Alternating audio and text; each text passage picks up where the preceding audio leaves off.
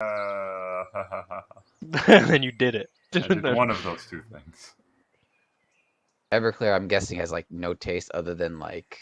It is no. I'm not kidding when I say it's 190 proof. Go blind. Like. Well, that's what I'm thinking. That's Oh, what's you don't crazy go to blind me. because it's the worm that makes you go blind. But I it's mean, just you might go blind, as in you'll black out and forget. Yeah. Your eyes will close. Involuntary. I'm just like and it was like $30 for That's a pretty good. fucking 1 liter. And I'm just like, Jug. I'm probably gonna use it to remove stains or something. Yeah, that's the thing. I'm paying to Throw it at poison someone's myself eyes. very heavily. Like, why?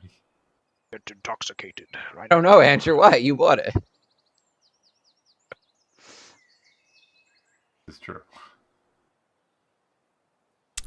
Well, it was something.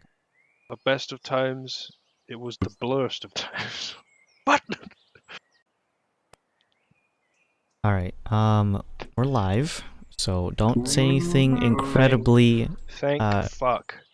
something that a race car driver would say. If you catch my drift. Ooh, you see that pun? Oh. Starting off the fucking 128 session here.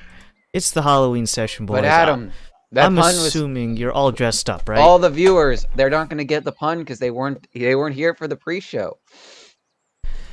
I think it's perfectly fine to not worry about that because only dedicated Ferret LLC ers will understand that great inside joke. Actually, because what would I call my subscribers? Wait, what would you call them, Adam? Well, what's the term probably employees, yeah, because there you go. Because a group of ferrets is a business, so they'd be my employees. Anyways, I'm dressed up with Oh shit, you are. I didn't even know you were on cam. Yeah, dude, I'm a friggin' I got a ninja cowl and this shawl to go over my head. It's supposed to be for the plague doctor, so that has like that hood over it, but I'm currently letting it stretch out because the fake leather is all compacted. Maris and Dawdlers are also... You look like a Sharia wife! Andrew, is that what you were laughing? God damn it. I don't know. Fine. No, I'll just have the ninja cowl, alright? If you're gonna do something stupid like say that. Modern times call for modern I'm gonna be costumes. Clark Kent. There you go, Adam. I'll put glasses on. There you go, buddy. I'm wiser now. I have glasses. Gives you +1 perception in real life. But that's because it counters your -1 penalty for needing glasses in the first place. I don't need them. Oh yeah? How many fingers am I holding? Actually, wait, Adam, on the fly, on I know what you can do. Hold on. To de-Sharia yourself. For mine. Don't. No, stop, okay. Stop I'm stopping. No, this is No, Andrew, stop. What the fuck are you doing? Can we start the session? It's like been fucking ages. Hold on. I wonder if this... I'm so curious how this would look. Henry's already eaten his bacon and egg. If you could set this as my avatar on the stream, it would not only be appropriate, but it would be really funny. It's something bad. It's not even you. My costume. True.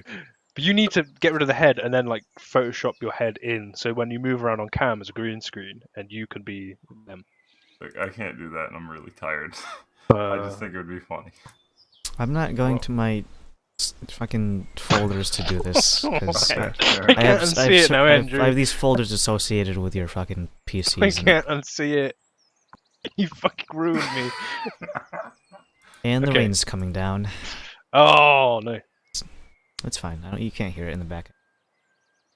All right. And not those race cars I like to go by. Yeah. I race cars in quotes in case you guys weren't. Oh. Yeah, they're just shitty, souped-up pieces of junk cars that have too loud of a. Listen to my Honda Civic. Not compensating or nothing. Okay, so let's start off with the recaps. If you think about it, that's here in spirit because his recap is number 1. Yay. In order. 127, sexy numbers. 69 comes up multiple times during the session. Zen liberal use of explosives brings down a watchtower, bursts blood vessels, and kills some goats. There's like one goat and a mule, but yeah. The edgelord and the drug addicts steal most of the kills. Which ones are the edgelords? Probably the flying guy, right? Why would you say the dragon blood sorcerer is an edgelord? He's just fucking... Say that sentence back. What? Dragon blood. I don't know. Dragon blood sorcerer, yeah. That's just... He was born like that, dude. Born edgy. He was born with the default D&D sorcerer backstory. Oh yeah. Ooh. Let me guess. Dead parents.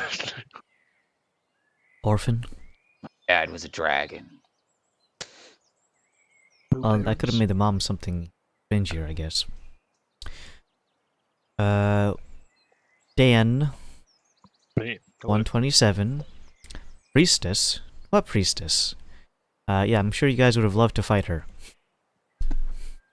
You got that one girl sitting on the couch with the several men sitting behind her. And replace the men with orcs.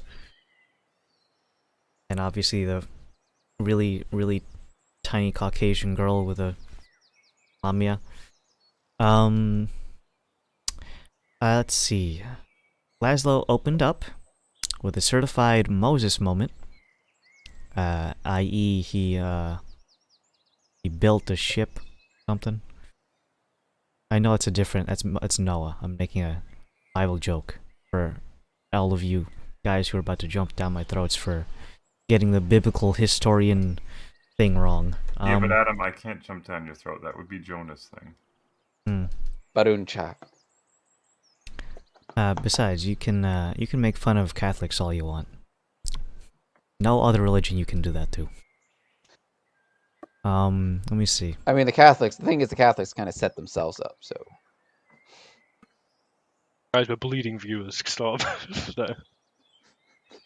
With great difficulty, Laszlo was able to inform the Blade, all whilst circumnavigating cult members getting mobbed by crack addicts, atomized with smite, peppered with every conceivable arrow in this world. Wasn't it just like the explodey arrow and the bleed arrow? Was it? 2. Sacrificially stabbed and impaled by a kaiju glaive. We got the GIF collage.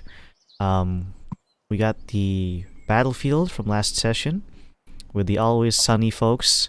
Do you just have a PNG file of that cropped out, or did you Photoshop out everything around them? I photoshopped it. Nice. Well, we got Danny DeVito, which I'm assuming you didn't put a caption on it, but I'm just gonna say that's Zen. Of Danny DeVito saying explosives are badass. We got Bobby Hill sitting in a car seat. Turok when someone sees Turok when seeing Vitaly nab some kills.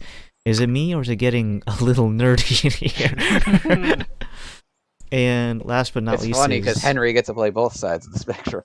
Yeah. Fucking absolute nerd and absolute Chad. Laszlo pleading for stacks and seeing the orcs leap a whole building to kill a bandit. Softly, don't. It gave me some real. I made me chuckle. It was good. All right. I was watching that and like, no, Adam has to be doing the math on that wrong. They can't possibly jump that far. They can't possibly be able to Hulk jump just because they fucking did it. All right. This is Andrews 127. The base laid plans of orcs and men.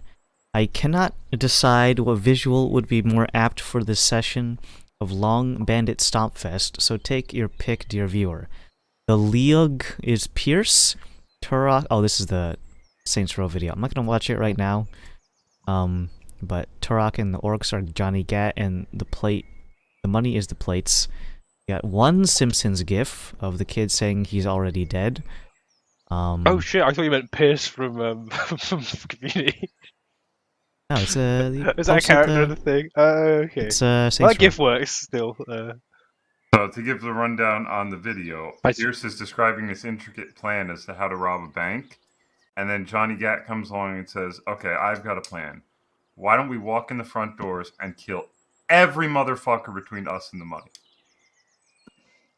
And that's what they wind up ultimately doing. I thought you were making a Community reference.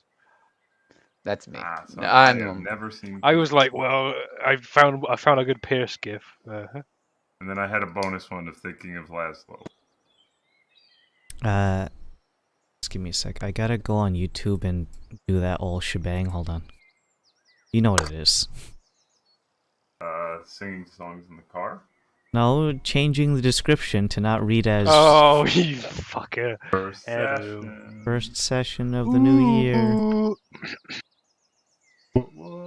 Eventually, you're gonna be able to put. Oh, this is the last session of the new year.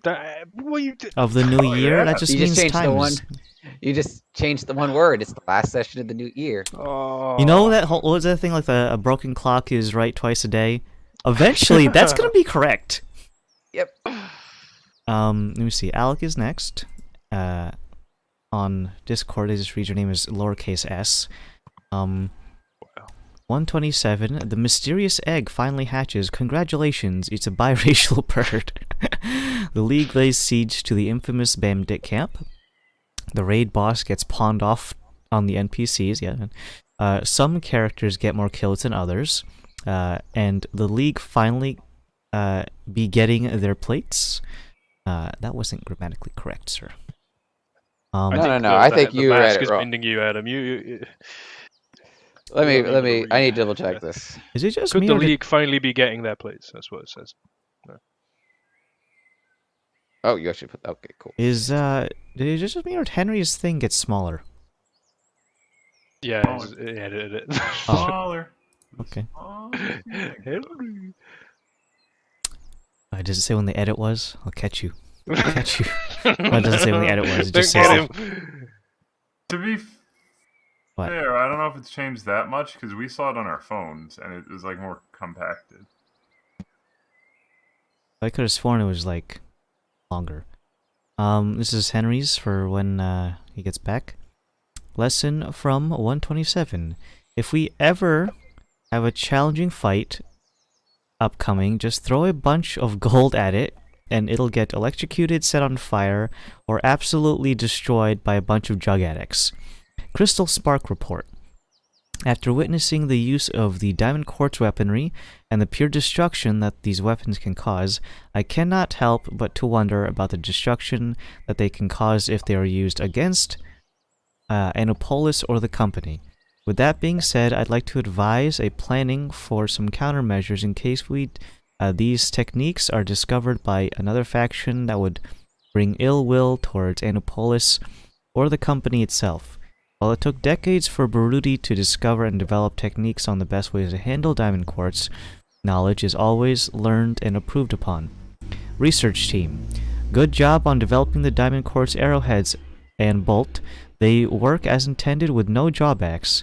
In addition, if you have any new toys developed that you want to just try out, let us know. We will be departing soon to a place where you will not be able to reach us and we do not have an ETA.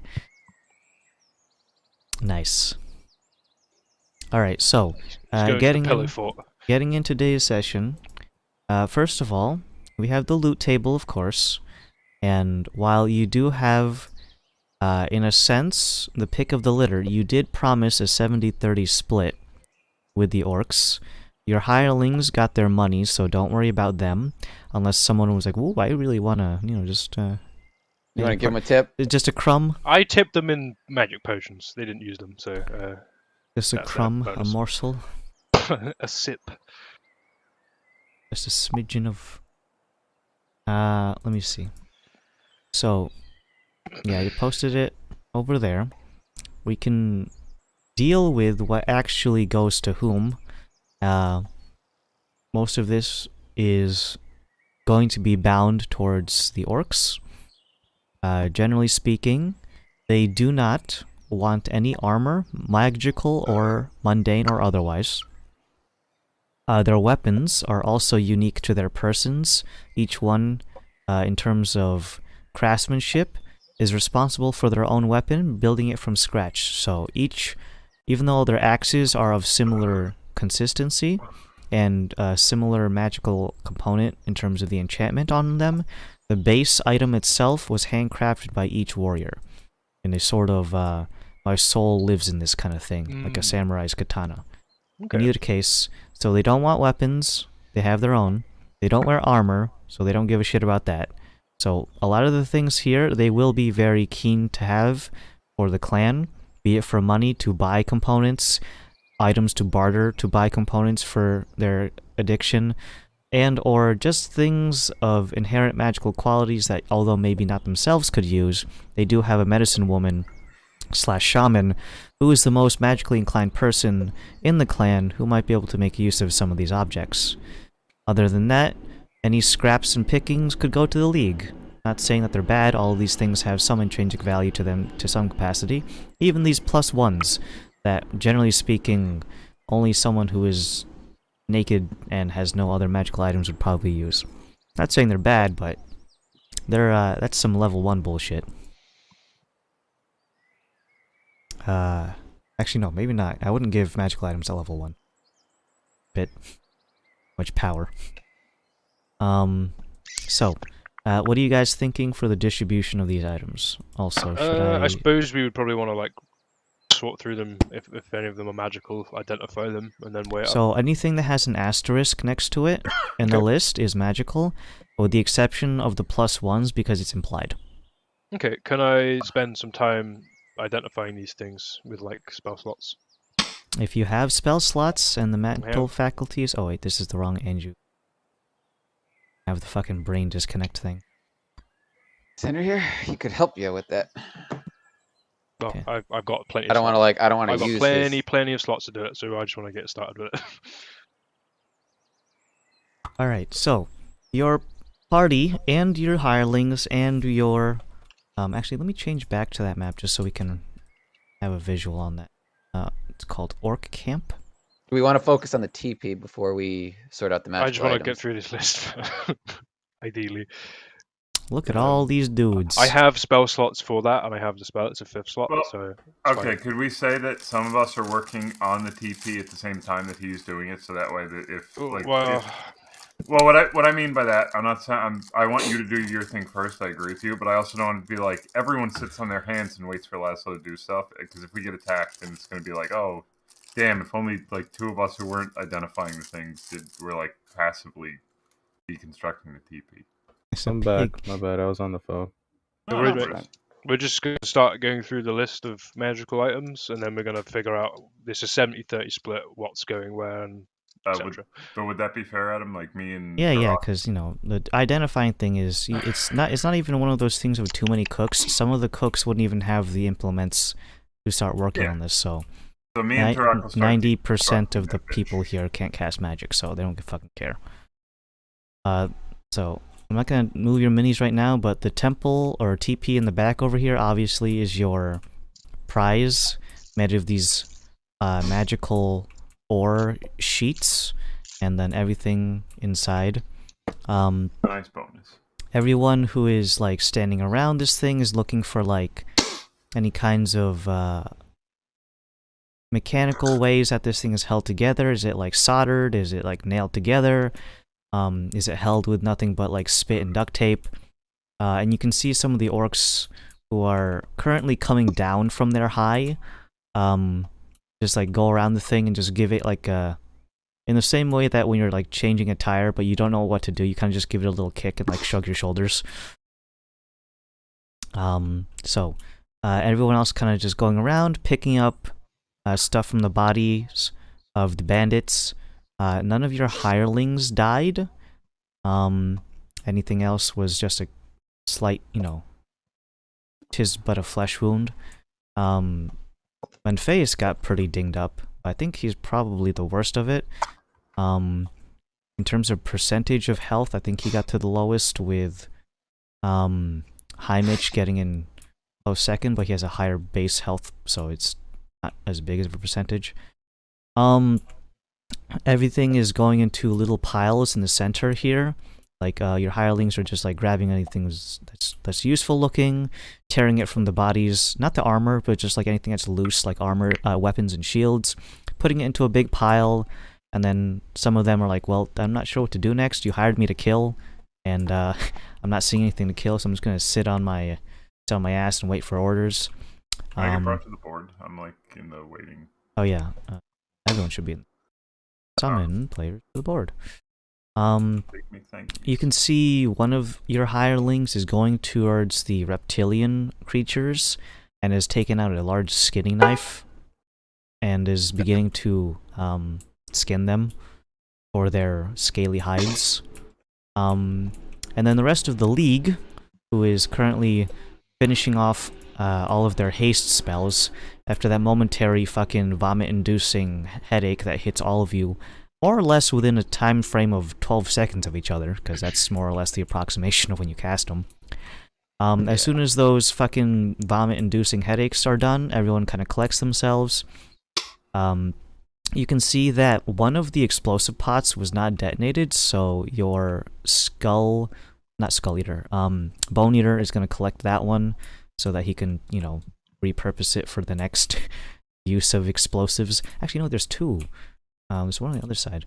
So yeah, he collects his unspent explosive vases and just has them. Perhaps next time we use them for boom.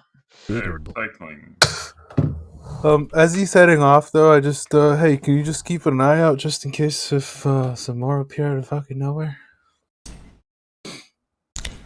My ears and eyes are always open. No one can sneak up on me unless I am dead. Metal. I think we got the wrong edgelord with that. Let's go down to the loot list. Of course, it's posted in the Discord right now if you want to take a look at what we're going to be doing in the first place. Just reiterating, anything that has an asterisk is a magical item, and anything that's a +1 is assumed to be a magical item, so that's kind of why. So we have a total of 1, 2, 3, 4, 5, 6, 7, 8 magical items. So, with the magical item boys taking care of business, please choose what thing that I need to tell you about first. There's no particular order, and we're eventually going to get to all 8, unless for some reason one of the orcs like grabs it out of your hand and football runs away with it. Let's just go top to bottom, right? I want the war tabard info, actually. Oh, any objections? I don't remember what a tabard is. You're assigned war tabard. It's like a layer over the top. Okay, I'm prepping notes. So that one then. Alright, friends, let's go ahead and start with the war tabard, because that is something that was personally requested. And on the top is the Ursine war tabard. Of course, Ursine means bear.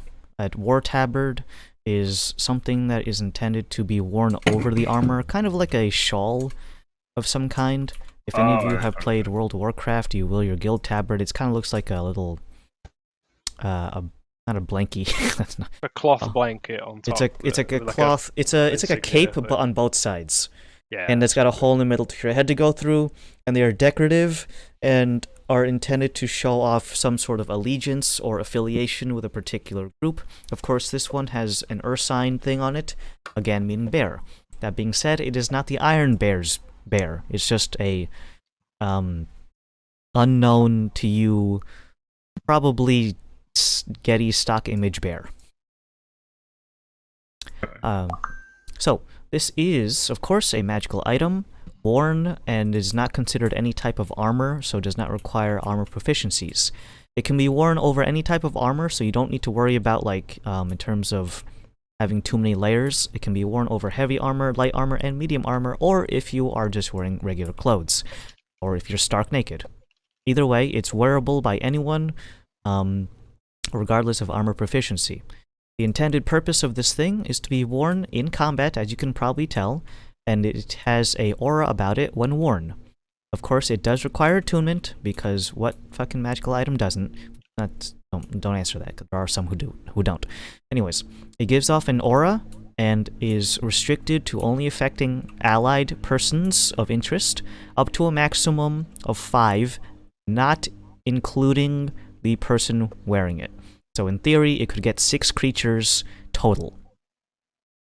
So, and the aura is a 15-foot radius.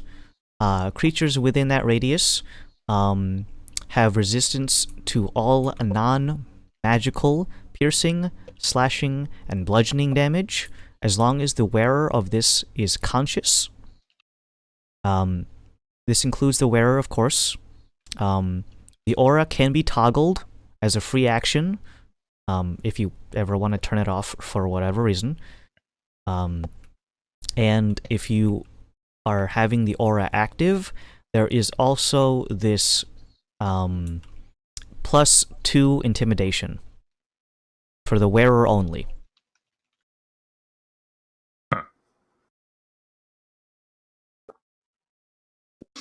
Only when the aura is active? Only when the aura is active. It's +2 intimidation. Okay. 15-foot radius, and if the person you're intimidating does need to be within the radius, so just keep that in mind. You can't be like 20 feet away and starting to like, "Rrr." Hey, come 5 feet closer. Yeah. Could you come a little closer so I can be out you? Cool.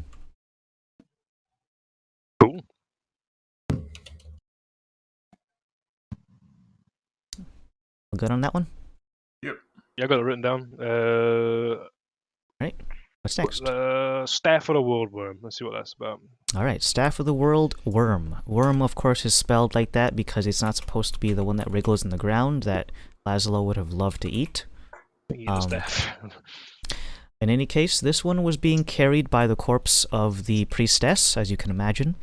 It kind of has this Staff of Asclepius kind of thing going on, where it's got 2 intertwined snakes curling up around the head of the staff, eventually meeting face to face and touching snouts.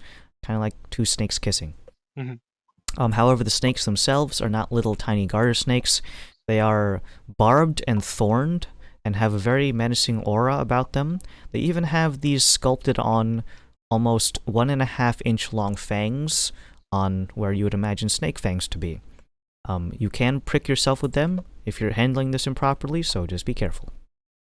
In any case, the magical staff itself is a +2 quarterstaff when used as a bludgeoning implement. So that means it uses quarterstaff stats, which is a 1d6 one-handed, 1d8 two-handed, bludgeoning type damage, and gains +2 to attack rolls and damage rolls. If you are not using it like a fucking barbarian, it does have other magical qualities besides that. The first of which is a once per day. It does not cost anything besides a stored charge for this, where you can summon a huge, which is 3x3x3 snake. The stats of which I will post in just a moment, but let's get through this just to be quick about it. This is a once per day thing. The snake itself will only listen to the person wielding this staff, and it does give you telekinetic interface with them if you need to communicate. The snake itself does not speak any languages. Its intelligence is not high enough for that, and it cannot understand, even if you are, just really good at animal handling. You can still do the normal things. It is considered a beast. You can speak with animals if you want to, but the wielder of the staff does have a telekinetic way of communicating with it, and for the purpose of combat initiative, it will have its own initiative. It is considered a summon. That is the primary feature of this staff. The snake itself has a couple of Jormungandr-esque themes to it, but again, that's going to be on the stat sheet. We'll get to in just a second. Other than that, you also have casting access to very many poison-themed spells, including things like Cloud Kill, as one of its more potent abilities that you can cast from it. You can cast Ray of Sickness, which is technically... Ray of Sickness is technically a necromancy spell, and it does do poison damage, so that's why it's themed like that. You have Poison Spray, the cantrip. It will scale to the person using it if you're curious about what damage dice it does. So at your current guys' level, which would be 3d12s for Poison Spray used through this staff, does require attunement in order to use properly. There's a couple of other poison-themed spells, but those are just a couple of the highlights. And generally speaking, it also has a very keen and very powerful ability of ignoring poison resistance of all spells cast through this staff. Poison being one of the most prominent resistances in the game. This is a very good effect for those people who are poison-themed.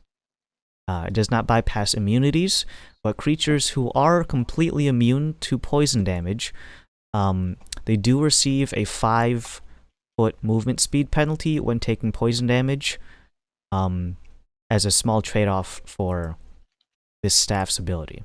The -5 movement speed does not stack.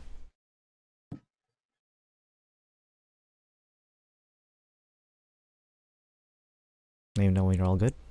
Yeah, I've got that written down. What is next? Silver plate. The mysterious silver plate. That one takes a bit of it's a bit of a head scratcher. When you are in possession of this plate, it is one in terms of description.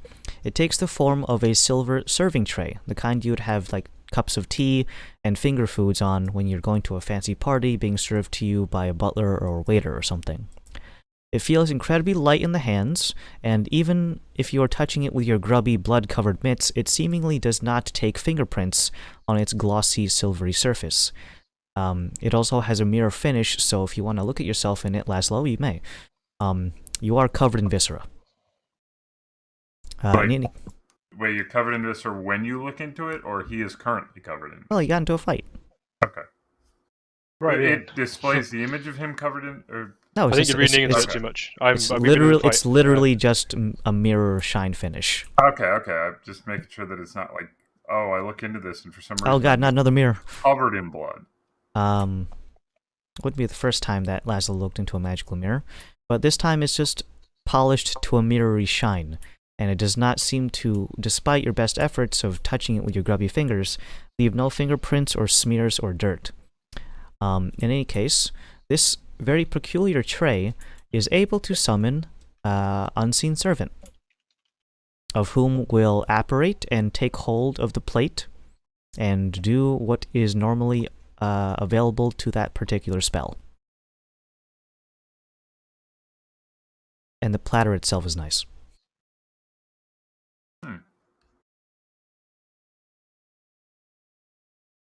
It does kind of defeat some of the purpose of Unseen Servant for it to be invisible, because it always has the tray.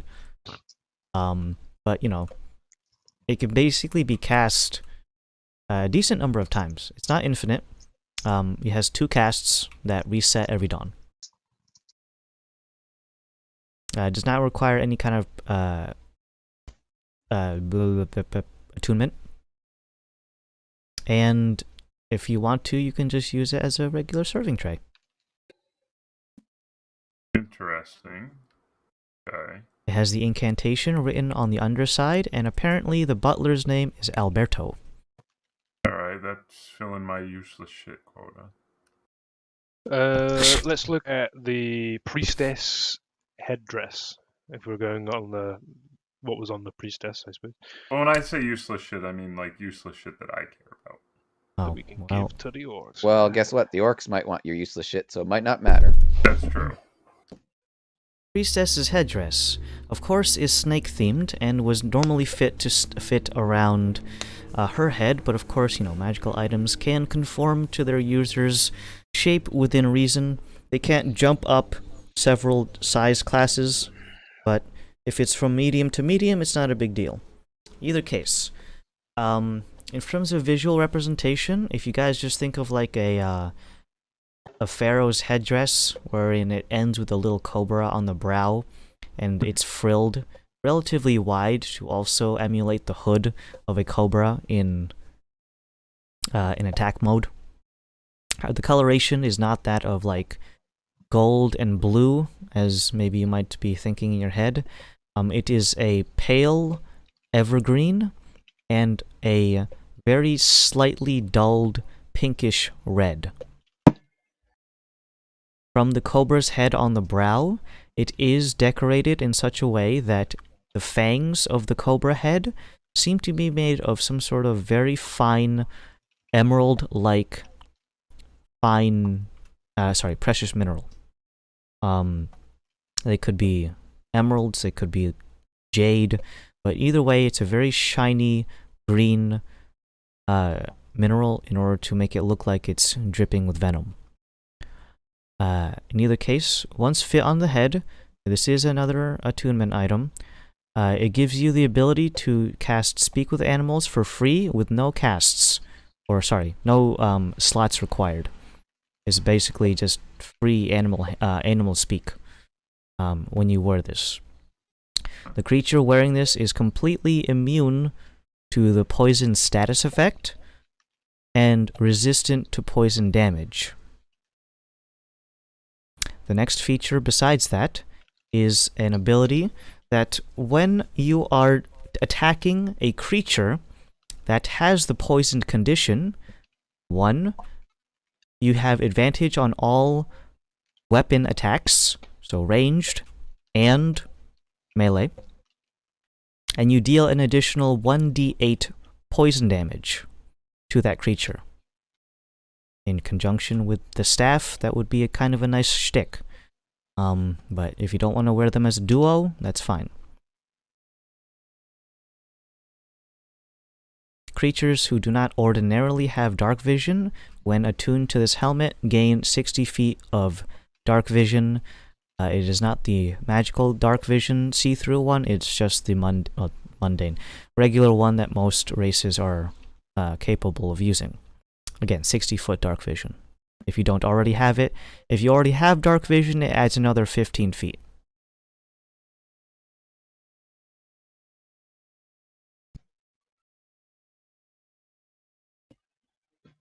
Let me know when you're all good. I have written the stuff. Alrighty. What is next on the docket? What do you think, guys? I think we just go downward. Anything? I don't know. Well, the scale. Did we do the totem? Let's do the totem, yeah. The scale-bound totem was found inside of the hut itself, resting on a wooden pedestal, all by its lonesome, with only a little bit of burning incense wrapped in a ring shaped around the base of the wooden platform. The incense was swatted away by the orcs, who were just grabbing all the good stuff, throwing it into the pile.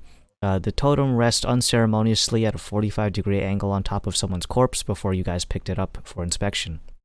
Laszlo, we got a smelly statue here. Put it down, we'll never see what it is. The totem itself is approximately 8 inches tall and is somewhat round to a point where it's about 4 inches in diameter. Relatively thin and of course snake-themed, the actual contents of this thing resemble that of a large pillar that is been carved to have the texture of tree bark. It is carved out of wood, so that might have been redundant.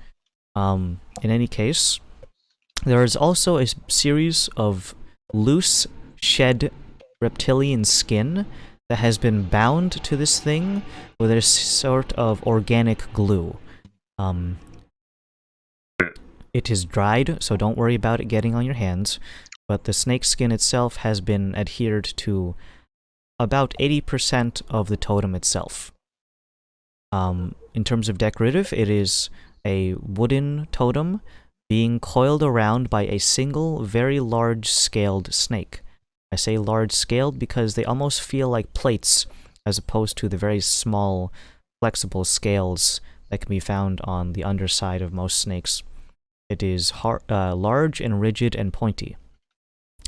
Presumably, it would be supposed to be a very miniaturized Jormungandr. It would be like 1 to 1,000,000 scale kind of thing, if it was to sit side by side with its intended representation. But in either case, the totem itself is magical, as you can probably tell. That's why we're here with it. In any case, in order to use the totem, it does not require attunement. However, you must be able to speak the key phrase, which does take a whole action to activate. So keep that in mind. The incantation is approximately 10 seconds long, which is why it takes about a whole round to finish in terms of combat. Out of combat, don't worry about it too much. 10 seconds. In any case, once this totem's incantation is evoked, it will magically adhere itself to whatever surface it's currently resting on. If it's being held, it will suddenly feel extremely heavy to the point where you almost need to drop it, lest you break your fingers holding the damn thing. However, it does not deal damage if you were to, say, drop it off a cliff and say the incantation, causing it to feel heavier. It only feels heavier. I mean, you can still take a little bit of bludgeoning damage from this thing hitting you in the head, but it's not going to be as catastrophic as, you know, dropping Mjolnir on someone's head. In any case, when it is laid on a surface, it will adhere to the surface magically, can be removed by either one, saying the incantation a second time in order to deactivate it. Again, same duration of time to turn it on and turn it off. Alternatively, you can say do Dispel Magic on it, which will temporarily remove the magical adhering effect. Or 3, you could do a strength check DC 30 to try to pick it up. In any case, just like challenge accepted. But either case, once that is all said and done, it begins to emit an aura that steadily gets larger as time goes on, to a maximum of a 30-foot radius around the totem. This aura is indiscriminate and will not differentiate from friend or foe, which is what discrimination means. Holding a burp. Alright. Whoa. Yeah, the totem doesn't do that. It'd be kind of funny though. I've been holding in a burp, 30-foot burp. This totem is very interesting, as creatures who spend time in this become more and more reptilian. This aura will persist as long as the totem is turned on, and creatures who spend... This is counted in number of hours, so just keep this in mind. The first stage is a 1 hour within the aura. The next stage is total of 5 hours. And then the last stage, stage 3, is 16 hours. Sorry, no wait. 15. 5, 10, 15. Let's actually change that first one. So increments of 5 hours. 5, 10, 15. It appears to be the way that these creatures have been getting their reptilian inheritance. These stages, of course, correspond to reptilian features that you will attain. Creatures within this aura at stage 1 will have changed pupils to be more vertical, small patches of scales that appear on their body in random places, and some of them even experience changes to their teeth. Your voice will get deeper, son. Make it urges. You do not get any kind of poison spit abilities or anything until stage 2 and beyond. User joined your channel. As you go along these, you can see that stage 2 is where you would eventually... Actually, these wouldn't show up in the identify. So you just have to find out. Yeah, I'll remove that from the notes. I'll do 10 hours, question mark, 15 hours, question mark. Okay. Is that all for that item then, if we haven't? Mm-hmm. Hey, Yeah, stand here, random citizen. Yeah, 15 hours to break. Is that Pat Rick? It is. Yes, it Hey is. Pat, pick an item from the D&D chat. We've already gone over the Scalebound Totem, the Ursine War Tabard, the Staff of the Worldworm, a mysterious silver platter, and a priestess's headdress. Mm-hmm. Well, I can guess which one you might pick, but what do you want to pick? We're identifying stuff. I'll wait and see. Okay, Cowl of the Bleak Shadows, because that's Pat related, I guess. Oh, okay. Could be. Oh, Yeah. the boomerang on there is not magical, but Damn it! it's just a It look regular like a boomerang. snake, like a snake. It is snake-themed boomerang, if you want a snake-themed boomerang. Boomerang! Andrew, that's kind of cool for Dauntless. Oh, I was already going to take the boomer. I knew it. You didn't even have to ask. Alright, Cowl of the Bleak Shadows. Yeah. Cowl of the Bleak Shadows. This was found on one of the rogue-like individuals that was dodging all your shit before he eventually got ganked by 7 orcs. Can't dodge that. I mean, you could. Just gotta be really good at it. He's not that good. But either case, actually, maybe I should have actually not gone for the offhand attack and taken the cunning action dodge. Yeah, you could have done that. I could have. Shoulda, coulda, woulda. Yeah. But that would just delay the inevitable, because then there's fucking Everyone. Manhunt. Vitaly just up there like, you done Hello, dodging there, I've son? seen you. This one doesn't miss as he casts fucking magic missile. Oh. What's this one do, Adam? Alright, Cowl of the Bleak Shadows, of course, is a cowl kinda like what I'm wearing right now. Whoa. Are you wearing your costume? I am wearing my costume minus the Plague Doctor mask because it's going through a decompression stage where I stuffed it full of socks. Sockified. Oh. Yeah, it's all flat because it was pressed up in his packaging. So it would make me look like I was if I was looking dead on at the camera, it would make me look like a fucking, I don't know, like a 2D person trying to enter the 3D dimension. Free me. Flaccid Plague Doctor. Well, it still holds the beak Oh. shape. If I were to turn to a profile shot, you could see the shape and the There's neat a eye hole. there's a viral video of people in Plague Doctor masks sniffing chicken nuggets. I'll try and find that for you at some point. That is oddly specific. that is a good sentence you just said. I like it. Yeah. All right, Like, so yeah, it's chicken. Is this thing attunement? it is unfortunately attunement. So Okay. get your stacks ready for the wild magic if you do. But it requires attunement. It is made of cloth, so it doesn't require any kind of armor proficiency. And the mask that it has can be pulled up and down. As you have this attuned, when the cowl's mask is up, you automatically cast Disguise Self for free.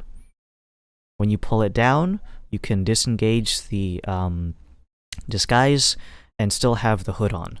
So either case, it's either, disguise on, disguise off. You can choose everything you want to for the disguise. It is, for all intents and purposes, the spell Disguise Self. It is, however, limited to creatures that, oddly enough, you have seen. You can't choose something you've never seen before. Oh. In any case, the individual wearing this has 1 advantage on stealth if they are in a sort of lighting that is either dim, light, or darker. Advantage on stealth. Whenever the creature is in darkness, meaning there's basically no light at all, you are effectively invisible. Not casting the spell, you are effectively invisible. Basically Gloomstalker. Gloomstalker, never heard of her. Either case, you are effectively invisible while you are in total darkness. If you are suddenly illuminated, you of course lose this effect. Creatures that have dark vision can see you, so you're best using this against non-dark vision foes, I guess. If you are in magical darkness, of course it's still considered darkness, and then therefore you can be immune or invisible to everyone, but then you yourself would not be able to see. So just play around that. I could pass on that. I'll let you know. Okay. The next portion of it is whenever the creature itself takes an action from a stealthy position, or is considered to be hidden / concealed, or anything of the sort. Any action taken from there well, it depends on the kind of action. If you're making an attack action, you have the additional benefit of, instead of rolling advantage with 2 dice, you roll 3. Ooh. If you're taking a non-hostile action, you have advantage. So, depending on what it is, this advantage only extends to things like sleight of hand, stealth checks, which you might already be doing, but if you want to do another stealth check, you have advantage on it regardless. Could you repeat that part again? So when it's not hostile, non-hostile actions, skills typically, that kind of thing. Yeah, you gain advantage on certain skills, the ones that are essentially sneaksy. Yeah. So sleight of hand and stealth. Realistically speaking, it's any dexterity-based skill checks, which also includes acrobatics. So just all dexterity-based skill checks. Okay. And yep, that's it. Did that sway you in your premature statement? You don't want to do backflips people can't see. So we still have... You gotta be able to see me. We have the crowd pleaser. We still Laszlo's have... crowd pleaser, please. And we have the fireless spit. Those are the only last 2 things left. Yeah, one of those. Laszlo's crowd pleaser. It says Eolo's. It's an I. It's a capital I. YOLO. Eolo. Eel. Eolo's crowd pleaser. This one is a magical loot that was found in the loot pile. Loot pile? Ha. That's 2 puns today. Or wordplay things. It's Halloween, everyone, in 2 days.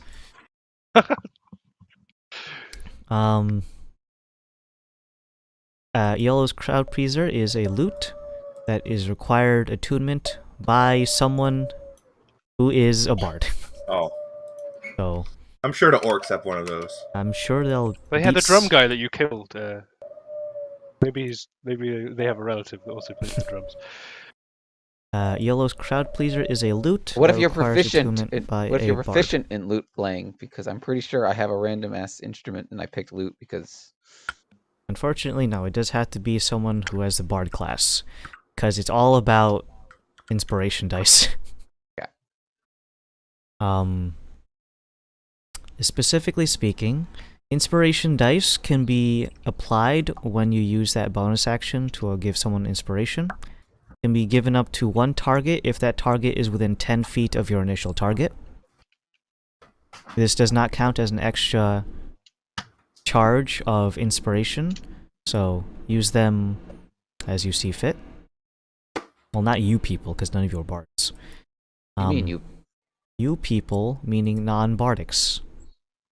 That almost sounds racial. Almost. Almost. It has a couple of spells available to it. On level 3, it has access to 1, Lehman's Tiny Hut. Dispel Magic. Lehman's Tiny Hut cast as a ritual. Dispel Magic, and it also comes with Stinking Clouds and Major Image. Very bardic. On level 2 spells, it has access to the Magic Mouth ritual, has access to Enthrall, and also Calm Emotions. On level 1, it has access to Tasha's Hideous Laughter, and Healing Word, and Charm Person. All of these have their own relative charges that go in descending order as you increase in spell capacities, spell slots. And that's you also have a +2 on performance checks while using this instrument. Okay, I got all that. And last but not least is the fireless spit. A spit is not the act of exuding saliva from your mouth in this case. It is a cooking spit. It has been found next to this dead goat and donkey that was caught in explosive radius. By me. The spit itself, although they do have a lit campfire underneath it, the actual item itself is a fireless spit that is operated by magic. It turns without anyone having to turn it, and requires no fire to cook whatever else that's put on it. That's about it. It's good for stealth operations where we need to Stealth barbecue. cooking. Ignore the fact that stealth camping. And you can cook in enclosed spaces like a wagon. So wait, does it produce heat though? it produces conductive heat. So it's a microwave. That's convection. No, hold on. That's Radiation. radiation. Yeah. So it's conductive. It's a 1,000-degree knife. Bit of spit edition. Okay, so we've got all the items. Is there anything there that's like, ooh, like we can probably swing for it and try and get? Because some of these we need to give to the. Most of it. Yeah. So are there any things in here particularly that the League was like, you know what? We got our plates, but at the same time, I want my goodie bag. Well, I'll defer to the rest of the party because, again... As Dauntless walks away with the boomerang. Yeah, I got a cool boomerang and the plate. Well, the boomerang and the plate, and I think okay, all right. In order of like, I want the plate, followed by boomerang, and then the tabard is actually useful. That is. Even if it's not me using it, if we stick it on someone with like low attunement, because I'm kind of tapped out at the moment. No one's you can ever never really be tapped tapped out. Yeah, come on. Like, How are they still making Phantasy Star Online 2 figures?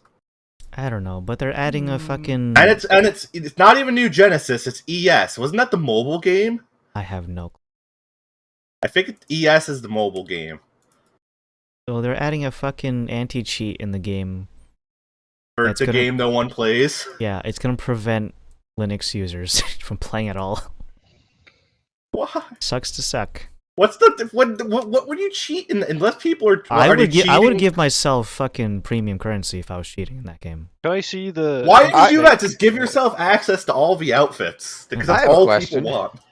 Yeah, I have a question for the DM and all the loot pile we had. Did Turok find his dad's coat? Or was it on like a corpse that was like charred? Don't say the coat's ruined. Come on, no. Well, and Henry's not here. Wait for him to get back, and then you can yes or no. No, I'm here. Wait, let Adam ruin that. Well, hold on. Yep. If you guys remember, Baruti kind of went kind of sicko mode with the AOE spells. So it is ruined. Okay. So did I. Well, wait. Even if it's ruined, it can be Adam, the destroyer of men and everything and cool you coats. hope for. How much of it is left? I could sew that up. Well, let's see. Just to make it the first roll of the day, let's go ahead and have someone make an investigation to rummage through the corpses to find Henry is looking the jacket. for it after all. Henry, can I give you advantage? I'll give you help. I'll help you. 2. No! It's still out there. You're unfortunately unable to find it. You can either take this in 2 ways. 1, I didn't find it, so it could still be out there. Or 2, it's been decimated by the Dragon Blood sorcerers. Several another AOE reason spells. to hate the sorcerer. First it got too nerdy in here, and he blew up a coat. Why did you post this? If we do find it, like, kind of fucked up. Oh, make it into a capelet. Kind of cool. That's a nice costume. Yeah, Adam, you should get that. I just bought this. Dude, Musketeer costumes are expensive. I've already checked. Where do you go? Have you got a fucking Spirit of Halloween next to you? What yeah, but if you buy a shitty Hold on, one, guys. Mm-hmm. I just got an email. If I want to get sponsored by Raid Shadow Legends. Dude, really? Wait. It's not what you think it is. They just send that to everyone who is signed up for a restream. I still need to apply. it's I the would also start. check. Well, I would also check to make sure that it's like actually sent by a proper email because Mr. it's sent by like a bunch of I'm sure I can trust Nigerian Prince at AOL.com. No, Yeah, when you never sign up for failed me these streaming before. services, sometimes they have these promotions for like it's essentially like a bounty board of like, oh, I want to sign up for this sponsorship and see if they'll take me, and then you can negotiate how much you pay or get paid. Excuse me, you pay the sponsor. 25 cents. If they give you free money, just sign up. No, the thing is, they would see like I have my concurrent viewers are fucking like 5, so I wouldn't get either. I would get rejected outright or literal pennies. Pennies much- turn into okay, pounds. And How then I'd much- have to pay play Raid Shadow Legends. How much effort is it going to require for you to actually do that? 2 hours. Adam, Typically. this is a cursed item you need to add. Wait, 2 hours of what? Playing the fucking game. Oh, I'm not gonna play fucking Raid Shadow Legends. What if it's actually good? I've heard nothing but bad things about it. all right. Now we're They never have, getting they it have one of now. the worst power Adam, creep cycles of any gacha game. Adam, I won't argue it's good, but what happens if it just attracts a bunch of viewers for some reason? But they're the wrong kind I of wouldn't viewers. want to foster that. Dude, views are views. fellow raiders. I'm not gonna foster Raid Shadow Legend fucking monkeys, whatever you want to call them. I said it. I said it. I'm burning this bridge. I'm burning this bridge right now. And speaking of burning bridges, what that snake? What's that? You said there was a custom snake that you can summon with the Stafford Wardworm. What is that? What do we get? It's a fucking big one. Okay, a huge snake. You said there's some stuff about it. What was that stuff? Well, let's go over a couple of things about snakes. Okay. History lesson. Here we go. No, you don't need history lesson. Snakes. Cool. Go. So, this is not the stat sheet because the creature itself is not medium class; it is huge class. But Okay. basically, none of these things apply, including the health, hit points, stats. Basically, none of these things apply. It's got 11 health. Okay.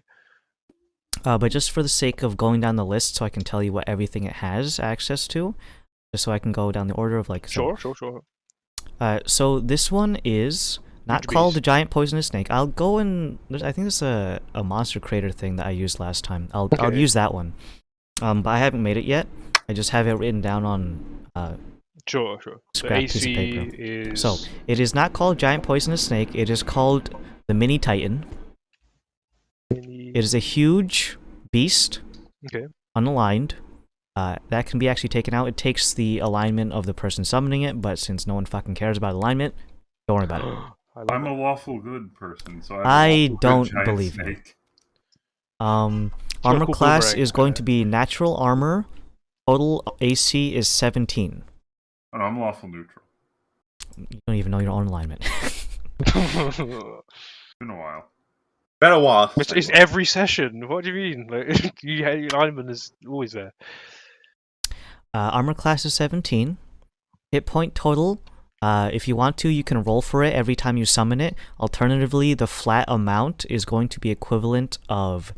Well, let me go ahead and get the average of that. So, because the creature would be summoned as a level 10 beast, its health die are d8s plus 3. So, in terms of calculating that, if you don't want to roll for it each time you summon it, you could if you want to. The guarantee is going to be total of 1, 2, 10, 12, 8, plus it's almost there. 3 times. So by default, if you don't want to roll for it, this thing has 120 health. Pretty good for a summon. Yeah, that's pretty good. Damn. Okay, speed. Speed is 30, swim speed's 30. That one's actually consistent. Nice. Strength. None of these stats on this are applicable. Okay. The creature has 18 strength, 13 dexterity, constitution modifier for this one's going to be a +3. Intelligence modifier actually stays the same.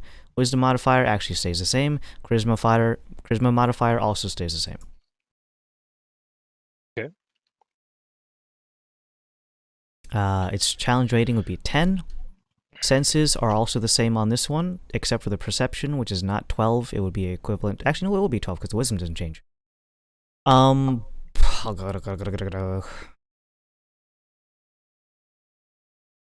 perception would actually go up because its proficiency modifier goes up, so it's actually not +2 either. Its actions are bite and constrict. Although it's technically not a constrictor snake, it does have access to constrict. Any creature that is 2 class size larger than this creature has disadvantage on checks to be grappled. So that means it's considered a huge beast. So then anything that is medium or smaller has disadvantage on being grappled by this thing because of the size difference. Okay. Its bite attack is it is technically still a d6, but it is a total of 3d6 plus strength, which in this case is +4 because it's 18 strength. On its don't worry about writing too many of these. I'll put them on the stat sheet. But if you want to just write some of them down. Yeah. All of its plus to hit scales with its strength, so don't worry about those. It does have, of course, a DC not 11 Constitution saving throw. It is going to be a DC 16 Constitution saving throw for the poison damage. It is just damage. It has no secondary after effects. It does have the poison condition. Let me actually rephrase that. Poison damage and poison condition on creatures who are bitten by this thing and don't save. Creatures that are currently being grappled by the mini titan. It has advantage on attacks against creatures that it is currently grappling. And it does have also a creature that is small or smaller, meaning small, tiny, and I think the last one is minuscule.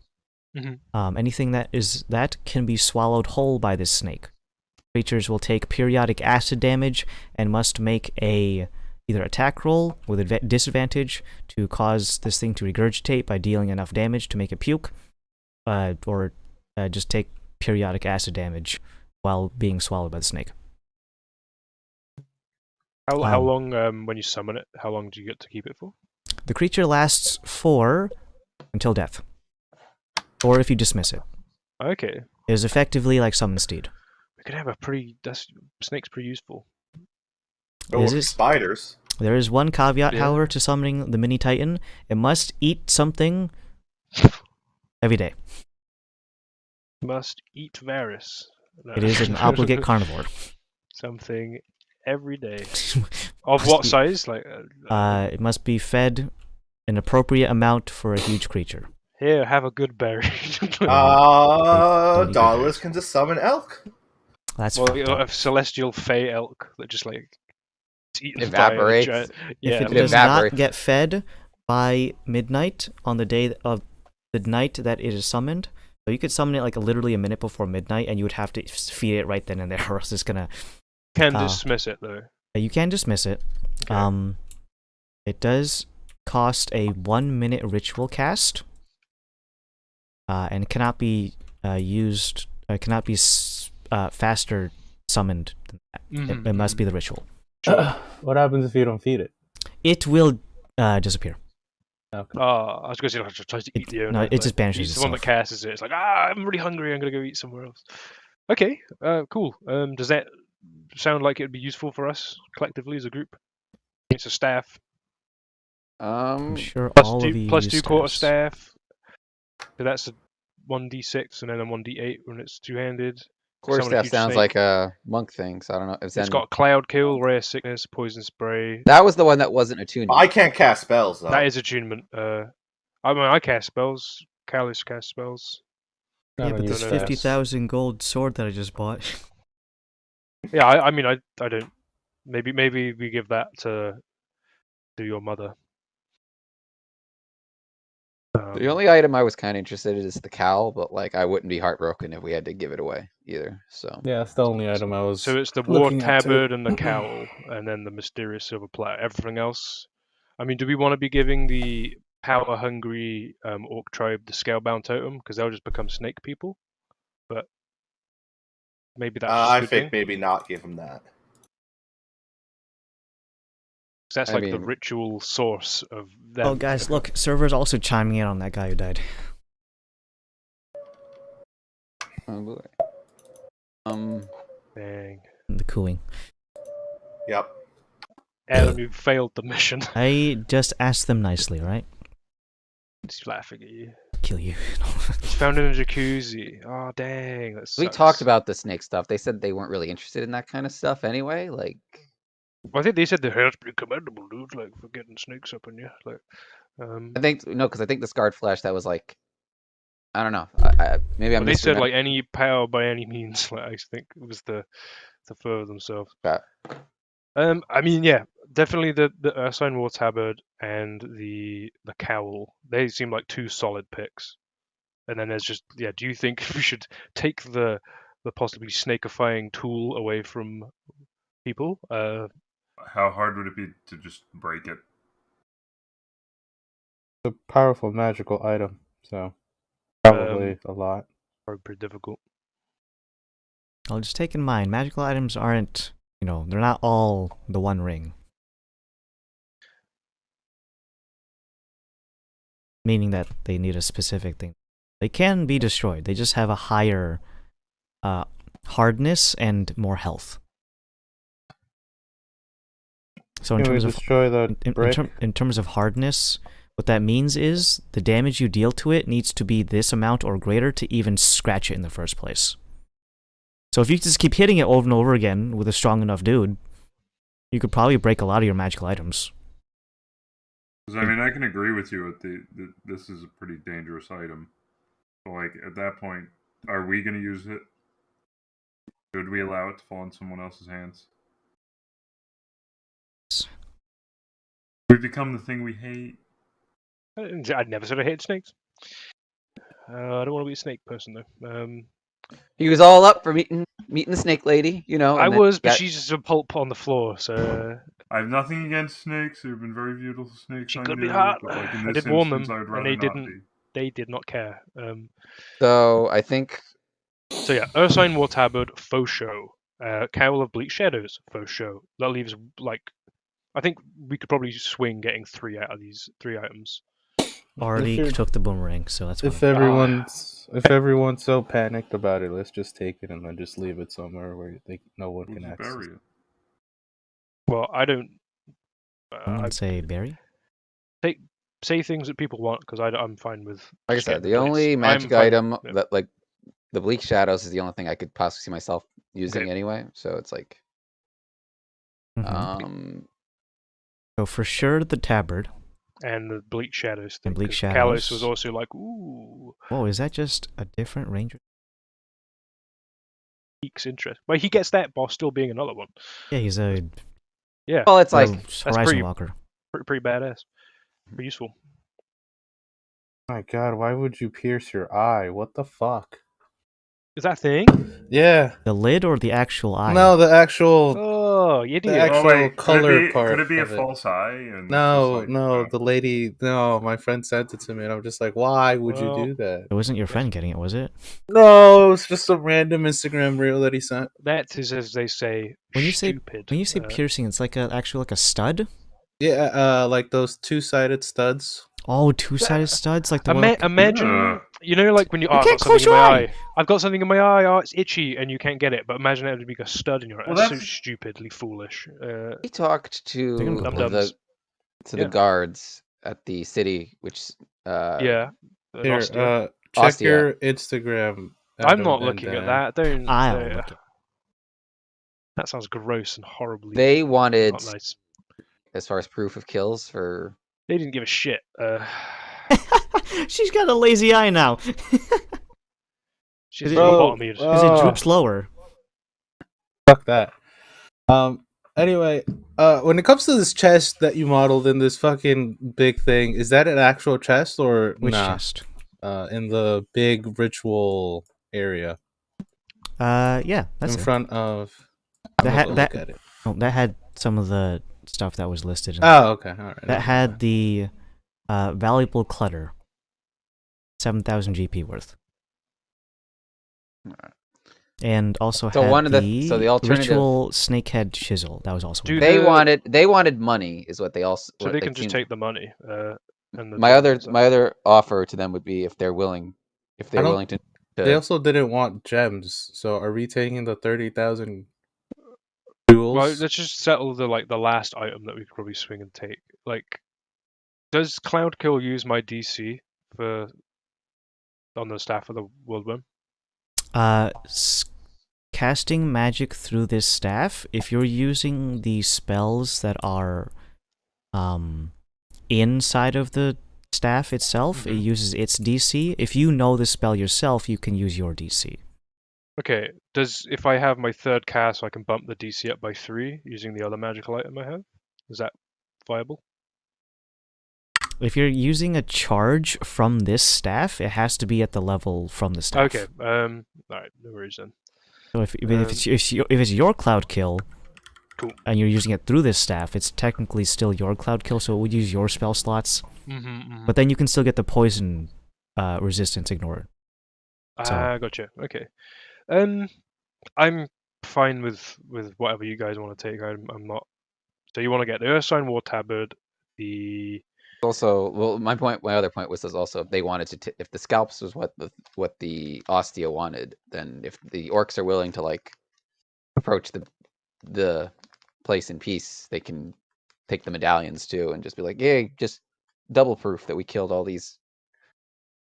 I don't know, because unless that's something we, I mean, I don't see that as something we wanting to take the time to.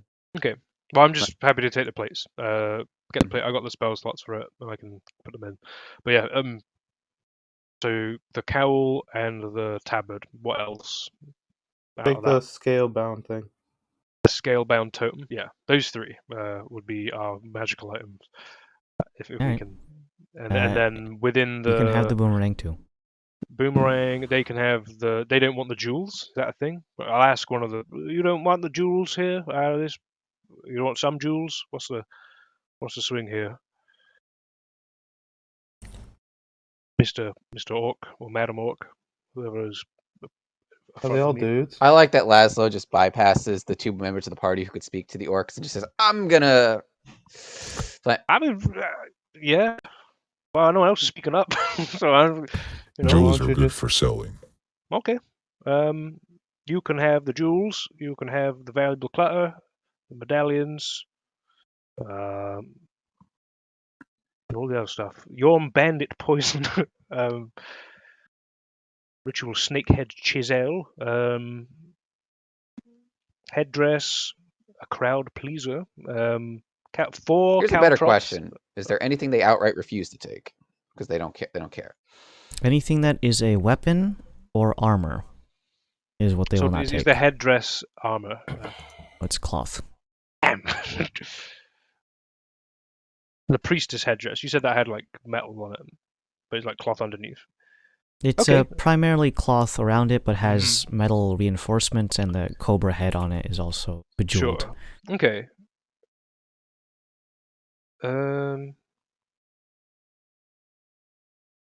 Yeah. Okay. So the +1 items we'll take because they don't want it. They don't want them. Yeah. And then everything else they'll take, I guess. Yeah, sounds good. That's a pretty 70-30 split, if I say. And we'll take the plates. So those plates back there. I'm gonna head over to there and I'll cast that cool spell. So the orcs take this little leather satchel that is tied around their waist and unfurl it. Almost looks like a big blanket that you would use on a picnic. And they begin just loading up loot on it and then tossing it over their shoulder like a rucksack. Surprised Andrew didn't take the caltrops. 4, just 4. Are they? Don't mention it, or else he'll take it. He got the boomerang. He's enamored right now. Awesome. Okay, so who wants the tabard out of us? The way it's a vicinity thing. I mean, Dauntless is already all aura. about auras. Yeah. Well, what does it do? I can't use it currently because I still have the strength gloves equipped. But after I get rid of those, could just overcap.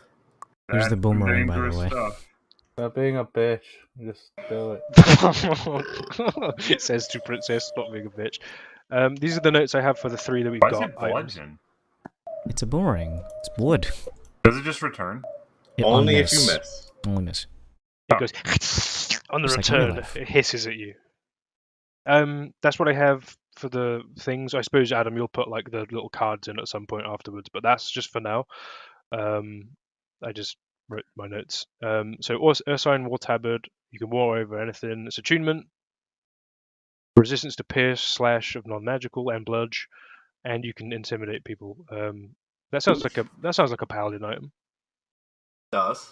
How do you want on the front line? You want to become a snake monk? No, I don't. That's one for like keep the one ring away from Gollum kind of energy.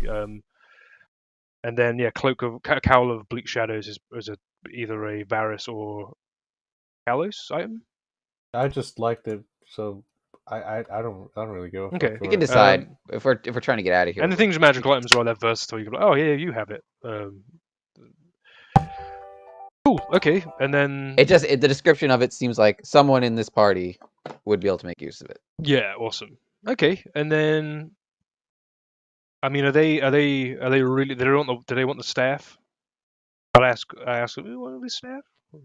Already in one of the piles, and the guy just like bundles up his thing. What'd you say? You sure about you on that staff? Laszlo's just like, I don't know. Are you sure? I don't know. It's kind of a cool staff. I will give this one to the medicine woman. Good that I know it's going to a good place. All right. Well, I reach out my hand to shake this gentleman's or madam's hand. I don't know. They all probably have deep voices. Thank you for your service. His hands are full with loot. Kind of just stares at you. I give you a little thumbs up. All right. Well, on you go, I guess. When you're ready. Thank you. Goodbye. And I'm going to walk over to the teepee, and I'm going to start going. Oh, you're not teleporting us back. Oh, I will teleport you back actually, but it'll be like a process. I got to do something else first. But okay, yeah, I'm just gonna wait here. Yeah, take Papa Squat. Okay. Dang, nearly got away with that. Oh, you guys gonna call an Uber? Yeah. Oh, I got. We got issues because they don't. Unless they gave him a teleportation circle, this is gonna be. You guys got any dirt? Gonna be. I got plenty of cash. Don't worry. You did get dirt from there. Yeah, I know. I was joking. My dirt pile. I got a little dirt collection growing, so it's good. Laszlo stands up, wipes his feet off somewhere, and then approaches the hut. The TP. It is currently still built. It has not been decompartmentalized. And Badless is standing there with his newly acquired boomerang. Very cool boomerang, friend. I'm swinging it. Oh, okay, careful. I'm not throwing it. I'm just swinging it. Okay, good break. It's just wood. Mister, what do we see? So it's built still. We go inside. What's the structure looking like? Is there anything to start deconstructing it? It has been partly deconstructed in the sense that if someone was looting here, everything has been turned and is also smattered in blood, as you can imagine. Nice. Does the step over the corpse of the... What's left of it? Does that mean that the teepee is still erected? Yeah, it hasn't been taken down. It's just standing there. Well, let's take it down and put it in a pile, so then I can put it in this spell. I guess Kalos and Turok will start deconstructing it. Well, just out of an abundance of caution, me and Turok have been doing that already. Me and my buddy Turok and my boomerang. At one point you run over, I say, I got a boomerang here, and you're like, I drop a fucking plate, run over to get it. Does somebody say boomerang? Leaving Turok to lift this fucking thing. Dawdle's junk senses were tingling. I've never heard of a boomerang before. Freaky crap? Yeah. Okay. Yeah, so can that be done? Can be like a process of that being started? The TP itself, constructed of these magical plates, impressive as they are, it seems that the construction has been essentially built with some sort of waxy substance to hold everything together. Almost like, spit. Not quite spit, but more like the cheese that you put on a cheese wheel has been used to insulate and cover the seams. Okay. So, like, where the TP tips at the top, there's like a wax seal on top of it. It is slightly opaque white, and a greenish tint to it, and on the undercarriage, it seems to have been charred a little black from the incense that burns inside of here. Realistically speaking, it would not give very much resistance if you were to just try to topple the damn thing, and was primarily used as anti-weather and rainproofing. In any case, when you kind of put your hand up against it, there is a little bit of jiggle to the actual construction of the TP, in the same way that really cheap Chinese construction companies will use aluminum reinforcement bars and have hollow blocks that are just painted to look like concrete. Anyways, it feels like you could, reasonably speaking, if you wanted to have a lot of fun with this, you could deconstruct it by just like football tackling the sides. Well, it's like made of like really tough stuff, so I think I wouldn't want to rob anyone of that opportunity. Alternatively, you could be safe about it and just you know, move panels one at a time and gently lower them onto the mud. Well, they'll need to be organized afterwards, so as long as the person knows where they football tackle it, they'll need to be put in a pile so I can put it. These are panels that are meant to go on the side of an alien spaceship, so they. Construction crew, go. Football tackle. Gently. my latent strategy of diving into this thing. Put on the pads. Before we do deconstruct it, Cal's just goes with his lantern of revealing, seeing if there was any weird hidden panels or whatever. If there isn't, then. Well, as you go along, the magical panels themselves do not allow any magic to permeate them, almost have like a mirror-like effect. The light of revealing that comes from the lantern, it's reflected back on you. Do you have any hidden compartments? I do have those. Yes. What are those things called that I put on a while ago, just in case if we ever get captured? Thieves' tools hidden around me, so I don't know if that would be. Anyone who's in here can basically see an X-ray of Kalos as he's in here. He's actually 3/5 smaller than we thought. It's just the head's not. He's been standing on his tippy toes this whole time. The armor's been doing all the work this whole time. It's like withering away. But no, there are no magically revealed hidden compartments. Everything here has been thoroughly tossed by your previous investigation check last session. Alright, so, construction crew, go! Made out of Kalos, Turok, Dottie, and whoever the fuck else is strong enough to lift these shits. Well, you got a couple of Iron Bear clan members who are more than willing to throw in some elbow grease, so deconstruction comes underway. The whole process is relatively quick, as one, there's no fine tuning to be done. It is realistically just a bunch of dudes in a cardboard fort. Pile. And then you just see Laszlo in the pile, not in the pile, next to the pile, pointing at where it's supposed to be. By panels. Help. That would be extremely painful. Help. As you deconstruct these things, lifting up one of the panels from its resting place, they did kind of dig it into the ground a couple of feet. So as you unearth them, they feel incredibly light. Not to the point where you could just, you know, run around it like a sheet of plywood, but reasonably speaking, it's comparative to something that is constructed of aluminum, as opposed to something that you would feel would be hardened steel. The flexibility of it is also comparable to a composite of aluminum and steel, but the density and hardness of this thing is almost unearthly. If I could, you literally can't comprehend it. Madness. I'm going insane. Help me, cat. As you move these into the pile, as Director Laszlo, or Foreman Laszlo, or we don't call yourself for this. We all just look at him like, you fucking I'm just listening to Zen. Like, Zen's giving me prompts because he was the foreman in the city, and I pay all this. As you pile up all the goodies, Laszlo's preparing his special spell over in a nice flat area that is not too blown up by the giant jars of boom powder and well, you guys haven't really taken a chance to, dispose of the bodies because fuck them. Carrions will deal with them. So you find a nice flat area a little bit outside of the camp that you can create your dimensions. Now please specify the dimensions, and if you end up accidentally making a large tube, I'm going to laugh. Well, I'm going to wait to see what are the dimensions of said panel. No, that's cheating. Pile of panels. you well, I gotta add on that's cheating. guess. No, that's cheating. You make it. Bro. What are the dimensions of the...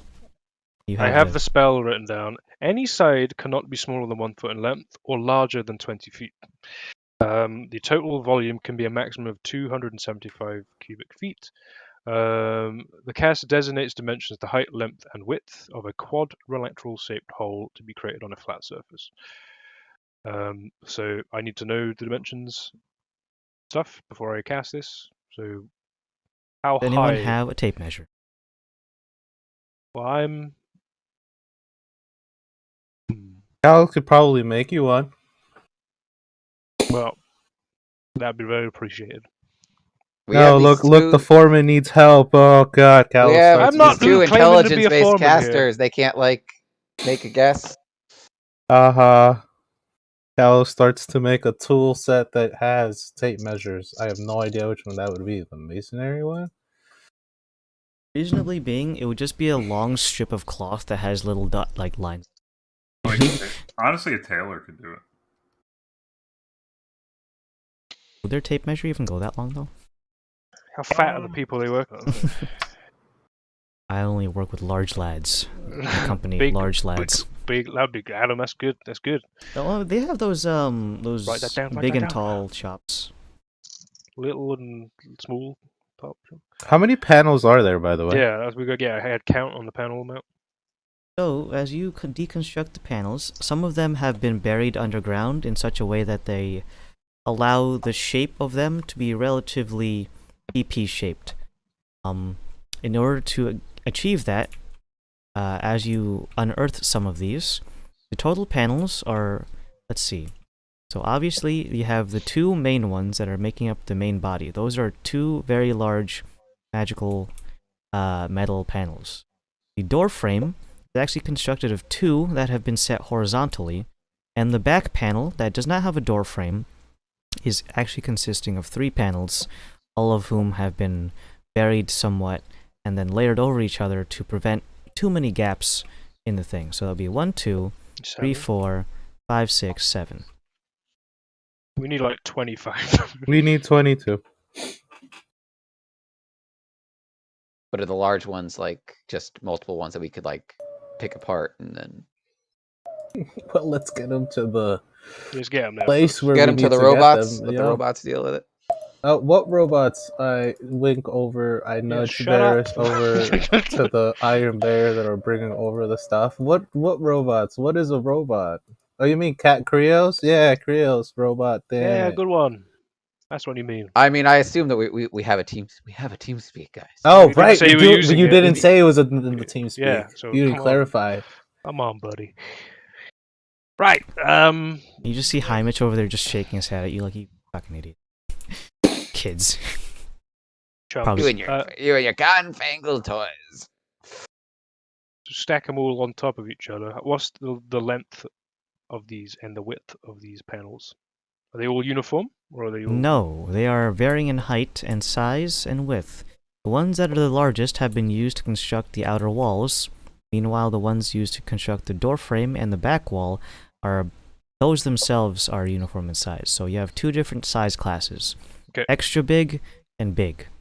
What's the extra big length and width? The extra big one is a total of a rectangular dimension of 15 by 20.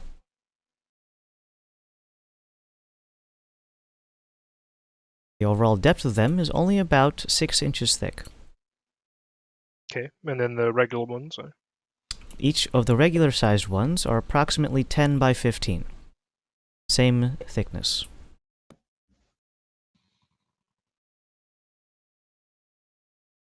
Okay, I can just use the big dimension and then put the smaller ones inside. So there's 7 panels. So how much are the? So there's 2 big ones. Yeah. Okay, and then there's 5 in there. Okay. It says the total volume can't be a maximum of 5. Hold on. Half. Yeah.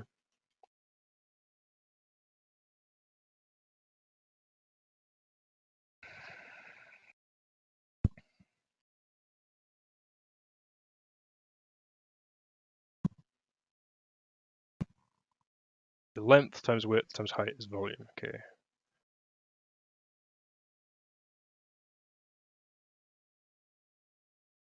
It can't be 275. I can't get 300 volume per panel, XL panel, so it's 1520. Unless I'm doing that wrong.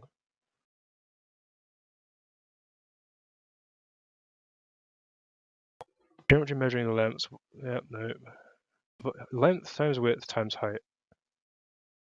Like, okay, so length 15 times 20 times 0.6. You said it like 6 inches? 6 inches.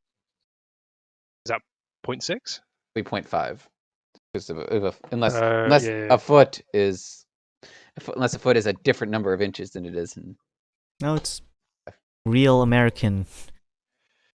So that's 150 inches. volume. Okay, so you get those in, and then the other one is 10 times 15. And what are they? Are they the same thickness? They're all the same thickness. Okay.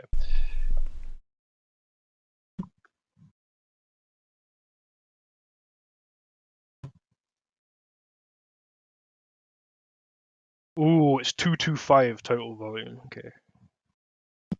Because that's 75. I'll make a voluminous cube with the size of 225 in volume feet, so that I can put them in safely. The and maximum, with that, we did math, everyone. I've been taught things. So yeah, what's the process of me casting this? Because it's an officio official spell. What would Laszlo do? Wait.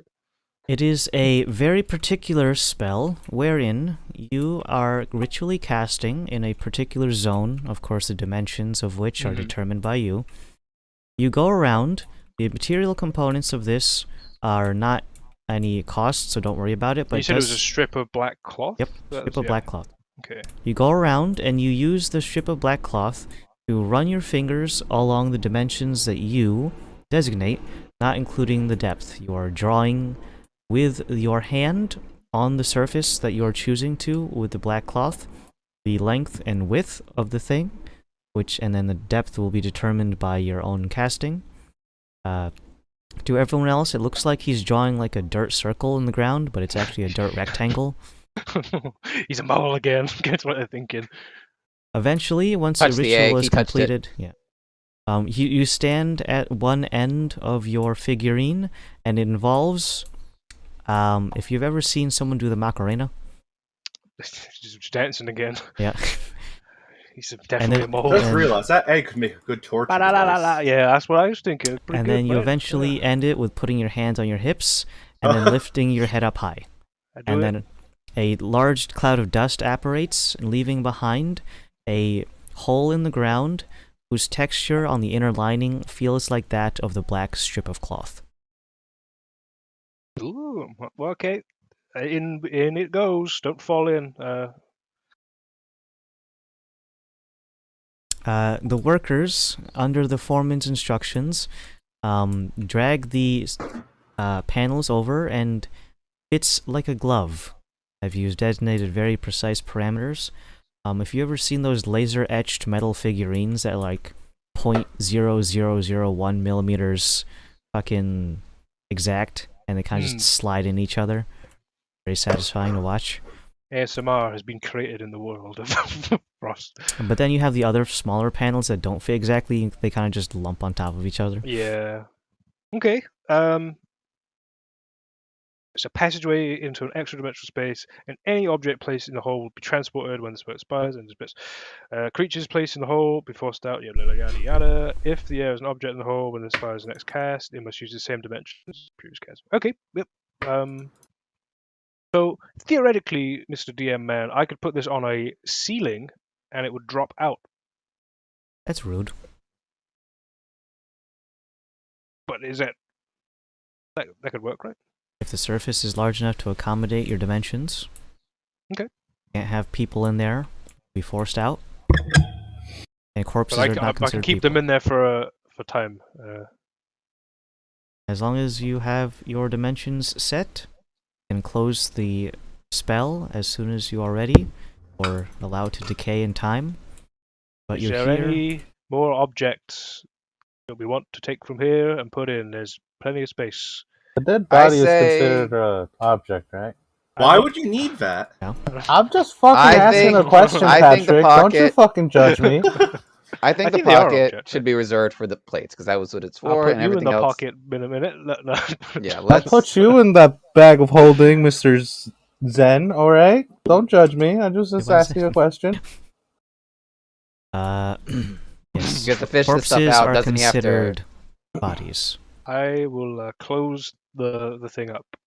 Oh no, a fly got in before you closed it. And then got forcibly shunted out, because it's not an object. He's free. He saw something you shouldn't have for a split second. Saw the eyes of God.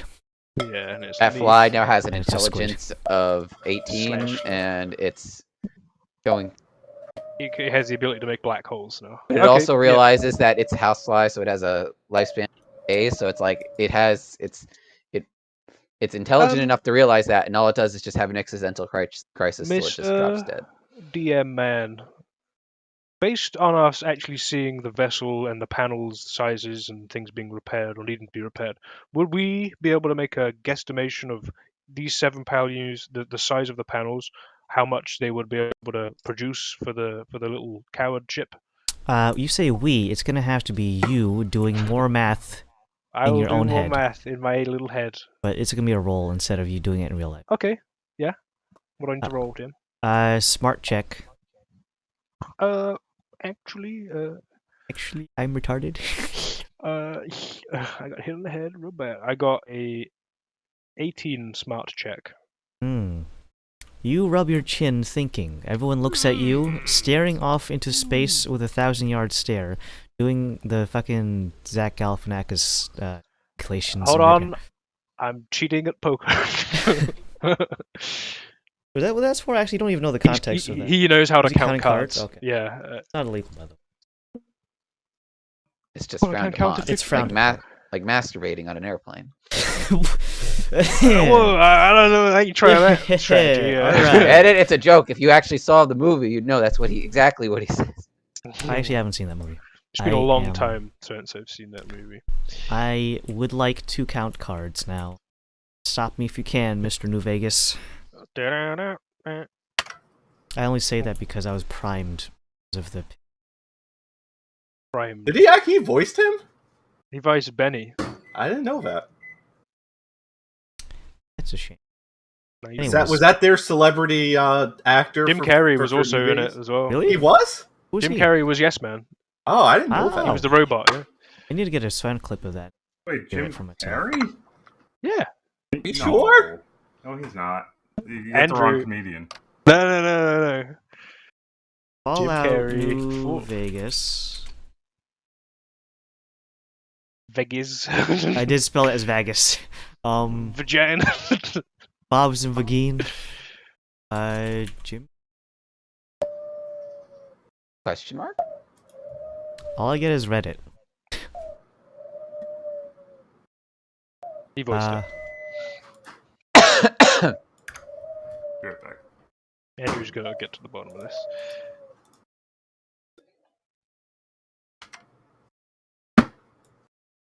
While you guys look up Jim Carrey, I guess Sure just he go did. on IMDb or I don't. something. Let's go on the fucking Fallout wiki. Read all of the credits. Wee. Okay. Thing in there. Oh god, now I gotta Uber people home. Fuck. No, It was Dave Foley, the one that did Yes Man. Dang Jim it. Carrey, Dave Foley. No, I swear Jim completely Carrey did different something. same people. number of syllables is what I'll give you. Would have been cool if it was Jim Carrey. I don't think Jim Carrey's been in a video game. If they had an official Sonic the Hedgehog movie, the video game... Cable Guy, the movie. Dang, well, I'm wrong, sorry. Doesn't he retire from acting? So here's my question about teleport. Do you have to go with them, or can you just teleport them I gotta away? fucking go with them, so you can stay here with the hirelings, and then I'll come back and teleport the hirelings back.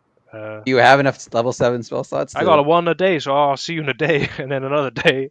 So, well, you can stay there by yourself. Camp. You can stay in the camp. You can ferry on over to the camp, and I've got dirt for that place. So, speaking of, grab a little bit of dirt from here. Dan, I realized what you meant, and I'm disappointed. What? Yes, man thing. Nope. Jim Carrey was in one video game. No, Jim Carrey. 2004's Lemony Snicket's a series of unfortunate I like that film. He's good in that film. Dan is technically correct. He is Yes Man. Technically. Because he was in a movie, Yes Man. Yes. Oh, but not the one from... Not the Fallout guy. No, I thought it was, genuinely, but yeah, sorry. Stirring up the nest there. I didn't know Eggman had a first name. John Eggman. Okay. Ivo. Ivo Robotnik. From what I understand, that's one of those weird American translation problem things. And then what is his name? Weird American. Those Americans are really weird. Shut up, Britain. The whole of Britain. The whole of Britain. We'll dump more tea into the fucking river, don't worry. Have at it. Have at it. Well, we're currently referring to Britons as Britons, is a way of referring to people of Britain. Of Brittany, yeah. Okay, apparently in Japan he says Eggman, but the Robotnik stuff is only in English. Wait, isn't Robotnik and Eggman two different characters? No. Is it? I fucking know about We're Sonic learning lore. things today. I don't know about Sonic lore. That's for autists. Burning more bridges. Now you're definitely not going to get monetized by Raid Shadow Legends. I would prefer they didn't. Okay. So. Bye, Laszlo. Okay. So, I have teleport people. You have 7 orcs, so it says 7 orcs. Okay.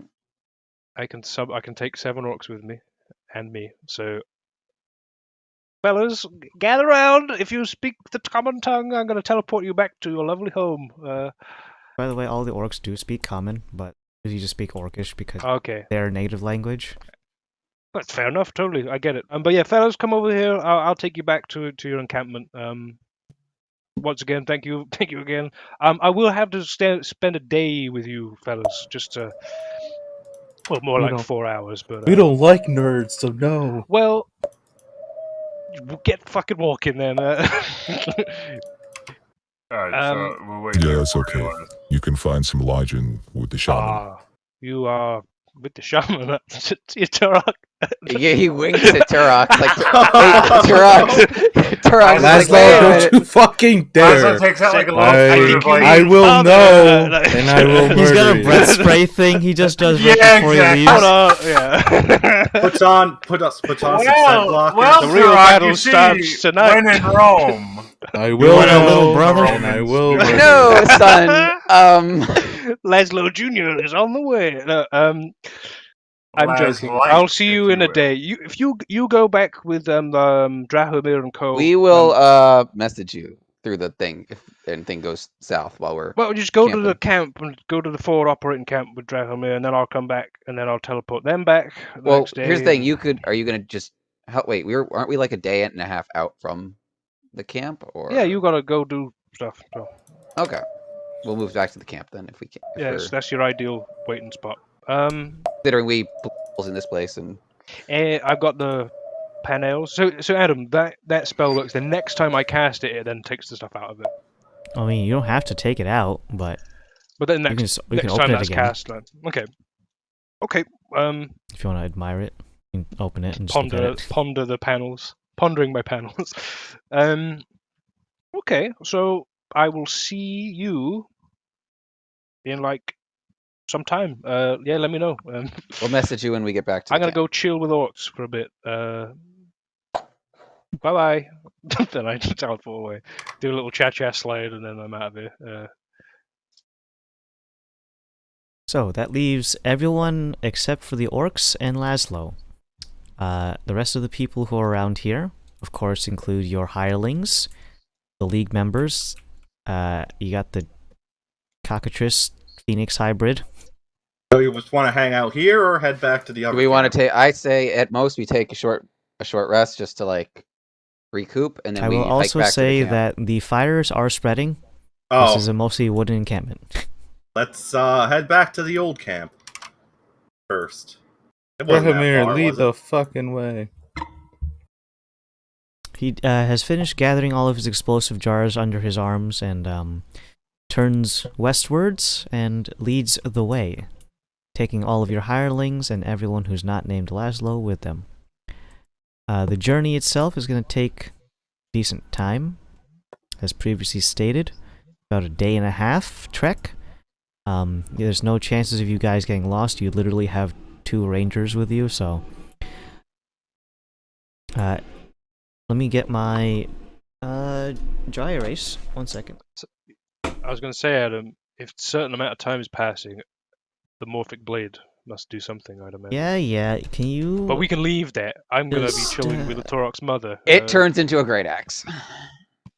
That's your punishment. It tells you, look at this. Stop being such a bitch. Look at this skinny-armed elf. He's got to get strong, so I'm turning into something he can... It turns into a McLaren car. Car? It turns into a car, and I drive away. Alright, so... You guys will arrive at the forward operating base 4 hours after midnight on the 8th of August. So you missed my birthday.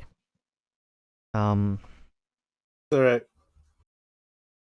So it will be 4 o'clock in the morning when you get to the forward operating base.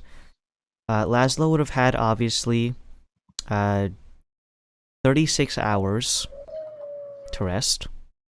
And if anything, he probably could have gotten to the forward operating base before you guys if he wanted to teleport as soon as he had the facilities to do so. Or you could wait till everyone eventually would have gotten there, teleport in a timely fashion at 4 o'clock in the morning. Either way... Get the you up message from like... You guys up? So yeah, we are going to be there at the camp at August 7th, 4 o'clock in the morning. Some of the people who are here are not exactly the best in terms of dealing with these weird light night treks, but droids have dark vision are just going to have to suck it up. Any other case... They'll have to follow the glowing paladin at the middle of the party. Yeah. Not that hard of a feat, but as soon as you guys get there, you notice that Laszlo has 2 swords. Well, he already had 2 swords. But one's a different shape than the last time you saw it. This would have... with Laszlo. Yeah, well, he came back after the teleport, and either way, he's got Wait, a new... does he have a whip sword? Is it a whip sword? Can I describe it in fine detail? Is it a great axe? Is it a great axe? Guys, it's the dildo bat from... Yes! Let's fucking go. Woo! That's all Laszlo needed, really. Anyways, so... The Morphic Blade would have transformed relatively... Not even actually recently. It would have happened sometime after the first teleport. Oh, I know what I want. When I'm betting Turok. What do you mean? What you know you want? Sorry, it's not your sword. I'm really hoping on one thing. So let's go over first the tags that we had for the sword at the time of transformation.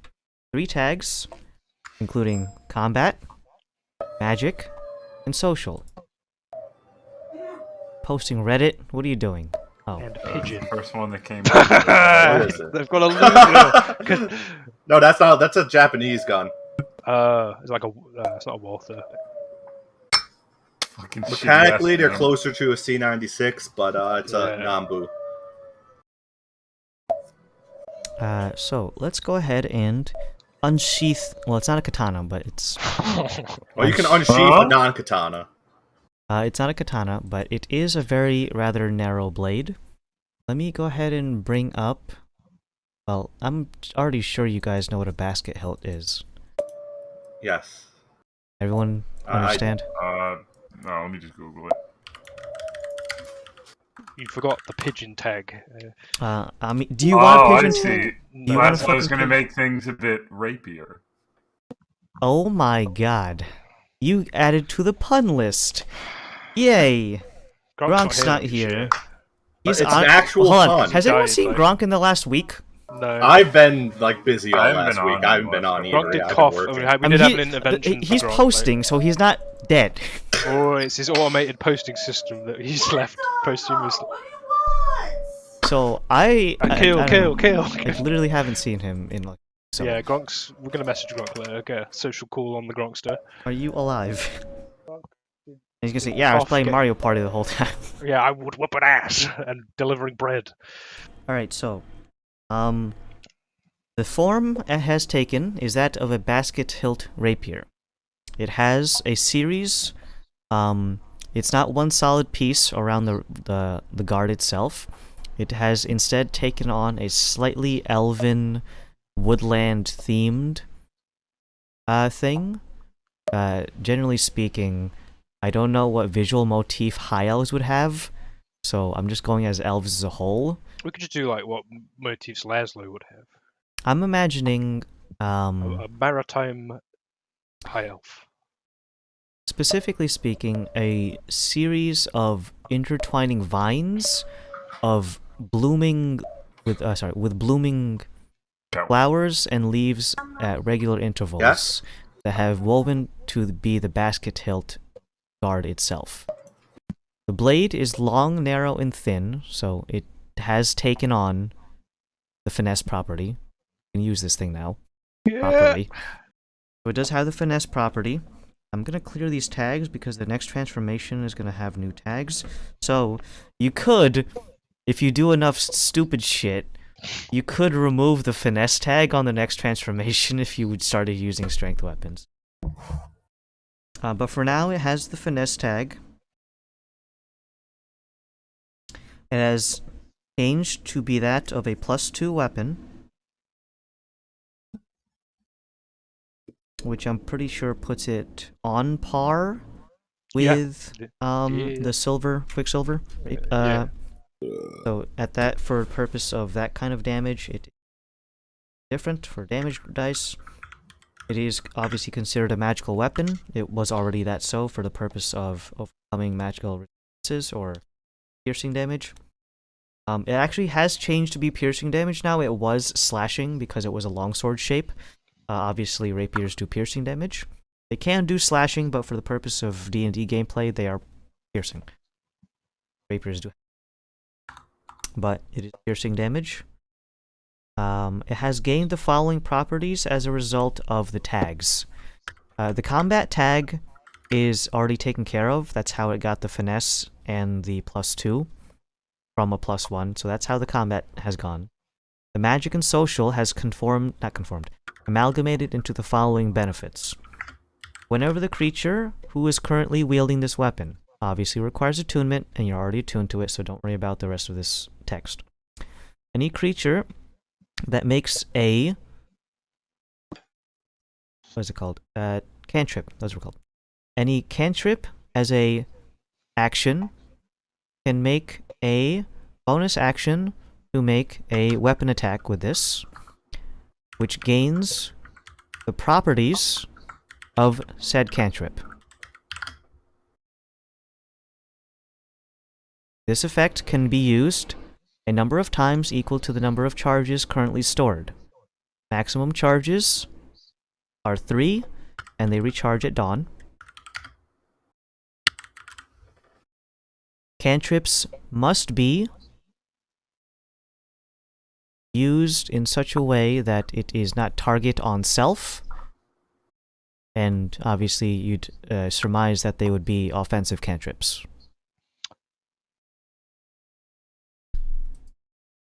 I could just stab and then get a cantrip. You can like stab someone and hit them with firebolt. It's not like you. Well, no, isn't it like you get? If you use your action to cast a cantrip, you're allowed to now make a bonus attack that uses one single melee strike with this weapon. In addition to the normal damage that you deal, it also gains the benefit of said cantrip. So if he casts Firebolt as a cantrip and uses the bonus action, it does additional I stab them with my weapon. Basically, get to stab them with a Firebolt in that. Yes. And they get another on top of the stab of a normal weapon attack. Any type of cantrips that require a ranged spell attack, you do not incur disadvantage for attacking in melee. You still need to roll to hit with the second cantrip that comes through the bonus action, but the potential is for high damages there. So you still need to roll on the attack roll for the melee hit. Okay. And then if that hits, then you can also roll again for the cantrip. That's awesome. So you're going to be rolling a lot. So typically I do weapon attack, cantrip. So that's weapon attack, cantrip, stab. So that's 3 attacks. Plus additional. Yeah, that's fucking dope. That's really good. Okay. The social aspect has accumulated into the following. Against non-hostile enemies, you gain a +1 to persuasion, deception, and and intimidation. Watch out. Intimidate people. +1 to deception, persuasion, just social skills. Okay, awesome. Very cool.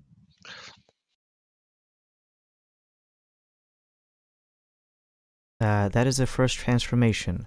Now, the transformation steps are not a linear progression. It is an exponential growth. So the first one took 14 days,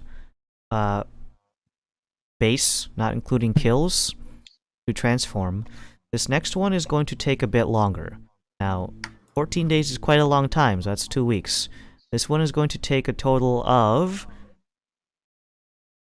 4 weeks. Okay. That's a whole month. So, on the day that it transformed, it would have been on the 6th. So if you want to plan it out, and then the next month comes around, that'll be September 6th, is when you could expect, at the minimum, without any combat, for the second transformation to occur. The number of days shaved off for combat is typically 1, not per kill, but just 1 for participating in a days of combat. So it just shaves off 1 day if you get into a fight. So you can't just go on a killing spree in 1 day and just end up with a blood-soaked blade at the end of it. Well, you would, but it wouldn't transform the blade. You would have to have a 2-week consecutive killing spree. Laszlo becomes Jack the Ripper. I hate women. And then you would get the misogynist tag. Jeez. Now, the tags now are going to be a bit more... So the previous ones were combat, magical, and social. Those are pretty broad. Now I'm gonna get a bit more finessed with it. They're going to be odd, to say the least. So you're underneath the microscope. Do anything and say something funny that is enough to pique my interest. Congratulations, your sword is now pink. Something. Okay, well, cheers for the update on that. That's fucking cool. I'll make tweaks to it later. Is it like text file you can send at some point? With all that? Eventually. So I make sure yeah, okay. Cool. Does my scabbard look any different as well? The scabbard does not have any transformative properties. in the same way that the blade does, rather the depictions on the scabbard change. Obviously, it will change to fit the new blade, so if it went from like a sword to a halberd, it would have changed to more of a socket to put it in.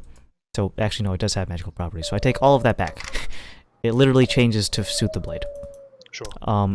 And inscribed on the surface are what are essentially little murals of what the blade read in terms of the tags. So there's a little stick figure that mildly resembles you in certain features. It does not have color. It is just etched into the leather of the scabbard itself. Sorry, no, not leather. Leather around the scabbard. Scabbards are made of wood.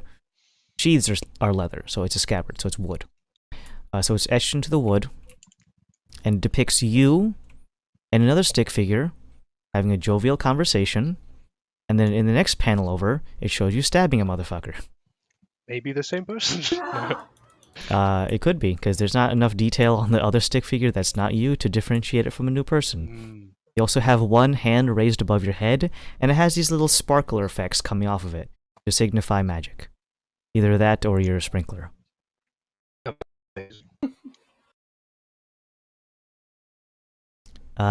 You can still use your other weapons, and if you unattune from this thing, it will start to revert, so just keep that in mind. Are there other things that I do other than a combat encounter to reduce this?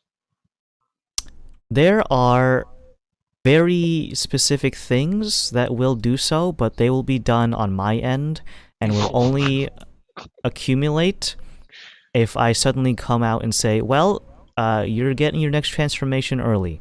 Here it is. Congratulations. All of those hookers and cocaine that you did over the last 3 days. Hooker blade, crack rock attack. Okay. But some of them will be key features and would reasonably be something that would, if we were doing an XP system instead of a milestone system, things that would give you XP. Sure. Which are pretty broad, but I'm the DM. It's my choice. Okay. Cool. Cheers. Yeah, I will appear in the early hours of the morning. Now, this blade does have a total of 3 transformations, not including stage 0. So there's 0, 1, 2, and 3. So you're on stage 1. Okay. Alrighty. So, back into the timeline. We are gathered here to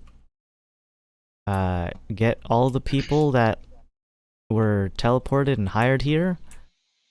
Probably get them back home. Yeah. Hello, guys. You good? I say to everyone. Everyone is more or less relaxing and has set up a miniature camp around here at Drahomir's forward operating base. They don't need to be as secretive anymore, so they have started a campfire and have been roasting some wildly cooked fauna caught by Drahomir and being feasted upon by all your hirelings, not including the orcs, and the League themselves. Collectively, they look not too bad.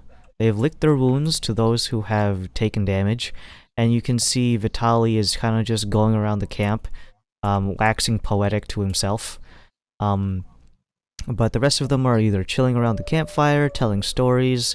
You can see that, specifically, your good friend Heimich has been hard at work etching new tally marks into his blade. While he did not get as many kills as some of other people, he did get enough that he can reasonably claim a few tally marks onto his sword. And the other Iron Bears have made their own little clique. A little offshoot next to the campfire where they're all Iron Bears are sitting next to each other. You only hired one person from the Singing Worms and one person from, well, reasonably one person at least from every clan except for Winter Wolves. They're a big pack, right? Yeah. Pun. Another one. Another one. This should be the pun episode. Technically, another Hangover reference too, because that was one of the jokes from that movie. He's like the Hangover guy. He got all this knowledge of Hangover. I don't know. It's like vague. So, at 4 o'clock in the morning, everyone is more or less going to either rest up if you want to wait until the non-elven trance people, or the 4-hour club, whatever you want to call it, are done with their rest. You can leave early in the morning at about 6 or 7 o'clock a.m., and everyone can get back to Solholm via teleportation circle, which can, as long as people can shunt through the teleportation thing, they can get through a decent amount of persons. And it is, what, a 10-second window, so it's pretty good. It's around, yeah. Oh, so 6 seconds. That's still good. And if everyone just makes like a formation around the circle, it's probably even more efficient than getting in line. So, if everyone is ready, on the morning of the 7th, we can all teleport back to Solholm's teleportation circle, specifically the... University. Alright, just want to make sure we're not going back to Sanctus for whatever reason. I'm gonna kill you all. We're gonna stuff us all into the vault under the... Yeah. You could teleport to the vault. Alright, so if we're all in agreement, everyone gets into a formation to haul ass into the portal as soon as everything's ready, and we'll change over to Solholm. Early in the morning, the teleportation circle is currently being unoccupied, as it usually is. There is one person standing outside the front door, not the front door, the door of the teleportation circle room, and it's just Caesar doing his actual job of cleaning, and it kind of just gives you all a nod, and then realizes how dirty and muddy your feet are as soon as you enter, and he just like stares at your feet. Does he throw the... He doesn't throw it because he's gonna have to use it in a sec, but he kind of just he just shakes his head like, really? Really? And then as everyone leaves the campus, the small fucking army of you guys and your hirelings, all the students are like, it was a fucking, what is this goddamn parade of fully armed and armed individuals? It's LARP camp. Yeah, I suppose we just leave them out. So yeah, everyone can go their separate ways. Some of them will just give you like a thank you for hiring me. Drahomir kind of gives an really ostentatious, almost 90-degree bow as he exits and like flaunts, like almost skipping away, floating slightly off the ground because he just has to fucking cast fly. And the Iron Bears go their way. You get a very stern handshake from the little miss singing worm that you hired. Very happy that she got a chance to go out into the field and do some stuff. She was kind of disappointed about a couple of things in regards to actually getting her... didn't get to do as much, honestly. But still was happy to come and help. Turok also leaves with the Iron Bear. Iron Bears away. Have to play one character again. Back in the saddle. Just as a quick thing, rewinding time for just a moment, that one day that you spent over at the Scarred Flesh camp, this is just Laszlo, you of course went over, you saw the... I'm not gonna... not that part. You would have teleported over, brought the orcs with you, they would have distributed the loot that they got to anyone who it would be deemed appropriate. The chieftain helped distribute into their treasury. Some of the magical items would go to Turok's mom. Specifically like the staff and stuff. I feel like a diplomat. And she has a pseudo-tavern-esque setup where there's like a guest room that she kind of just like, you can crash in that until you need to leave. And for the... Housekeeping? Some comedy. Don't, no. And then and then when your 4 hours are up, you can exit at your leisure. I pay you for the use of this room with services. I don't have any money. I don't have any money. Oh, we got a check or something? We accept check here. Maybe you could clean out my pipes. Ma'am, I do my own plumbing. Fuck's sake. So what you're saying is that you're handy. I just give Turok's mum the down low on all those items. Like, I've already identified some of them. So it's just like, this is what that does. Just you down low with Turok's mum. This is what happens when your parents are still alive in a D&D campaign. They get seduced. Or sexualized. I'm just telling them about magical items. Yeah, no, I'm saying though. What is that? You're available. A wizard.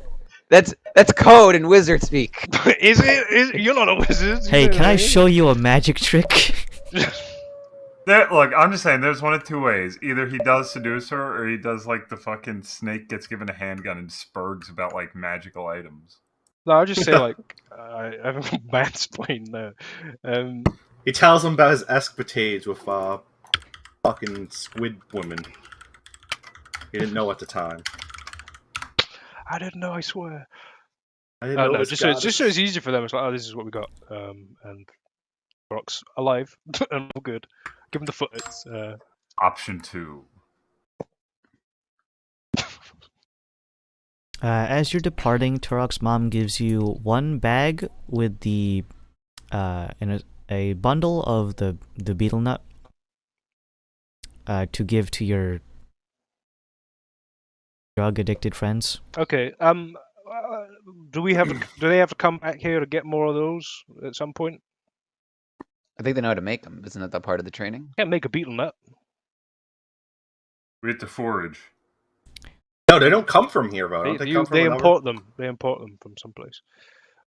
It would be nice to see you guys come back every once in a while. You are honorary members for the purposes of coming back and forth, and especially since we don't have a teleportation circle or nothing like that. It would be nice to make sure that you're not showing up unannounced in the future, if you could help it. If the warriors are doing their trances, it's not very nice to see a person just appear out of nowhere. They're on a trip.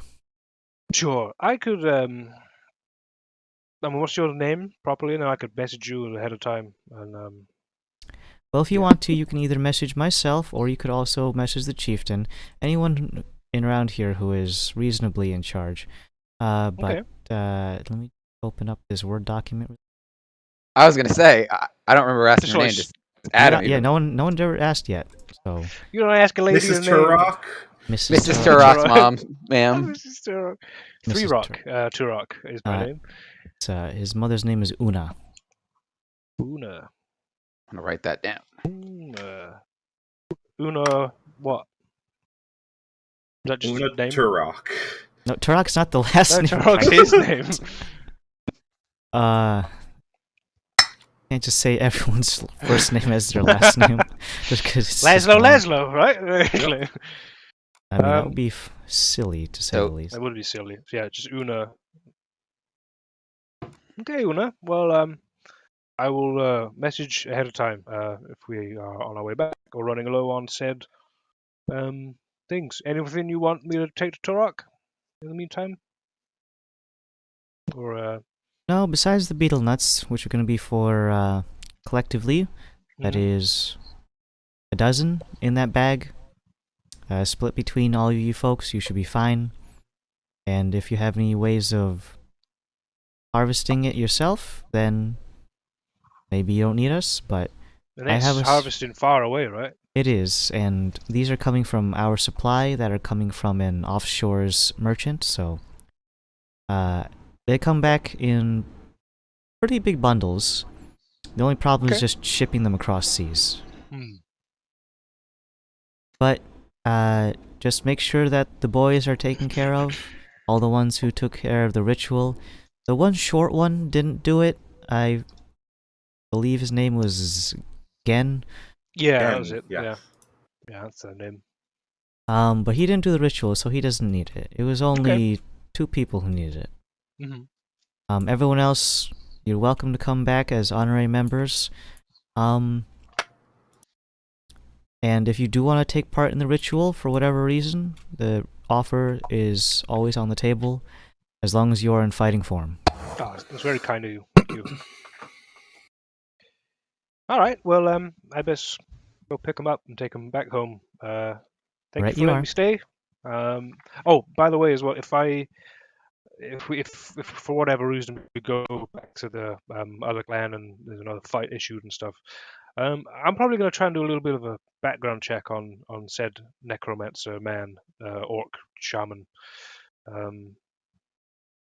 I'll let you know if anything comes to light. Well, I just want to know if any fruit bears from that. In particular, whether or not the current head of the clan is ousted and a new one is taken in its place. That thing about that individual, be cautious, to say the least. You might be putting your nose into a hornet's nest. And you might not like what's on the inside. Duly noted. Okay, well, goodbye, Una. I'll see you around. Teleport. Alright, now back to present day. 8 o'clock in the morning. Just outside of the teleportation circle of the university, the rest of your members, including Turok, have disbanded, leaving behind the League members minus Turok. So, everyone's playing 1. Yay. So I play Turok now. We all take turns playing let me Turok. actually get back on one thing that I actually completely forgot to give the resolution for. You are calculating the panels. And how much of that stuff could be reasonably used to repair the actual ship. Now, the estimation was 22 panels, but not all of these are uniform in size, and that is comparing them to these square ones that were present on the ship that you're trying to repair. Imagine like a chocolate bar, and each little piece that you break off is 1 panel. These are the ones that you have in your possession are like the whole chocolate bar that have not been broken apart. So technically speaking, they would be comprising multiple smaller panels of the chocolate bar. Okay. So let me just go ahead and do some math on my end. It's going to involve basic arithmetic, so it's not going to take me that long, but I want to draw it on my whiteboard. Not the big one. 2 big panels. 5 relatively small.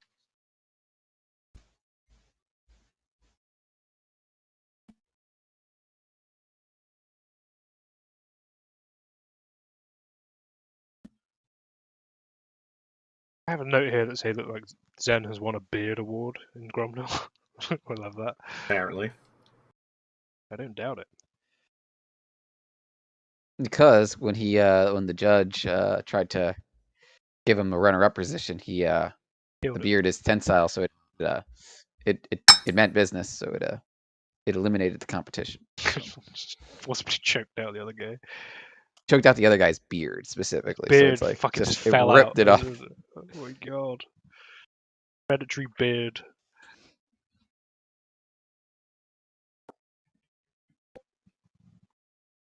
Okay, so here's the number, guys. It's 54. Oh. Yeah, there you go. 54 plates. 54 chocolate pieces. I mean, magical plates. Okay, that's good. It's good to have extra. So, where are you taking your chocolate bar? I mean, magical plates? The basement. But we can't. No, we can't go there during the day. I will wait in the basement foyer. I mean, where do you want to go, fellas? Oh, we should just hang around. We should let Summerwatch know that we have. It's 8 in the morning. Let's just tell the secretary and if he can come to Sure. Well, we can't tell the specifics. No, well, we just tell him that we're back and to let him know that we're back, and so he can come find us when he's free.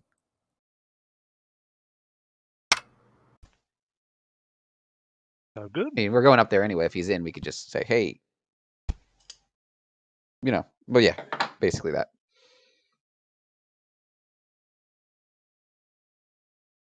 Sure. If you're just going to the secretary to leave a message, that's fine. What time do you think it would be appropriate for you to want to meet up with Master Summerwatch?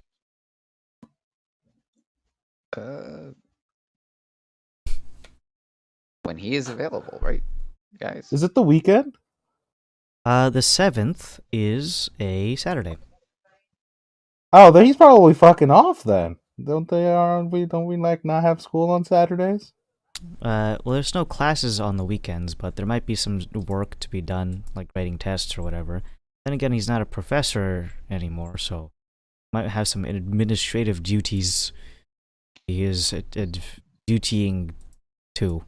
The secretary's name is... not have his name. Secretary man. I know it's a guy. Just at his earliest convenience. We're gonna be in my room.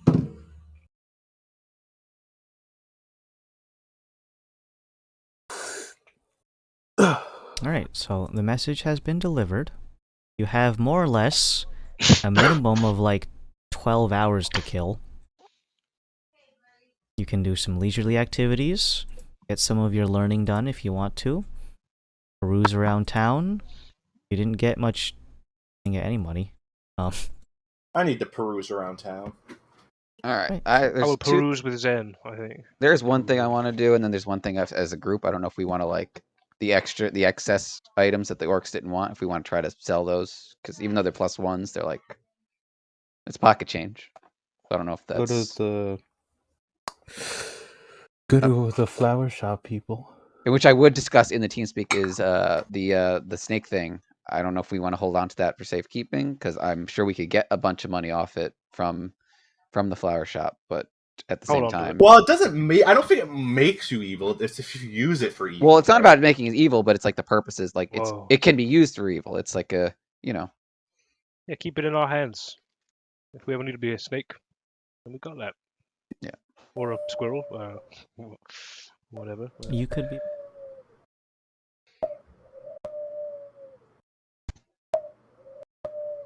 Anyone? Or a pigeon. Snake squirrel. I was gonna go to snake squirrel. That's just a fucking Toby Gadachi. Yeah, it's kind of scary. I was gonna go to the Twin Ravens, but that can be put on the queue for when. I wanted to do some reading about our new party member. Oh, yeah, go for it. Yeah. I mean, I'm just gonna mill around with everyone. So whoever the majority is, I'll be with you. Well, the quick calculation that we can do is if you guys are gonna sell off the magical items, we can quick. So one shield, sorry, +1 shield times 3 great club, longbow, everything listed over there. So,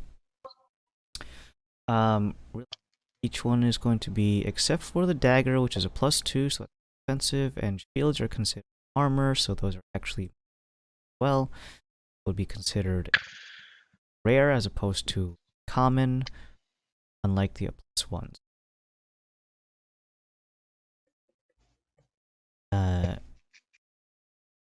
Seven. Very rare.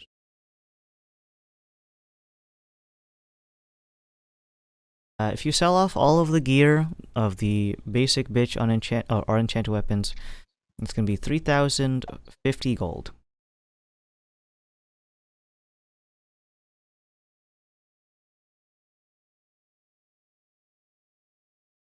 No objections. Yeah, no objections. There's basic bitch items. You would have appreciated that if you were level 4. What if I duct tape the daggers onto the boomerang? 601 Where you getting for duct each. tape? Where you getting duct tape from? Where are these ducks and why are they giving you tape?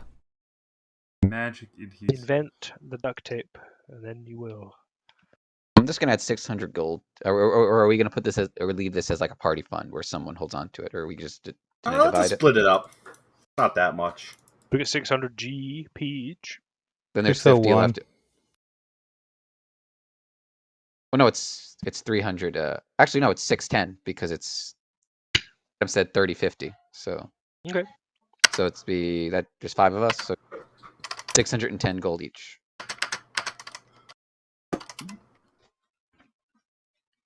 Uh, 610 each. I owe Zen 400. You do? Yes. So I get 1,000? Yes. I get 210. His retirement fund's going up. Yes. Alright, easy peasy stuff out. Oh, go ahead. Adam. Yeah, go ahead. Does the temp HP from the Drow ritual daggers just go away naturally? It'll go away once you take a long rest, which you would have by now. Okay. Good to know. So, that was the easy peasy stuff. Now, anything in town that you guys want to do, you have a queue, fight amongst yourselves. Well, Laszlo's gonna go with me on my weird quest. Ooh. Yeah. I'm gonna. I remember long ago in the Upper District. There's the cobbler. Mm-hmm. Wanna go? I'm gonna go to him. Grocery shopping. Yeah. I need a shoe. That's what I'm gonna walk in to the cobbler and just ask. This isn't for me. What's the smallest shoe you have? That makes it way worse. Make a deception check to Particularly, it must be leather. Yeah, we got shoes. Wait, buying shoes for a I'm toddler? I'm buying a gift. Okay, well, I have some pre-mades for toddlers. Leather shoes for toddlers? Yes. Odd choice, but yeah, if you wanted just booties, we can get you that for 2. It's for a good friend. Customer's always right. So, if you don't mind me, sir, I have this. These are for newborn booties. I have them made of different materials, but if you want leather, they're pretty cheap. It's gonna run you about. Does 8 gold sound like a good price to you, sir? That is good. No, I'll give you 10. Keep the change. You're good to me last time. That is mighty kind of you, sir. Makes the math easier for me. So, Laszlo, you watch Zen purchase a pair of leather booties for a literal baby made of leather. I don't say anything. I resist. Ooh, all right. Anything else you need to get? User joined your channel. I think I got rid of. We dropped it. I need to go to the general store. I want to buy a new pot. Okay. Okay. A new pot? Yeah. Like a cast iron skillet or like a saucepan? Like a small saucepan, something adventurers would take. Okay. Like so to make stews. That'll be 5 gold pieces. Okay. This is nice. I enjoy. I have. Remember we got rid of it with that weird stuff. Pot. I have a pot again. Did we take the fireless spit, or did we give them that? I don't think you guys took that. I think we gave them that. Oh, okay. I mean, if you need someone to start a fire for you, you have a. Everyone should have a tinder kit, actually, and then you have. By breathing. Well, he's very embarrassed by what he has to do. So he says, I'm not questioning him. I gotta start a fire. You wanna head out the walls with me? I don't think. Sure. Yeah. No worries. Yeah. Now, is Laszlo the only one with them, or are we doing this as a group? I guess the old man group. Yeah. It's okay to split up the party for these little fun interactions. So if the old men want to have the old men moment, I am all for it. Yeah. No, he's just fucking me. Look. It's like the fucking what is it called? The Citadel DLC for Mass Effect. Everyone goes their own little fun party moments in different parts of the city. Here's the old man. Don't you love playing arcade games with Jacob? I skipped him. Who was Jacob again? Exactly. The Cerberus guy from Mass Effect 2. Every Mass Effect gives you two generic humans to start off with. Well, Miranda is genetically perfect. I wouldn't say she's generic. She's also like Not even like teeth. She's also the most interesting of all the starting humans you get. So it's like, wow, you don't like the raging space racist? No. You don't like. What the fuck is Caden's? I don't dislike Caden. Caden's whole thing is that he's just a normal guy trying to be a. He's just a normal, nice guy in a crazy world. That's his whole shtick. And then what is fucking Vega's thing besides being Buff McShithouse? Or is that his thing? That's kind of his thing. Okay, well there you go. Anyways, he's a bro. They're trying. So you guys are gonna go outside of the city for this? You already have Garrus. Just right outside the walls. I don't think they would appreciate me lighting a fire in the city. Okay. You can go to a relatively remote location that's still technically within the city limits. There are some locations that are like essentially off the road that some people would use as either like a campgrounds temporarily before entering the city itself. Typically used by traders who still need to either get their license to enter the city, people who need to whatever. It's like public camping grounds. There's even like hard compacted dirt and nice. Locations where people would have had a fire pit at one point. You can even go around and rummage for big enough rocks to make a fire pit yourself. And generally speaking, no one's gonna frown at you for doing this around here. Mm-hmm. So, well, what I'm pretty much gonna do, I'll take my Tinkerer's kit. I want to disassemble the shoes. Okay. Cut them into small strips. You're gonna julienne the fucking. It makes it easy. Not julienne, like just a small strip, like kind of like French fries. Okay, I like it. I like it. I'm gonna make a fire, use my pot, and start boiling them. Ooh, boiled leather. Well, that is a good way to make them more malleable. Yes. For shoemaking, not for what you're about to do. Some kind of delicacy I'm not aware of. Let's say so. Yeah. Okay. Now, to be fair, we took a guess at this. Adam has not confirmed whether or not this is actually the answer to the riddle yet. Maybe just see a man eating a shoe. What happens if you had to eat the whole shoe and not boil it and strip it down? Well, it's easier to eat if you strip it down. Like shoe soup. Not soup. You can eat it as like bacon strips. Pretty much. I guess. Would we have some basic seasoning? You can soak it in honey. You can. Oh no. I have honey. Yeah, I'll put that. Anything to make it better. It's gonna have a mango chaser. Like. At least they're new shoes. Well, once all is said and done, and you've got a nice. Well, it's not gonna be a char because you're boiling it. Nice, shiny exterior, and it's floppy. You raise one up to your lips like you're eating a fruit roll-up. Yes. And Laszlo, you watch in horror as Zen scarfs down. I'm gonna say you got maybe like 4 to 5 strips of leather that go down your gullet, and then you can see him. You can imagine him chewing it for a really, really long time before some of them he kind of just gives up entirely and just swallows it whole. You might want to break them into. I broke them up already, but I'm also once I'm done eating, take a shot of whiskey. It all rests in your stomach like a lot of leather, and now it's being cooked in your super stomach. I don't know if humans can digest. I can. It is an animal product. I believe I can digest it. It is an animal product. You can digest it. He suffers no adverse side effects. You good, then? Let me lie a bit. Yeah, wait a bit. I might have had worse. As you sit there digesting, you notice that the campfire is starting to emanate a lot more smoke than it is usually supposed to. And eventually you're almost like smoke grenaded in a plume of smoke. And by the time that it ends, there is a shifty looking figure who is squat with his hands pressed towards the fire like he's like a homeless man warming his hands in front of a hobo stove. It is your hermit friend. Ugh.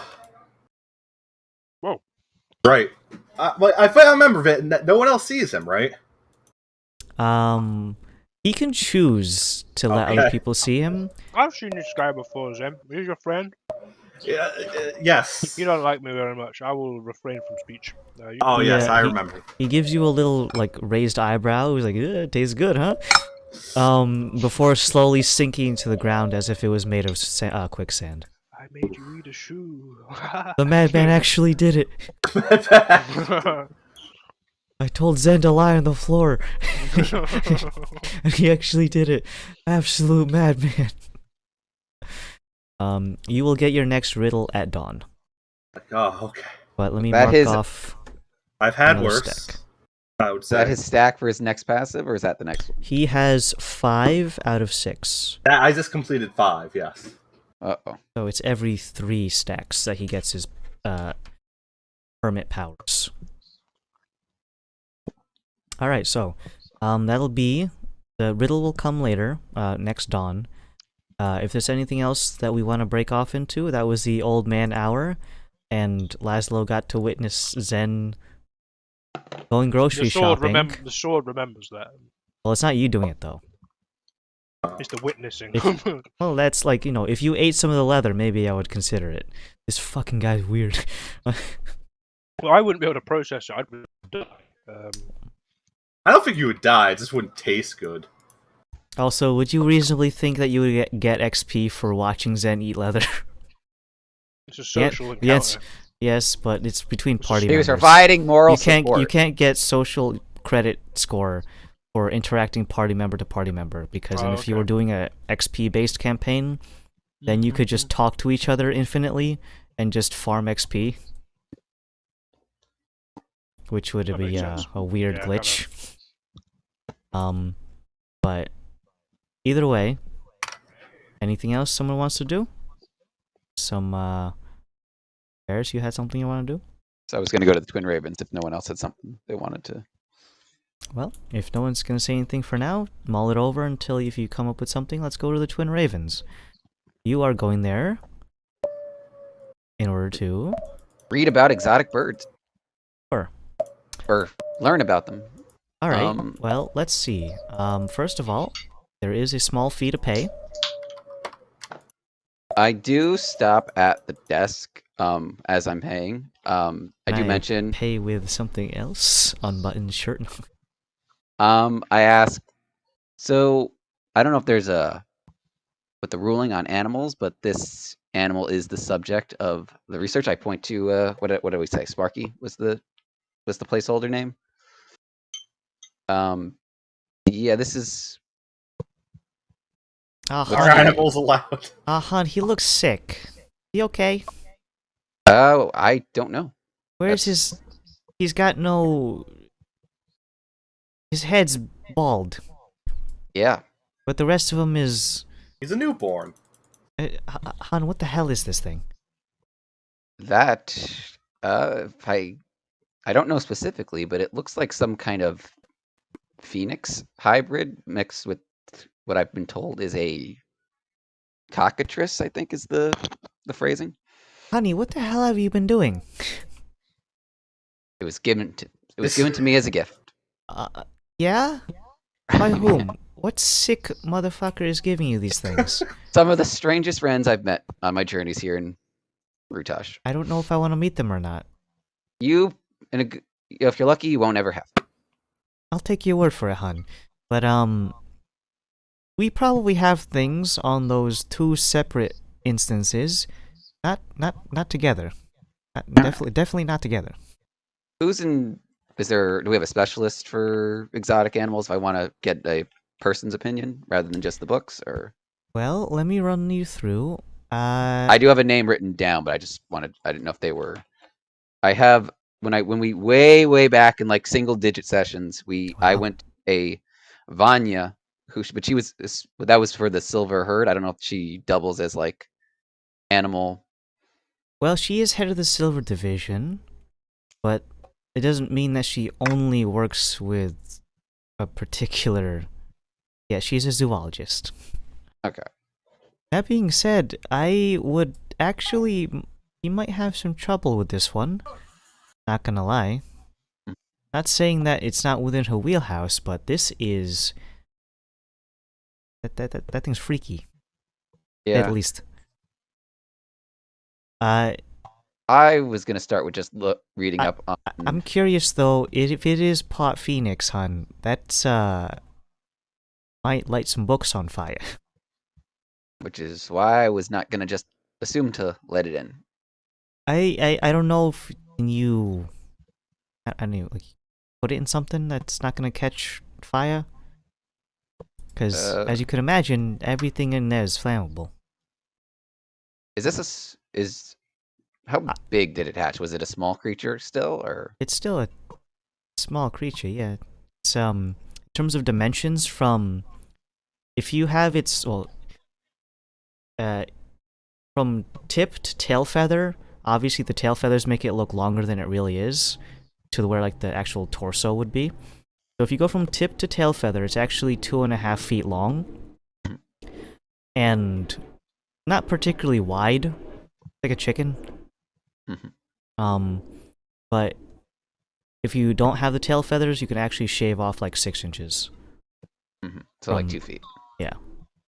Okay. I don't know if we have anything fireproof to put it in, do we? You think one of your friends here could just, you know, watch your little chick here while you go inside? Less flammable things out here, or maybe even outside? Yeah. Because the papers on my desk are looking a little warm. No, I hear it. Alright. Well, it's following you around like you're the mother, so... Is it gonna have any kind of separation anxiety? This will be a learning experience for all of us. Yes, we're gonna find out. Oh, hon, do you mind going outside for that first? Yeah, let's go do that.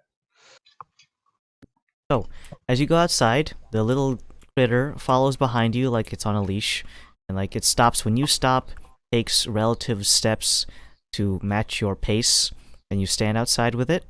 You get a couple of onlookers, pedestrians, seeing a bald flaming chicken in the middle of the street, broad daylight.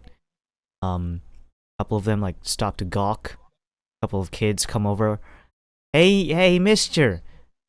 Your chicken looks funny. Can I pet it? The kid goes down and then immediately recoils and starts crying because his hand got really hot.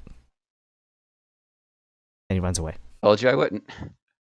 Okay. Who came with me? Was it just me, or did... I assume anyone who's not Zen or Laszlo can come. I would have been... Actually, one of my things was to build you a backpack for it. So if you want to try to give it to me, I'll go start on that. That'll be interesting. All right. Again, let me reread this, because let me read something real quick. What page do I keep that stuff on? Right, that is... I mean, I have the passive to kind of vaguely communicate with animals. I know this is kind of a weird hybrid of things that are not animals, but like I would try to use the same methods to convey stay at first, and kind of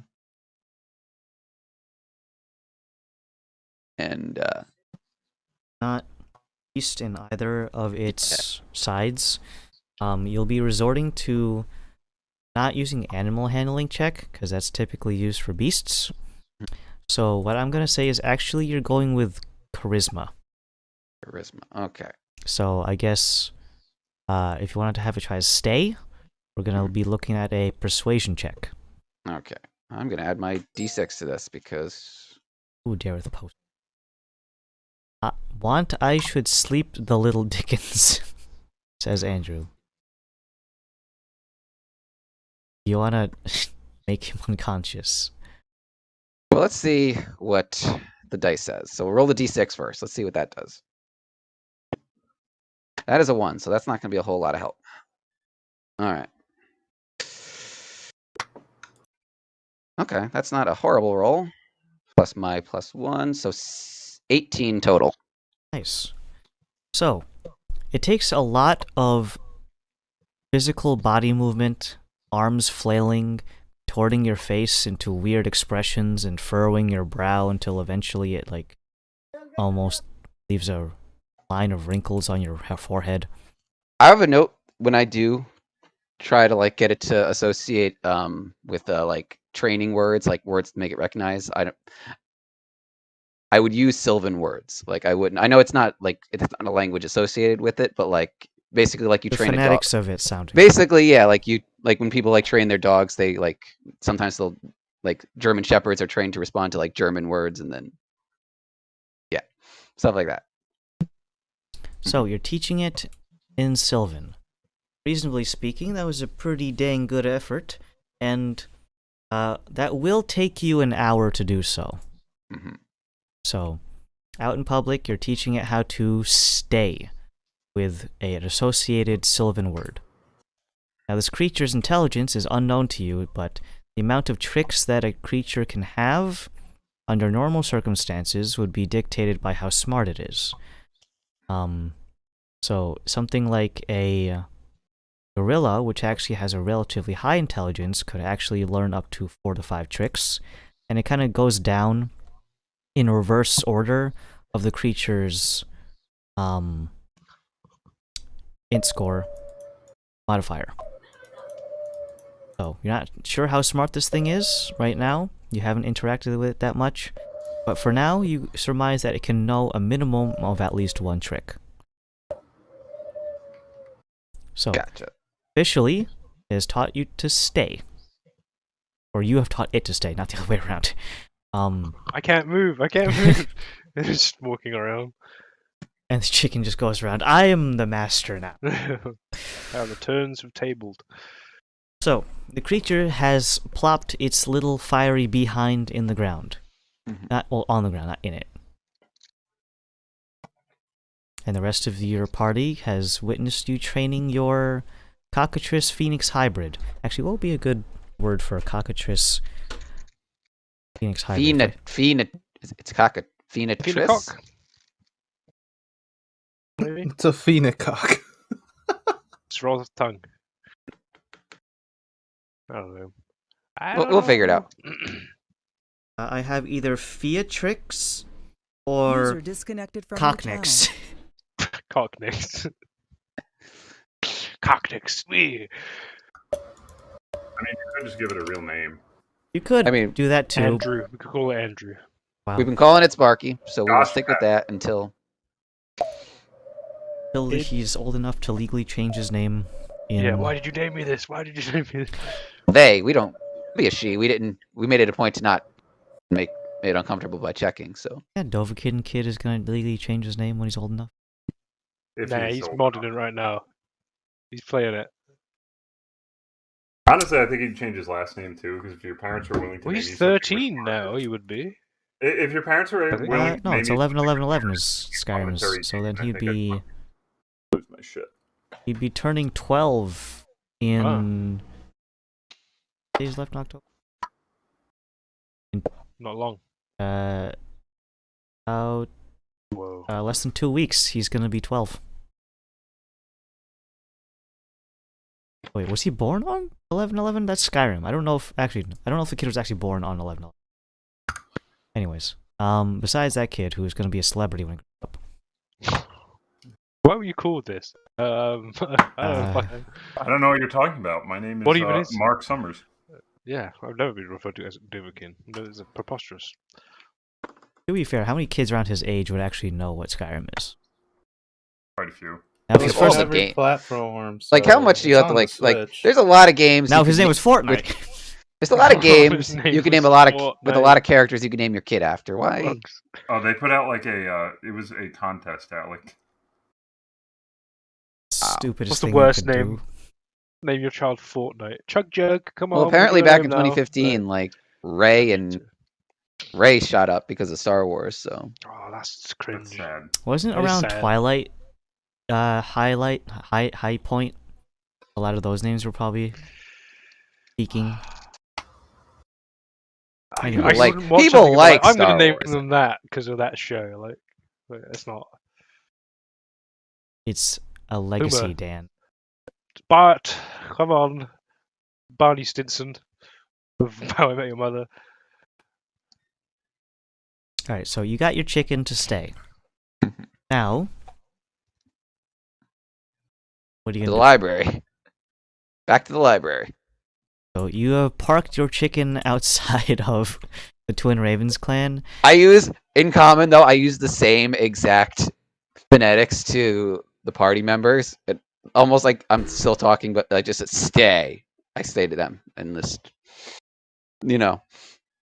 Alright, so everyone except for Varys and Sparky are going inside. No, well, no, they're staying. I thought they were. I think I was going in alone because it's a $50. They're gonna stay. You had the command word, guys. We're babysitting the fucking chicken. Is it just freaking out? Like... As Varys breaks line of sight as a result of the doors closing behind him, it immediately stands up and begins to walk towards the door and begins pecking at it. Try to give it some jerky so it calms the fuck down. It's not very strong, so he's kind of just chicken pecking the door. It's made of reinforced wood, so it is leaving these little, white marks where the wood is splintering, and then you guys can just stare at this thing defacing the front door. Kind of like... on the I look at Dottie, it's like, I think we should move it away from the door before it gets whopped. I don't think anyone has tried besides Varys to pick it up. So I'm gonna try to pick it up and move it. The other question is it a push door or a pull door? It pushes its way in. It is if you're standing on the outside, it is a push door. So the chicken doesn't have to worry about getting hit, but it's more an issue if someone opens the door, does the chicken run inside? We'll have to see. And as you're doing that, Varys enters the archive of the Twin Ravens. Now, if you want to go ahead and find the members, specifically Vanya, who is head of the Silver Division, her office is around the area. We would have been familiar with her during very, very early interactions. Not anything recently. Daros is technically a member of the Silver Division, so not Varys anymore. You, as the fresh new face Varys, who is a member, but has been recently let in under some surreal circumstances, only known by the headmaster, head honcho.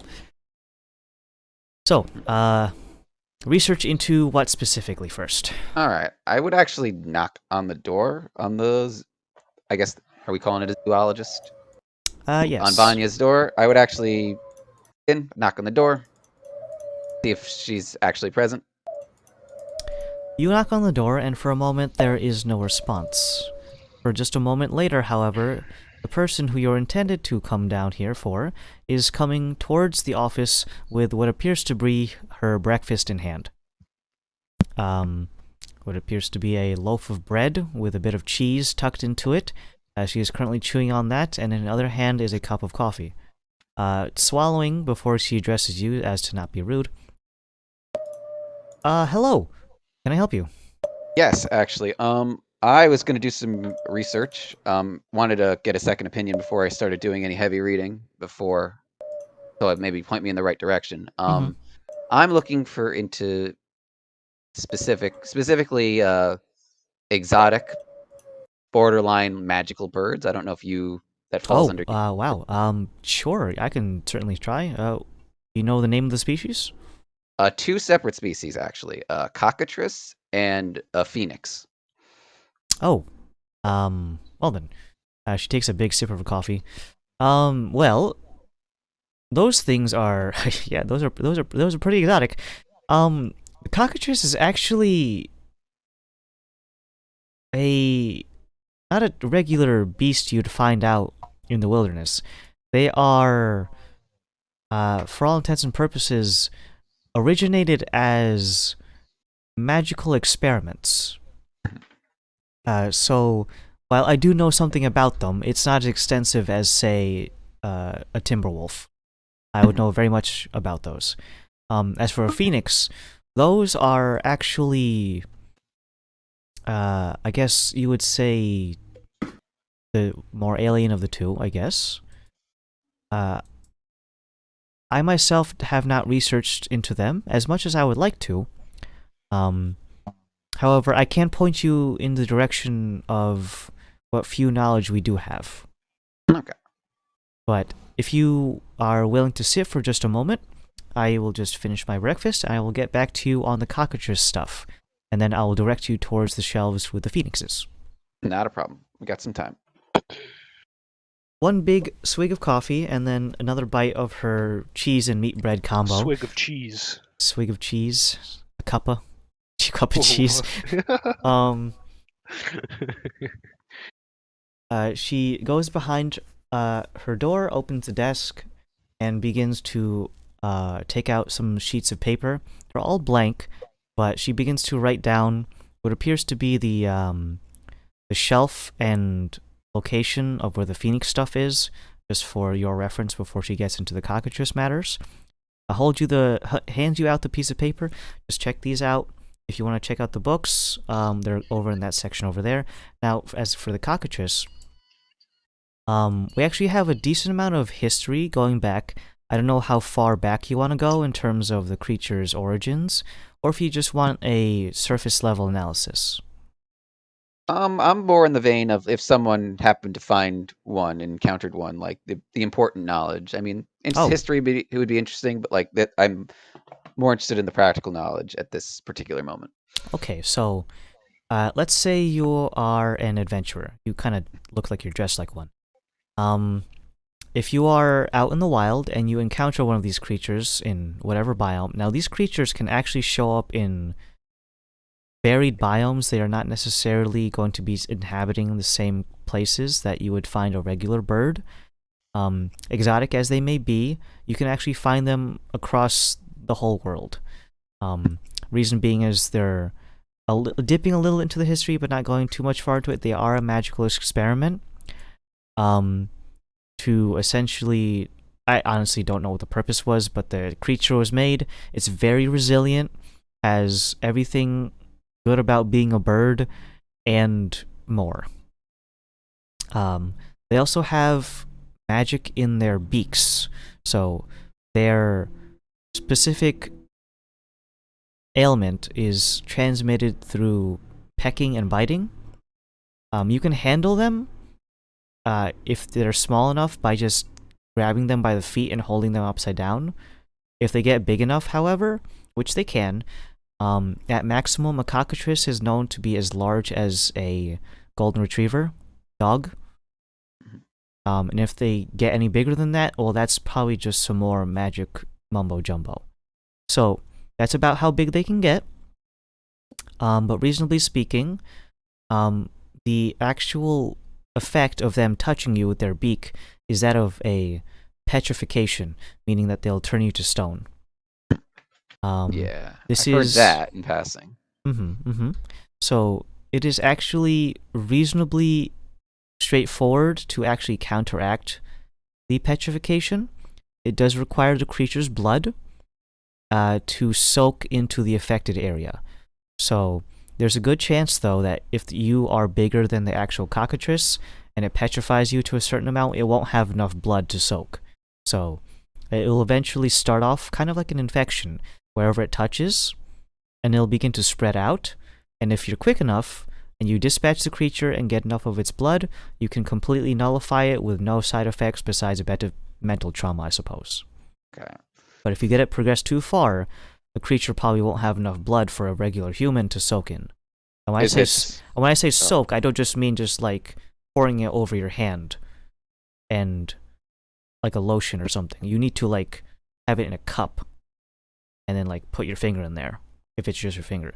If it's like your whole upper arm, you might need to fill like a barrel or something with that creature's blood, or just enough so that it can soak in there. Reasonably speaking, it needs to make contact with all afflicted areas for at least a minute. Gotcha.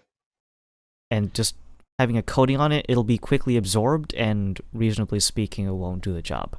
So, There are other ways of counteracting the petrification. There are magical spells you could do to stop the flow. You could always amputate the area if you're really desperate, and it will stop the process if it's not too far along. And the creature's overall capabilities, we've studied it, and it actually does not eat its petrified victims. That is primarily a defensive mechanism to get it away from something. So in the wild, they will typically not use it to hunt prey. They will instead use their feet, which do have little pointy bits, talons if you will, and it will tear them to shreds for something to eat. There are creatures elsewhere in the world that can also petrify, but we're just keeping it to the cockatrice for now. And you cannot substitute their blood to counteract the petrification from a cockatrice. It's almost as if it's like their own. It's like a snake. It's like snake venom, basically. Right. So, let me see. What you can expect is them to claw and bite. They will go for extremities, specifically something like your legs, so that you can't chase it down. If they're trying to kill you, however, they will go for... it seems they are more intelligent enough to know where to attack if its intent is to kill with the petrification. They will go for the head and where your organs are surmised to be. But if it's just trying to incapacitate you to run away, it'll peck at your legs and maybe your arms, just so that it can run away. But if it's backed into a corner, it will go for the eyes. Gotcha. And then, other than that, it will just start slashing with its talons, and maybe even hip check you or something. So that is what you could reasonably understand it to happen in an adventuring setting. Is there anything specific you want to know? Most of our understanding is not through domestication. So they're primarily carnivorous, is what? They are strictly carnivorous. I have never witnessed, or nor have we any witnesses to bear witness to them eating vegetation. Generally speaking, they are found in the wild, as whatever science or magic created these things just let them loose in the world with reckless abandon. Any domesticated versions of them are very few and far between, and are kept pretty secretive if they are. They can be dangerous to even their own handlers, as the petrification on their beak is not something they turn on and off. And it will be indiscriminate. Gotcha. How long does it take for them to become fully grown? Well, that's the funny thing. The magic in them makes them grow to maturity pretty fast, but that doesn't mean their lifespan is also shortened. They can achieve maturity in approximately 6 to 8 months. Now, that is sexual maturity. They can still grow bigger in terms of size. So you could probably expect them not to hit maximum size until maybe about 2 to 3 years old, and at which point they plateau off. But maximum lifespan for a cockatrice could be somewhere around 10 to 12 years if they have decent access to food. Okay. Domestication, maybe add another 2 to 3 years. So about 15 years at the maximum. Gotcha. All right. Food obviously is eaten meat. They actually have to eat in a very peculiar way because they don't want their beak to touch the meat, which would petrify it. So they tear off large chunks using their feet and attempt to swallow it whole without it touching their beak. It's not their whole beak, it's just a very particular tip. You'll notice it if you ever see one. It's slightly crooked downwards, almost to a 90-degree point. And it's slightly grayish in tinge, and then the rest of the beak will be an off color from that. So they'll try to eat without using the tip of their beak, which usually involves them like turning their head to the side so that it doesn't touch the tip. Does this sound familiar to me? Like this, especially this last part about the beak and the way it eats, like the way I've been feeding it and dealing with the bird up to this point. So the quick motion of little Sparky eating has been relatively... you've been doing it for a couple days at this point. So whenever it does eat, yes, it does indeed turn its head slightly and eat with what is essentially the corner of its mouth. Okay. And In the beak shape tracks, right? The beak shape is not entirely the same. It is a bit... so let me think of like the finches that Darwin discovers or studied. Mm-hmm. So the ones that have the elongated beaks would be very long, narrow, and thin. That would be a typical cockatrice. The phoenix side, you'll get to that study in just a bit, but Sparky's is a bit... It's not quite narrow, and it's not quite as wide as, say, like a fucking pelican or something. It is more like a hawk's beak, where it is wide, relatively short, and it does have a bit of a tip to it, but it's not as pronounced as how this researcher is describing at the moment. So it seems he's taking his beak shape from both of his bloodlines. You had to surmise. Okay. We had a minute where because I was doing the whole thing, I didn't want to get pecked. I did get pricked in the finger. Do I remember well enough to remember if the tip actually touched me, or was I just grazed by like the edge and it wouldn't? It did hit you with what is presumably like the tip area, the front 20%. Mm-hmm. I double checked that finger. It's fine. Okay, cool. All right. It's its own cockatrice. It's like starts. Okay. Now, actually, follow-up question to the cockatrice: does the stone, the petrification ability, is that just right out of the egg, or does it take like a few weeks for it to develop and become strong enough to actually hurt other creatures? So the magical component of that is actually almost at full efficacy right out of the egg. This actually makes it so that cockatrice parents have a very small litter when they're born in order to reduce the overall chance of one being accidentally grazed by their own young. They might only have 1 to 2 at any given time that are being raised.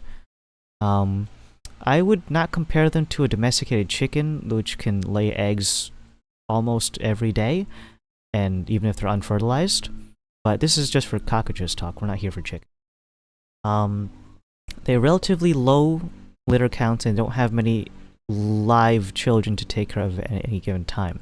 But to answer your question, the actual petrification is usually at a minimum of 80% efficacy at birth and grows relatively quickly to 100%. The ones that are able to understand and not eat rocks when they're growing up and learn how to maneuver their head and beak, those are the ones that go on to survive, and the other ones eat rocks. Okay. Let me see. They do have typical sexual reproduction. We have not had many chances to study courtship rituals. Their nesting patterns are similar to that of other birds, wherein they collect organic material as nesting material. Things like plants are not affected by the petrification effect. It seems to be only fleshy creatures that have this petrification affect them. So their nests are not made of petrified sticks. And the parents, from what we can see, cockatrice are typically solo creatures unless they are actively mating, at which point the male will leave as soon as the deed is done, and leaving the mother by herself to raise after the offspring. Okay. All right. And then they typically, once they reach the 6 to 8 months, they typically leave the nest. Is when they might even leave before achieving sexual maturity. Either that, or the mother will, once deemed it necessary to go off on her own, will leave the chick. Well, no longer a chick at that point. Close enough to sexual maturity that it is no longer reasonable, and they can take care of themselves. They're kids, big kids, big chicken, petrifying kids. Cool. Okay. All right. I'm gonna go do some reading on the phoenixes. Yes, of course. Go. Don't let me hold you. But if there's anything else you want to know, I'll be in my office. Most of the day, I get out around 5 or 6 o'clock. If you want to catch me before then. All right. I'll knock on the door before I go because I might have 1 or 2 follow-up questions. Of course. Happy to help. I haven't seen you much around here, but I can notice that you're new here. Well, let me first introduce myself. My name is Vanya. I am zoologist and also head of the Silver Division. If you're not familiar with the Silver Division, around this parts in this continent, there is a very large grouping of a very territorial, I will say, group of silver stags that are quite the phenomenon. If you'd like to look into any of our research there, or maybe even apply for joining the Silver Division, I would be glad to hear you out. I have a couple of members that were no longer interested in studying, and one of them, they went to another continent. I don't know if I scared them off or not, but they're in Dominus now. So I'm sure you had nothing to do with that. I'm sure they had other things. Oh, good. Well, I would not like to take any blame for that. Anything that happens they with... were responsible for that. You were that. I don't think I am too particularly off-putting. I'm not overly bubbly about the research that I do. I'm very enthusiastic, but I don't think I'm off-putting. I've heard some stories about the Silver Herd. If I come up with anything that seems interesting, if I happen to be unfortunate enough to cross paths with them, I will. I hope you're not unfortunate enough to cross them. There have been very few people who have seen them and lived to tell the tale. I will pass the information on if I glean anything. Of course. All right. Cool. I'm gonna do my reading. I'll check in. Like I said, I'll see you in a bit. To the Phoenix. Mm-hmm. You find one copy of Harry Potter in the Order of the...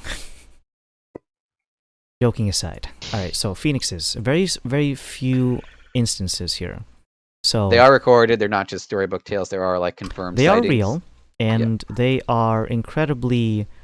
the section you find on them, some of it is folktale, and some of it is relatively scientific. In order to differentiate the two, you separate them out into 2 little sections. One that are clearly listed as... Andrew, what the fuck is that? That's my mute key. I accidentally hit enter. Oh, okay.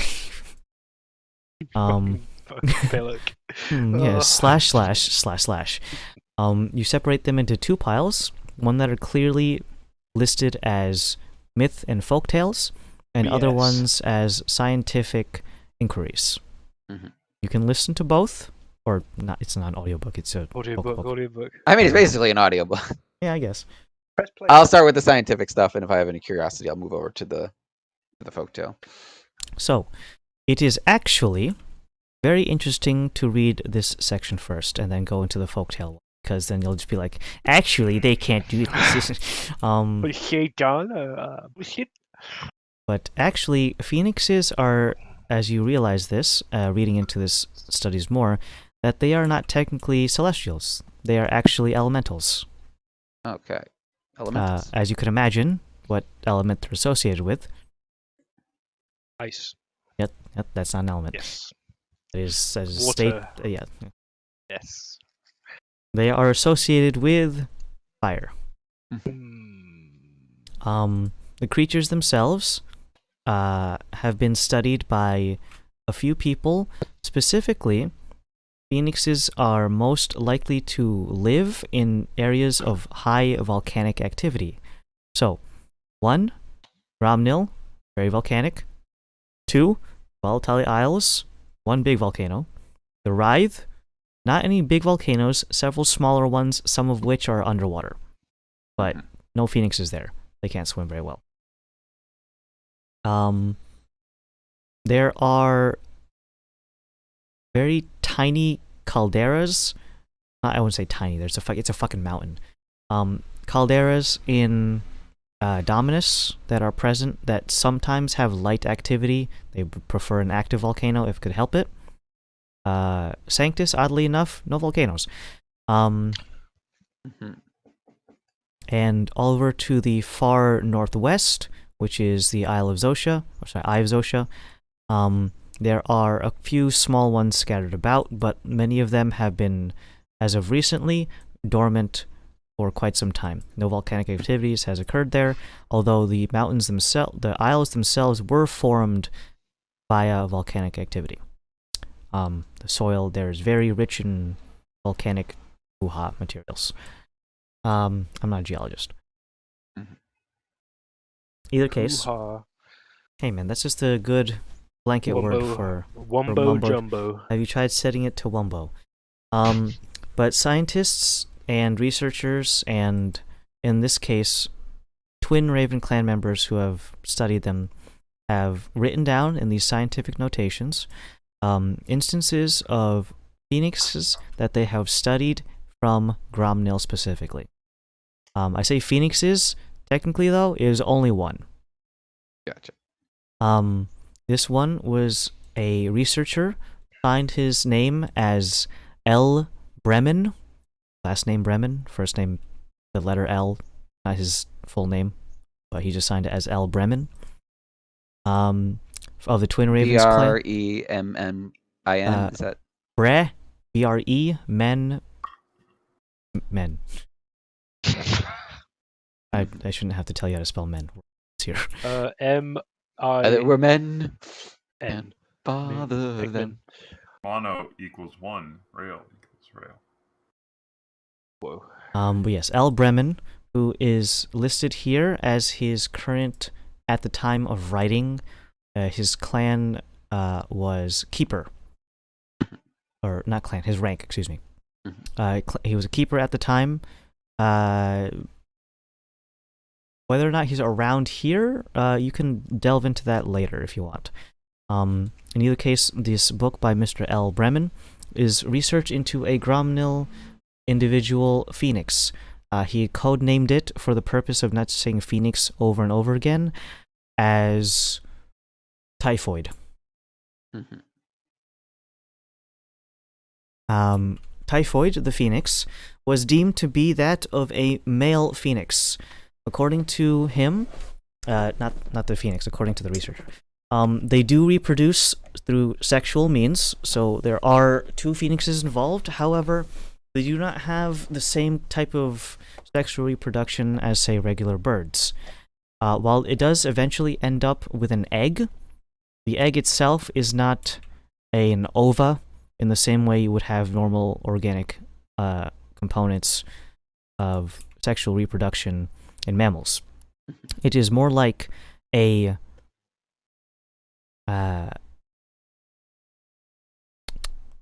if you are familiar with how oysters create pearls, one is the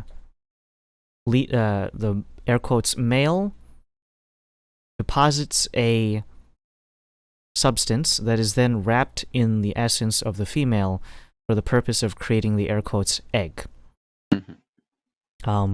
It is still on par with genetic material in sexual reproduction, but it is not the same process. In either case, you still end up with an egg, and the thing hatches like any egg would. The creature itself, the phoenix, starts off relatively small, approximating the size of a pigeon at birth, and grows to, according to researcher Bremen, maximum size upon study was estimated to be peak physical maturity for Typhoid, which brought out to a wingspan of over 75 feet and overall length was approximating 3/4 of that size. So about 50 feet. The creatures themselves nest in the same way that if you took like a bird's nest, and now the actual concave area is just a volcano. So they rest their little tuchus in the volcano. Did Bremen mention how long it took to reach this 50-foot size? So unfortunately, Bremen did not have it from birth or access to it from birth to full maturity. He came in when it was already maximum. So this was over the course of a 10-year study. It was always the same size, so he assumed that it was already at peak physical maturity. Gotcha. The reason why he has these instances of the reproductive cycles was that he was able to go from one volcano in Gromnil, followed the creature to a different one where it performed its reproductive cycle, and returned back to the other volcano.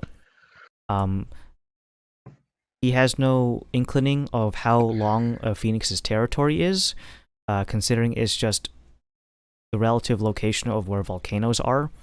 Not all volcanoes host a phoenix, but it is the preferred habitat and resting area of phoenixes.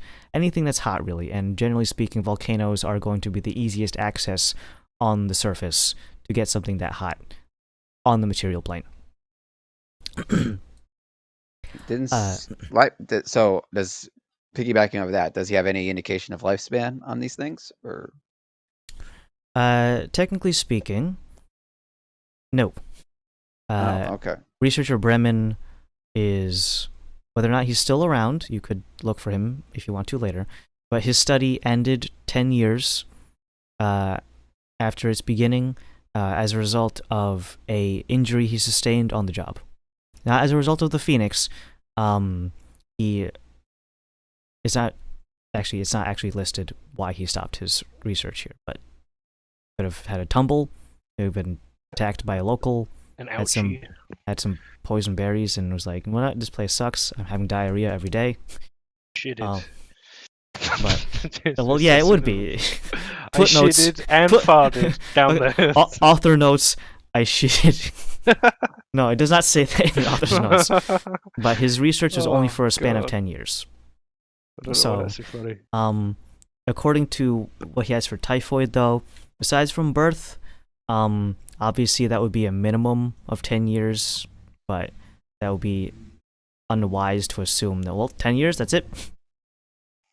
He died as soon as he left. He was a goblin. Schrodinger's phoenix. But he had to rough estimation that effectively, assuming that all the tales are true, they are effectively immortal. I want to put immortal question mark in parentheses. Okay. Did he know what they ate? Were they carnivores like the cockatrice? Were they? So phoenixes, while they do take on a fiery appearance, they can essentially tone down their luster.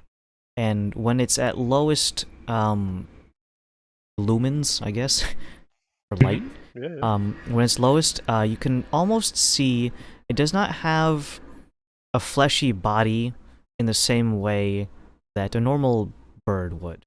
It takes on the shape, but it is essentially made of raw flame, plasma. And it takes on the shape of a head, it takes shape of a torso, neck, wings, etc. It is essentially a living flame, even when it's at its lowest lumens. There are a couple of key features that are very standoffish. One is its eyes. Reason being is because, one, they are sometimes not the same color as the flame and can vary, in accordance to typhoid, specifically in this one case study, was a almost coal black. The beak of the creature also looked a bit more solid than the rest of its flamey body. The rest of its flaming body is relatively translucent. It's extremely difficult to see through it. It would have to be like standing on like a flat surface with like a large dark object behind it for you to really see it through the phoenix.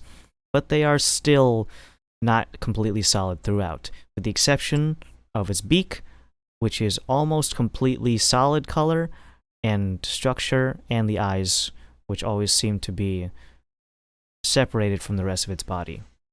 Everything else is essentially just flame. Going into... sorry, what was your question again? Basically, what do they eat? What do they eat? While these creatures are at what is essentially resting mode, lumen's low, and it's not particularly flying around and doing phoenix things, they are known to attack creatures, but considering their fiery disposition, the creature is left to nothing more than ash, at which point the phoenix itself will indulge itself on the ashy remains. Eats ashy remains. Carnivore ? Okay.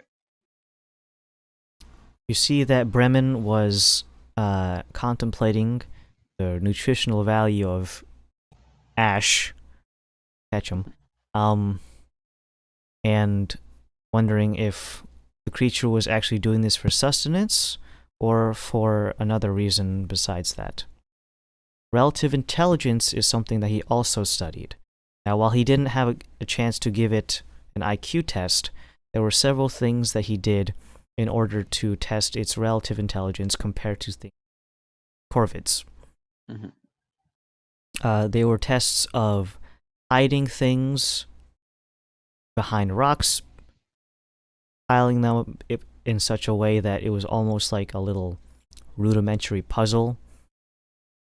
Organization of its territory was mildly structured in such a way that he noticed signs of symmetry and a relatively cohesive construction of items around the creature's nesting area. By that I mean piles of rocks, almost formed into little pyramid shapes.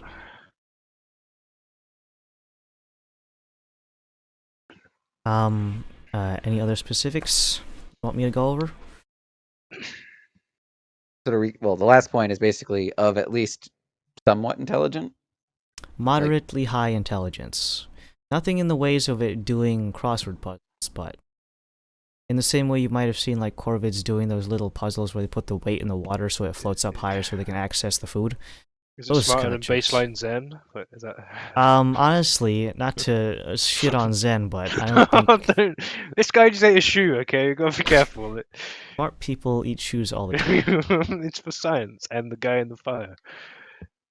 Okay.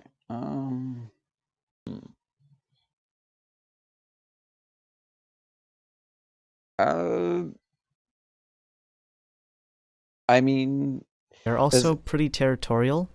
As one thing, Mr. L. Bremen was essentially hiding the whole time, never exposing himself directly to the phoenix, so he had all sorts of camouflages and whatnot. In the instances where he saw it interact with humanoids that were not himself and were not immediately turned to ash, the creature would attempt to intimidate by maximizing its wingspan, turning up to lumens to maximum capacity, and essentially trying to blow people off of its volcano with searing hot gusts of wind. That's fucking cool. That's so fucking cool. Well, that was actually going to be my follow-up. As far as like abilities, offensive, defensive, like is it basically we can expect a phoenix, lots of fire is basically the... It has access to fire blast, yes. But it also is a cockatrice. It probably has like petrifying fire blast. That's pretty cool.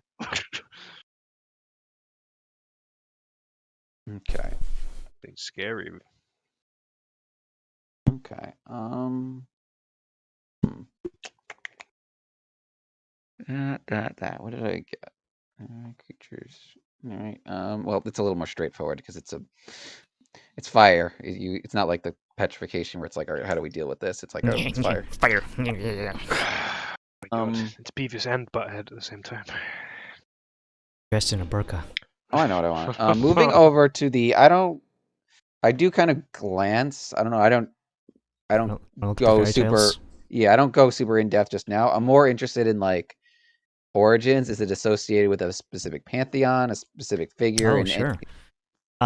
So there are a couple of lore books that come in the form of the lowest end in terms of reading skill required are literal children's fairy tales, and then at the top end is kind of more like a what category would you put like Dante's Inferno and the Divine Comedy? Yeah. So you want to start baby shit or Dante's Inferno? Or the Divine Comedy, I should say. Let's start with the Divine Comedy. Sure, I'm feeling big. We'll get to the Teletubbies later. You know that giant baby in the Teletubbies son? That's the Phoenix. Yeah. So, origins for the Phoenix are not of any particular pantheon, as they can be cited throughout all continents, with exceptions, obviously, but very relatively worldwide, Mr. Worldwide. But in the continents that have the most volcanic activities, as previously mentioned, they are the ones that have the most fairy tales about them. The maturity of them is relatively fanciful, regardless of what reading skill you're going to.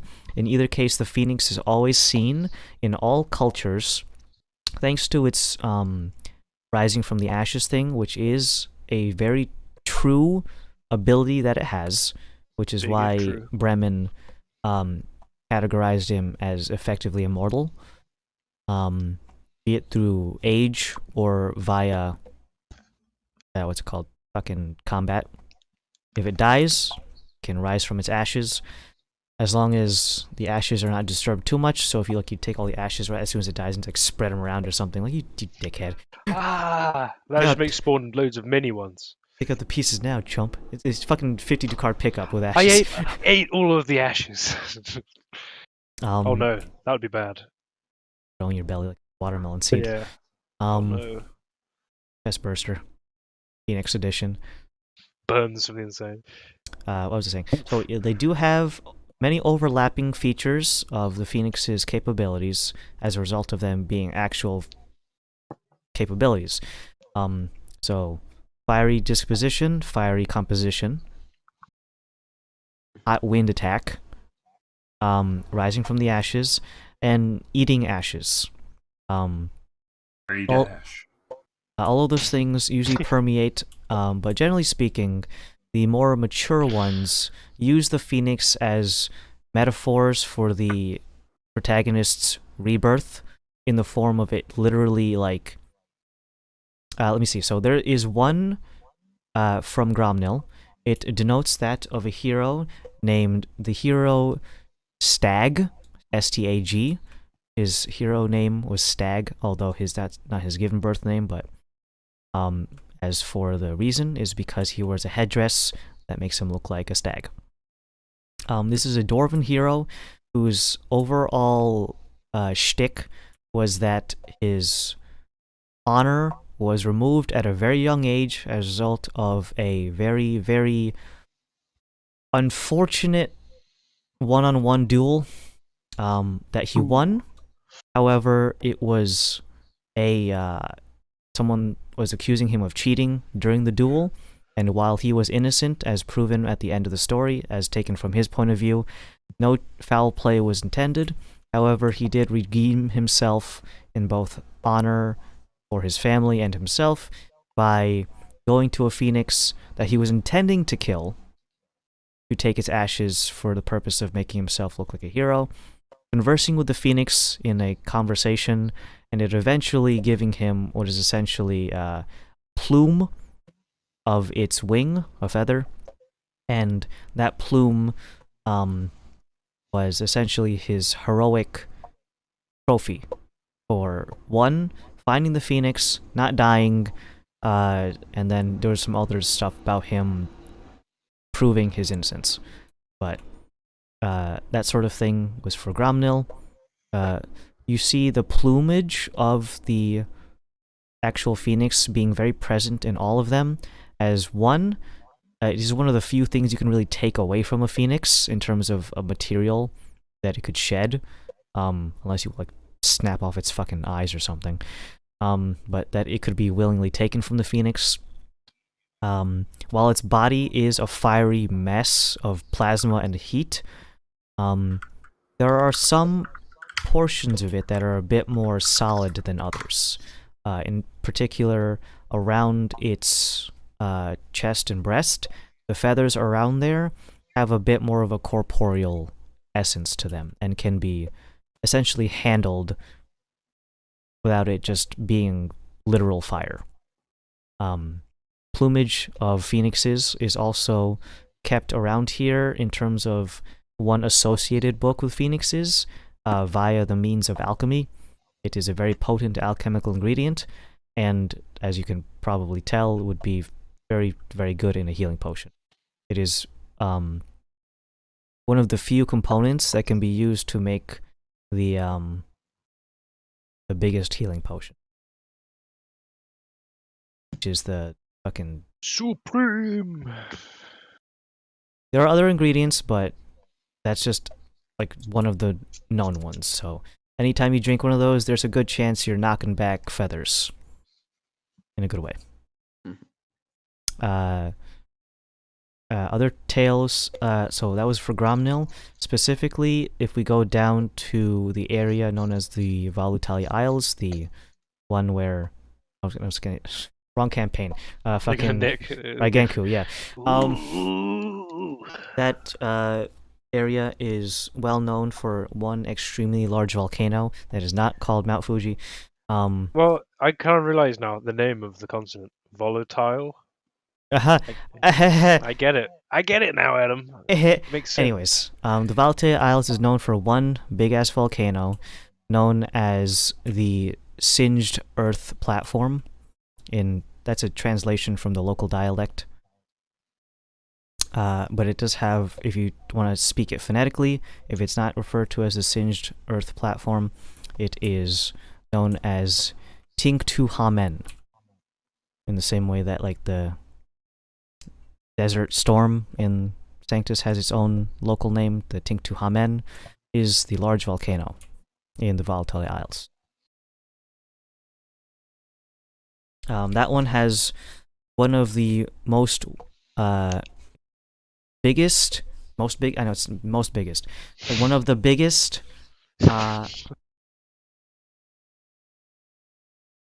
and well-known phoenixes that is currently public knowledge.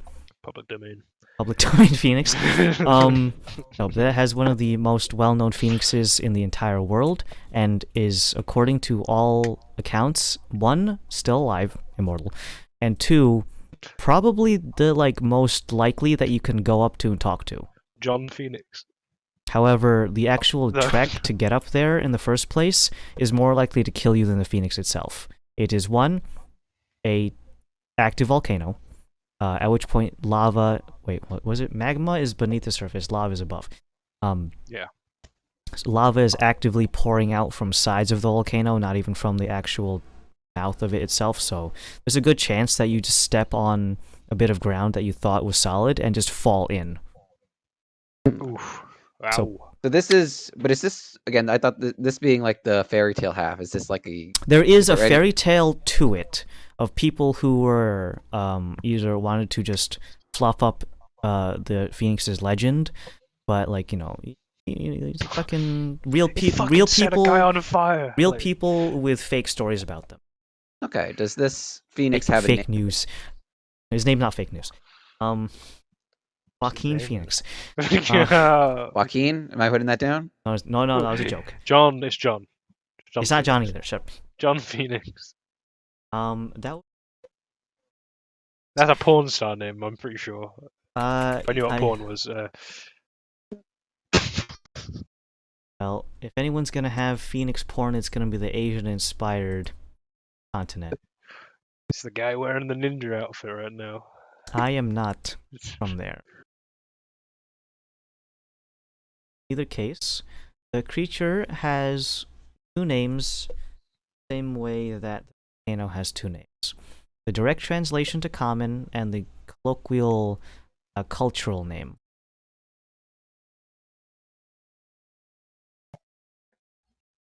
Local name is Jarak Bul.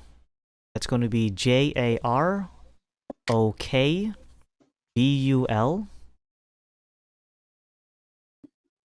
In terms of translation, that means the Great Fiery One to the locals.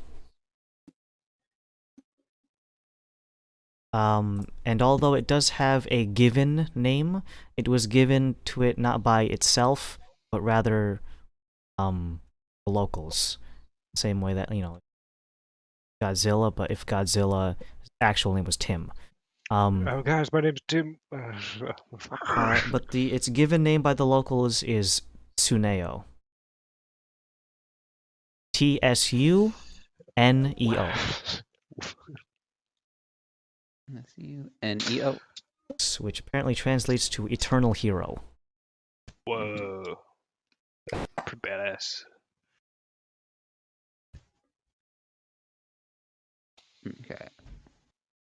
The folktales about Neo, local Phoenix hero, is primarily about people who go there as a form of age-related coming-of-age ceremonies, and alternatively, in the same way they did in not only Gromnail, but many other people. It's the literal rebirth is also coincide with spiritual and emotional rebirth in every culture that this thing appears in.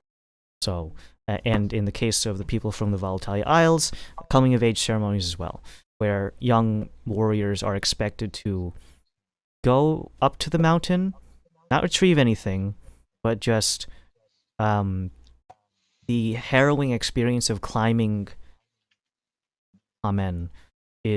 will leave them literally through the fire and flames. And they will come out the other side strongest warrior they can be, emotionally and physically. And if you want to get down to the baby tales,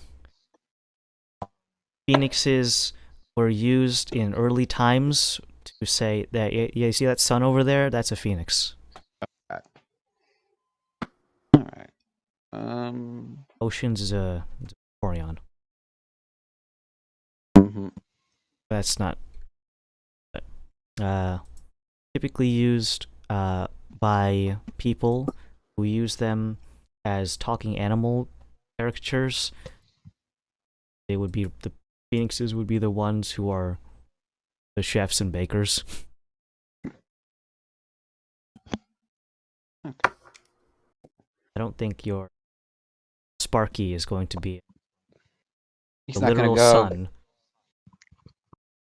He's not going to go intern at Roy and York's. He's not going to be the help. He's going to be the oven. That may could. Probably burn all your food though. Yep. Alrighty. Any other questiones? Not for the books. I do have to go to the bathroom, but I am not quite done with this quite yet. Well, why don't we take our recess, because we did pass 3 hours, because we were balls deep in research, I guess.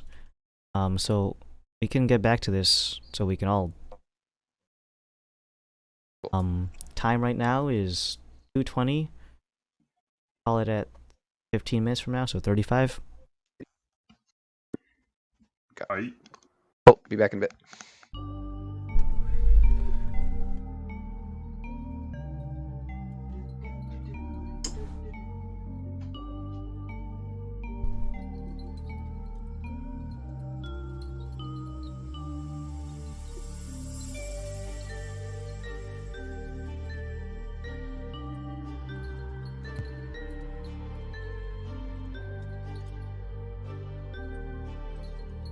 User disconnected from your channel.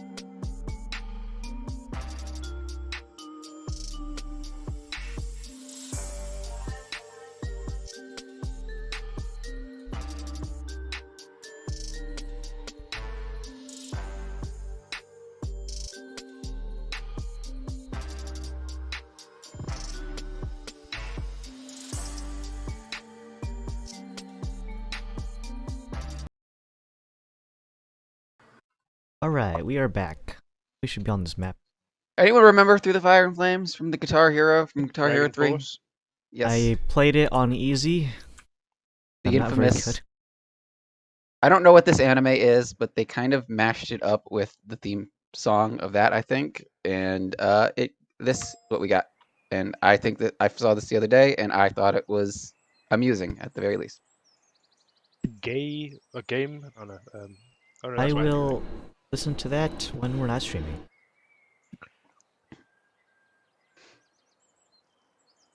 I had a fucking false DMC strike already, so that was fucking stupid. Living on the edge. For something that was dead silence. Own a musket. It's gonna... Right. Okay. Yeah. So Varys, is there anything else you want to do here, while you have paid the fine? I am gonna go back to Vanya's office, and I'm gonna knock on the door and ask him follow-up questions. Spent at least hour and a half on the Phoenix stuff.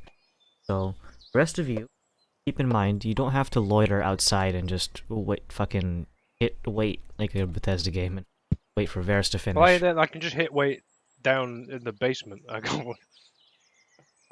Unless I can just go in there. Drop the plates off. In the day? On a Saturday? On a Saturday? Well, yeah, but there's still students on campus. Oh, yeah. Yeah, they don't just... Some of them live on campus, so they'll be around. Okay. Especially with the size of the plates, you're gonna have to... I know you're not gonna bring it down there, but I like the idea that you have a fucking mental relapse and I'm gonna untake the plates outside of the basement and like, oh man, how do I fucking finagle this through the door? Yeah. Dan, it's literally a thing. Let's go ahead and go back to Vanya. Summon them. So your CPUs aren't as fucking playing with the dead bodies. You are. It's Balutali for... Oh... Ooh. I can get away with that. It's my world, alright. If the phonetics just happen to sound like real world words. Ni hao. You know what I mean? I almost said something worse than that. You know, I'm not Bob. I was gonna say ching chong ping pong. All right. You're not Bob. That's a power play, Bob. Well, yeah, because Bob keeps cutting off his jokes because like, oh, I want to sound racist. No, yeah. I'm a ninja. I can say whatever I want. All right. So you're back at Vanya's office. She is, of course, working at the moment, but reasonably speaking, she was expecting you to maybe come back for a follow-up. And as you enter the office, she's not drinking any coffee, just working on some scrolls and some ink and a pen. Okay. Welcome back. Couple quick questions. First and foremost, I was doing the research, looking through the research on Phoenixes. L. Bremen, is he someone who's still associated with the clan? Is he still around? I'm not sure how old his logs, his research was. I wanted to. Good question. So, specifically speaking, L. Bremen is one of our lore masters. He is, while still alive, he is not here. If you're familiar with his works, which you literally were probably just reading them an hour ago, he went to study more phoenixes. If I had to imagine right now, he is either in Valutali, or if he's done there, because he left a couple of years ago, he might be going towards a new one. So I can't pinpoint an exact location on him, but he is alive and well. He's just not here. Okay. Exactly. And the L stands for Luis, if you're curious. Cool. Did you have ask him some questions in person? If he was here, I would have poked in and gotten his opinion. But he has graduated to Lore Master, the highest potential rank besides being the one eye, but he is first and foremost our Phoenix expert. But unfortunately, he hasn't published a new book yet. I'm sure when he gets back, he will probably revise that. The copy that we have here in the archive is probably, at this point, coming up on 10... about 18 years old. So, probably some new information that he came across. I wouldn't say it's out of date, but there's probably more.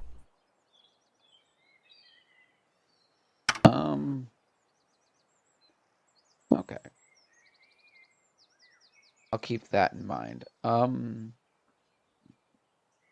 What? Now, these two birds I had, these two, what would you, like, what would you say if these two what would you think would become, like, I know you don't, it's not your, maybe your, if you just take an educated guess, like, what would be the outcome of these two birds maybe crossbreeding, like maybe getting a hybrid of the two? I'm sorry? The cockatrice and Phoenix. I would think that's literally impossible. You want to see something odd? If you don't mind coming outside to the... Are you pulling a prank on me? No. I'm a fan of pranks. It runs in my siblings' side of the family. I do love a good prank, but I really hope that I'm not really that busy. Let's put it this way: if it's a prank, then I am also being pranked. So, I don't know how else to describe it. Can I just hazard a guess of what you're about to show me? If it's not a prank, you either have a very, very good animated clay sculpture that you magically enhanced, or you're about to show me something that Bremen would probably want to see for himself. Potentially, yes. Like I said, I was given an egg, and I've taken a bunch of educated guesses from knowledge I've picked up just traveling and in passing, but yeah, I'm not sure exactly what I have here. So I'm just trying to... Well, let me just cork this. Puts a little cork on her inkwell. Dips the quill pen just so it's not dribbling. Stands up from her desk. Lead the way. It's just two old people. The bird. Now, this specimen is a little timid. It's newborn. It's only a few days old. So, like, as why I kind of asked cockatrices how potent their petrification is at birth. Like I said, normal stuff. Normal stuff. You lead the way out of the archive through the front doors, past Suzette, and then the front doors that are from perspective. You pull it. You can see your allies T-posing on the other side. Laszlo is fucking waiting in Bethesda time. And then as soon as the doors open, your little buddy comes to greet you. Hey, Sparky. You see your resident silver herd experienced person run over and immediately just like... the first thing you notice is that, one, she has a pocket notebook that she keeps in her sleeve, and then a charcoal pencil that is kept behind the back of her ear, and she begins to trace a charcoal sketch of Sparky in quick succession. She is quite the artist. It is kind of like those police sketches for criminals in terms of quality, but also matches them in speed of creation. Am I in that photo? It's just the chicken. I thought he was next to it. Like... Sir, why are you doing the paint me like I'm one of your French girls poses? Why wouldn't I? Because you're neither French nor a girl. Get out of the way. True, okay.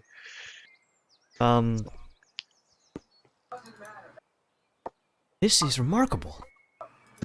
I recognize this half of his body. She like takes her fingers like she's measuring something, puts it up to.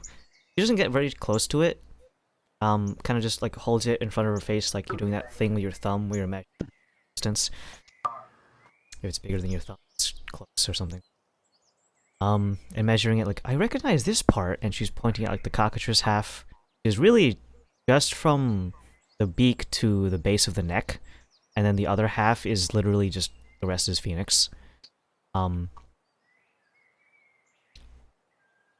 would be, well, if I said I've never seen this before, I'd be telling the truth.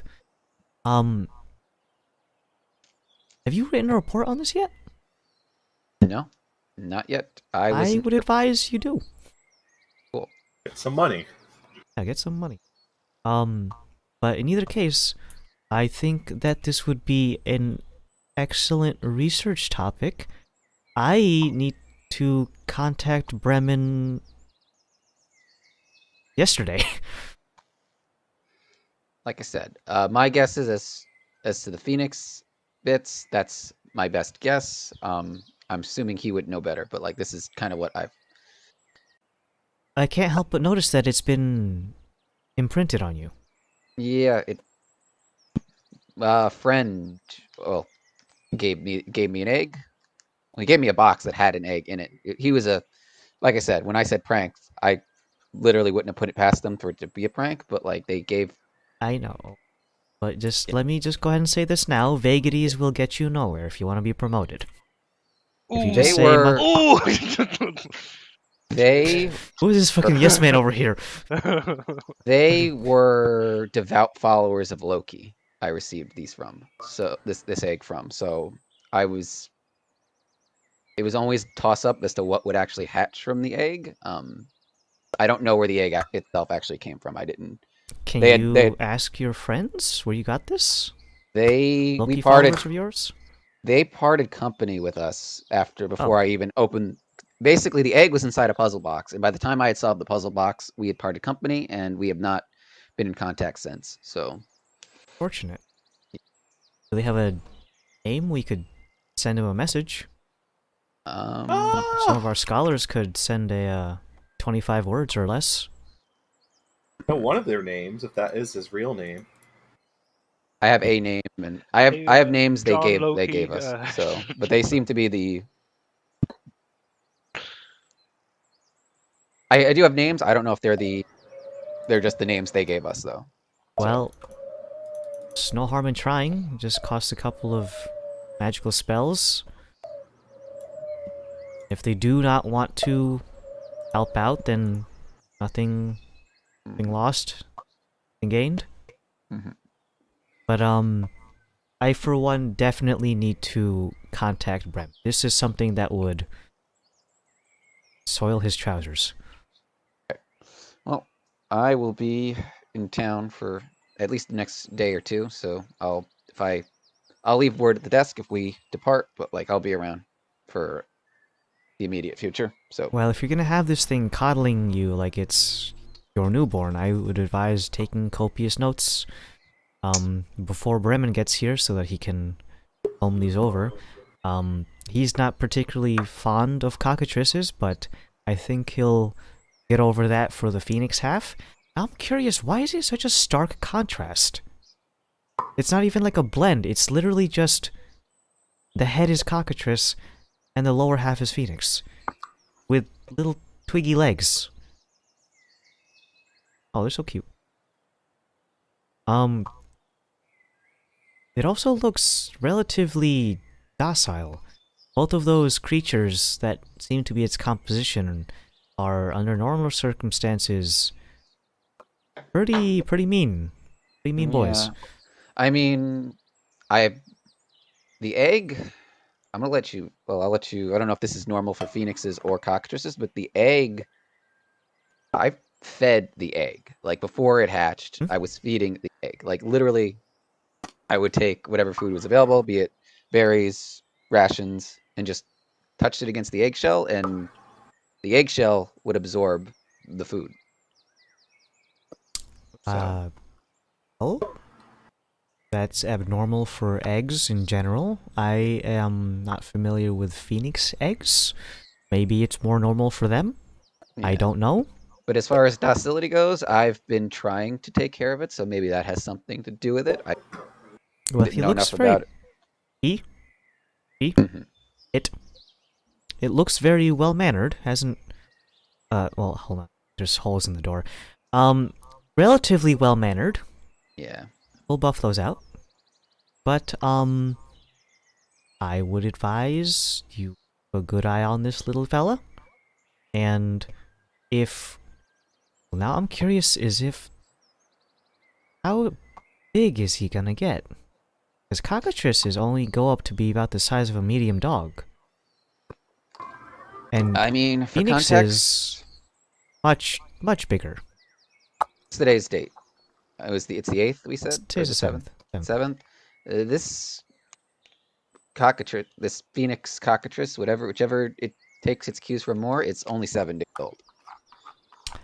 Well, again, cockatrices are already inherently magical, and phoenixes are a different kind, I suppose, so I don't think there's much predicting how big this thing is going to get over the course of its lifespan.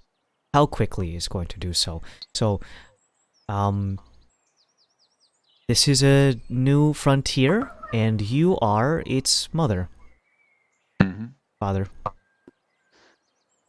Yeah, no, it's whichever. I'm not sure he knows the difference, so. Can I... Okay, touch him? That's up to him, because he's been a little flaky around other people. Yeah, so I was trying to adjust. He hasn't pecked anyone yet, so. I'm just going to do a quick little test. She takes out a little bit of what appears to be a unused quill pen. No ink on it yet. She kind of just holds it by the tip so that the feathery parts are facing towards Sparky, and then slowly goes in closer, and eventually some of the little feathery plumes do get engulfed. Okay. Decently sized radius. I will not go any closer. Safety purposes. But might be useful when the winter steps back in. It is literally hugging your leg. And you are fine. Your clothes aren't even singed. So, it seems to discriminate. Yeah. It pricked my finger when I was trying to help it hatch out of the egg, so I'm not... Pricked with its... beak. I don't know if I missed the tip that should have petrified me, or it knew to discriminate with that too, but... yeah. As a discriminatory flame and petrification. Potentially. Now I'm wondering, you said you were feeding it through the egg. Initially, yes. So maybe it had perception while in egg. Potentially. Symbols appeared on it in, I believe, Sylvan. Basically just denoting, I'm basically saying it was hungry and... Communicating through actual language. Does it speak? Not Sylvan. Any language that we speak amongst us. I've tried Sylvan,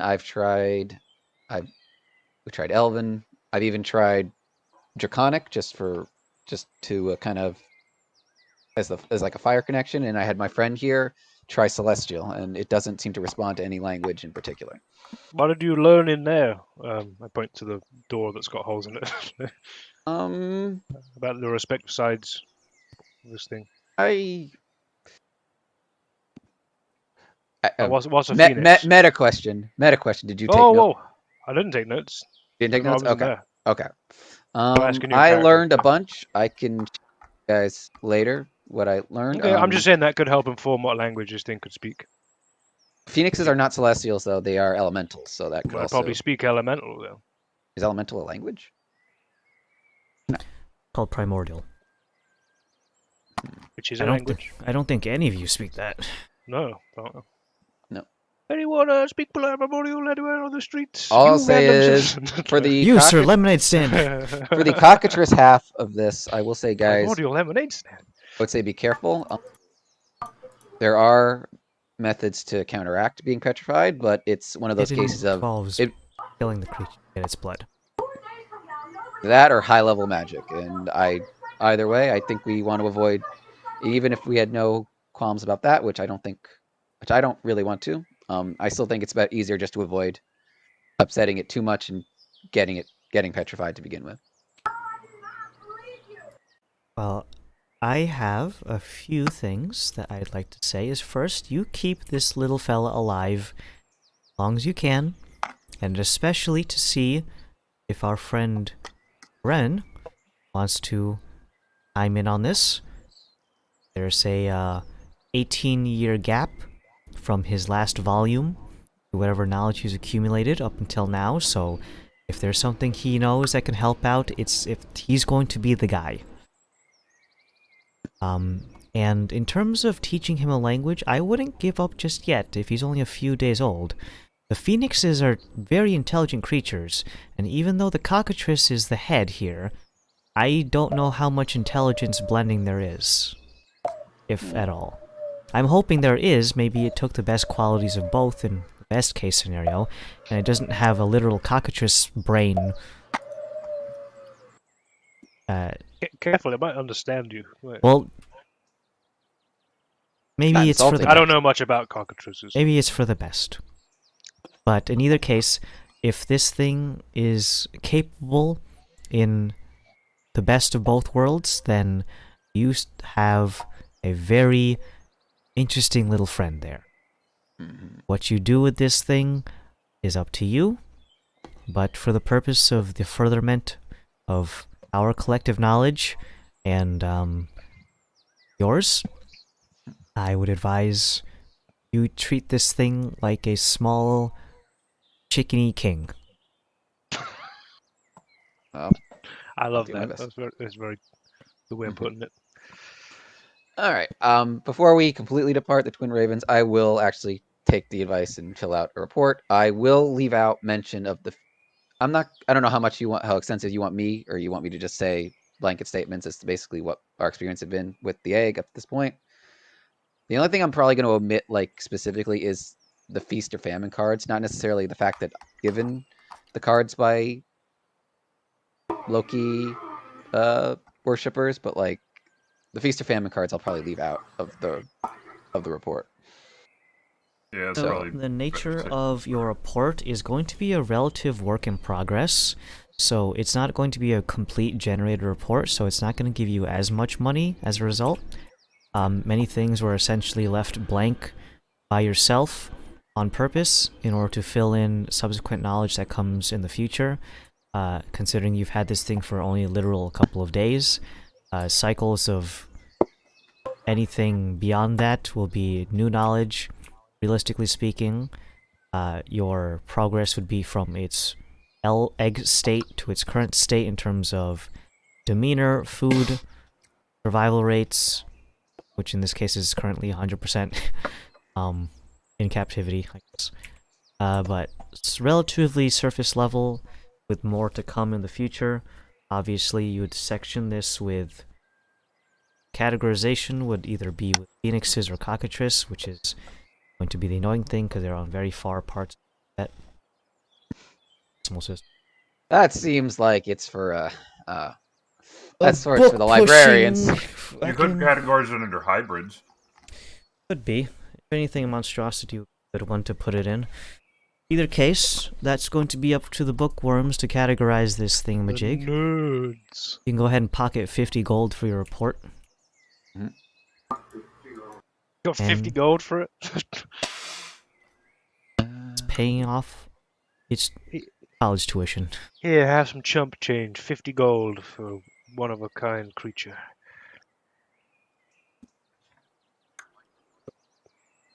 Now what? Cool. All right. Oh, actually, I do want to make one more stop. We'll stop by Roy and York's. I don't know how much. I'm gonna get a couple days worth of, or a couple rations worth of whatever they have in stock. I'm gonna try changing up the diet, alternating between good berry and actual meat, because it is technically coming from at least one carnivore. So we'll see. So let me go ahead and see which version is available. I'm gonna go with odds for Oko. God. Alright. Over to Yerk and Roy's, the butcher shop. Greeting you heartily is currently Roy, the more intelligent of the two sides. Currently chopping up a large slice of what apparently is some sort of bit of pork right down the middle.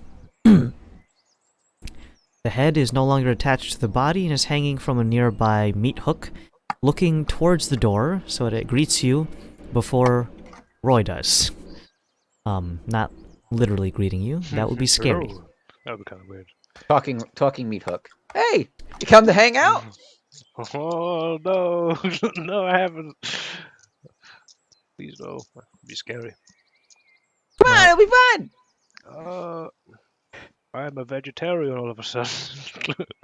As you guys start ventriloquisting the fucking meat hook, Roy is looking at you with his butcher's cleaver like half cocked in his hand, ready to bring it down. Hello. Good afternoon, gentlemen. It is good to see you again. To what do we owe the honor? York is in the back. He is waving hello. I will wave with my hand. That is him. Just, customers. We're here as customers today, so... Oh, good. We could use a bit of business. Not saying that we're down in the dumps, but it's good to have people spend money. Now then, what can I offer you? I have the usuals that you guys are so keen to, and our friend Yerk here has been pushing for me to get more exotic with our foods. So, if you would like to be some of our first customers in our new imports, then I would be honored if you, as our good friends, would partake. I'd be glad to. So, as we are currently the main providers of the Jarl's sources of food, we have been given access to some special imports, and we now have a bit of a trade connections with some of the with sailors across the seas. We had the pleasure of speaking to a very, very nice gentleman who came from overseas in Dominus. There are a couple of, although it doesn't sound particularly fancy, but the species of deer that are in Dominus, these are specifically from a very exotic location. They have fairy-like attributes, I think is what the word was. Is this is ringing bells, but is this raising red flags in the back of my head? Sure. Make a history check with He's gonna advantage. insight check the slab of meat on the table. There's no limit with you.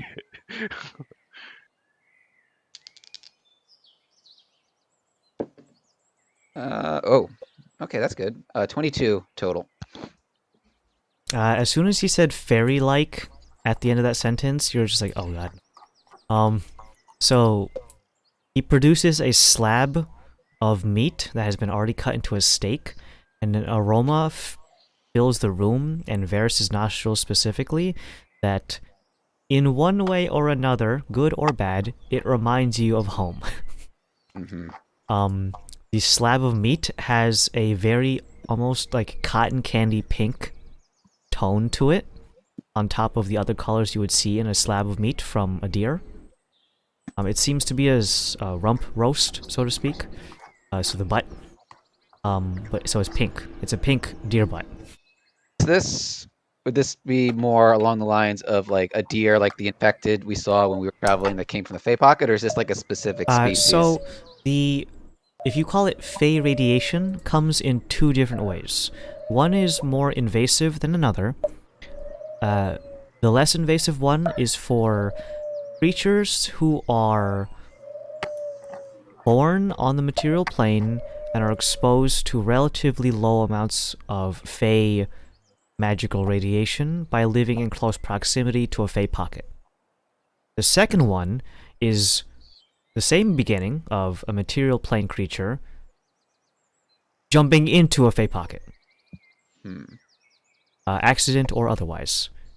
And then if they get shot back out for whatever reason, then they will come back with significantly more mutations. Now, you can tell very easily, because one, when it's still alive, it will have, fairy bullshit around it.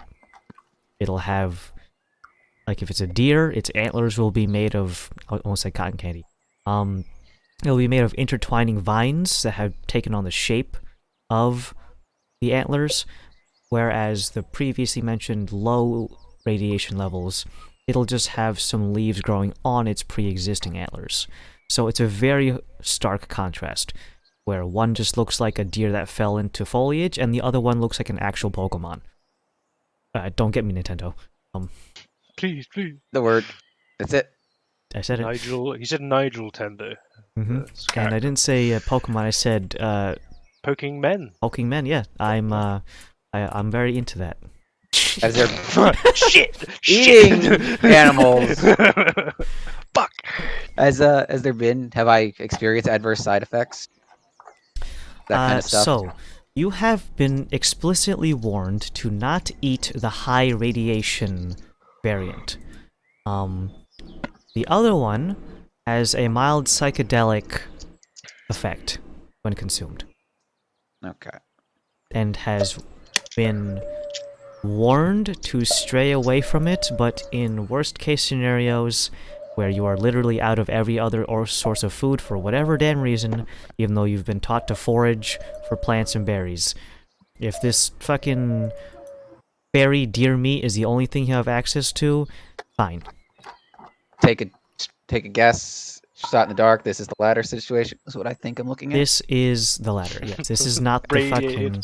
This is not the highly radioactive. Literally has like fucking. That's the audio we hear in the room. All right, I do turn to Roy. So have you been selling this?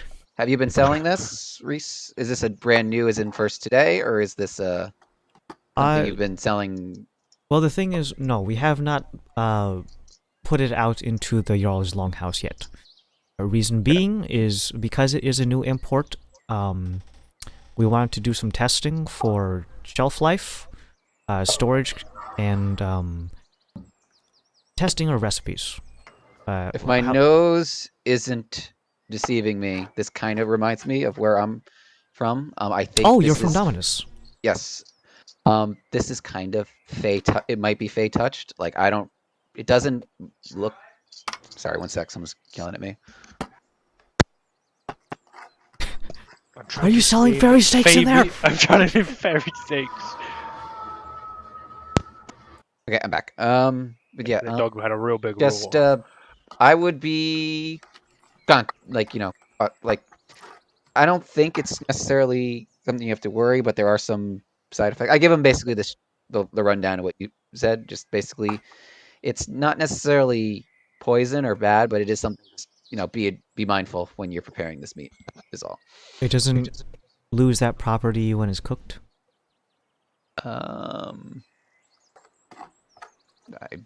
Doesn't. I mean, it kind of looks like it still has some lingering effects to me. So. I thought so. Basically, the short version is if this is the more mild kind, it's edible, but it's, Or if it's just in really small portions. I don't, like I said, I want you to be aware. I don't want you to hurt your business. I don't know. Some people are weird though. This might help your business if they get wind of what the potential side effects are. So you could just sell psychedelic meat and then label it as such. Basically, I'm giving you the information and that you have, and I'm gonna let you do with it as you please.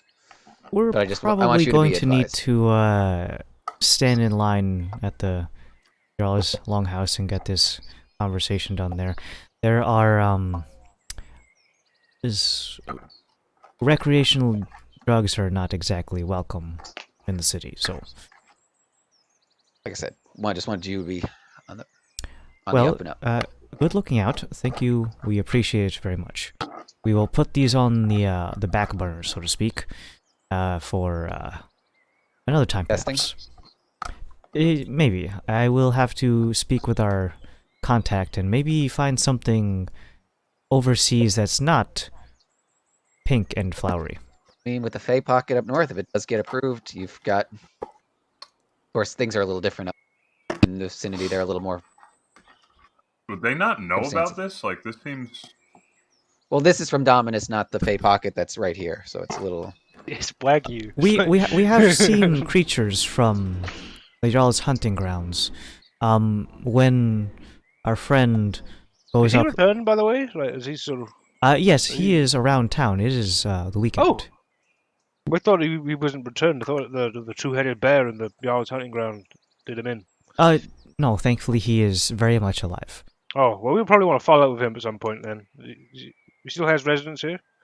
Yes, he is. Okay. Whenever he is in town, he is free to use his room, and we don't rent it out to anyone. So, Yerk likes to keep it clean, so that he has a nice, warm homestead to come back to. Well, after all, he says, we two brains need to stick together. Understood. In any case, at the moment, he might be in the market selling off some of the less than Fey pocket-touched ones. But we do not sell from our local Fey pocket, as it were. I can... Because those ones have... Inventory. I those can ones raise have eggs from my inventory. Oh, yeah. Whoa. Yes, we don't sell the ones from the local Fey pocket. Those are covered in mushrooms. And a bit more intense than what we have currently in stock. But maybe we will reach out for a less hostile location. Something with more red than pink. Mm-hmm. And I hear there are some exotic lizards that are good eats. Different kind of white meat.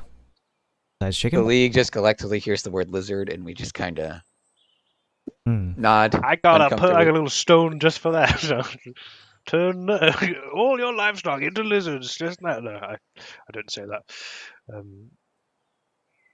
Yes, well, we appreciate the heads up. We will do a bit more research next time.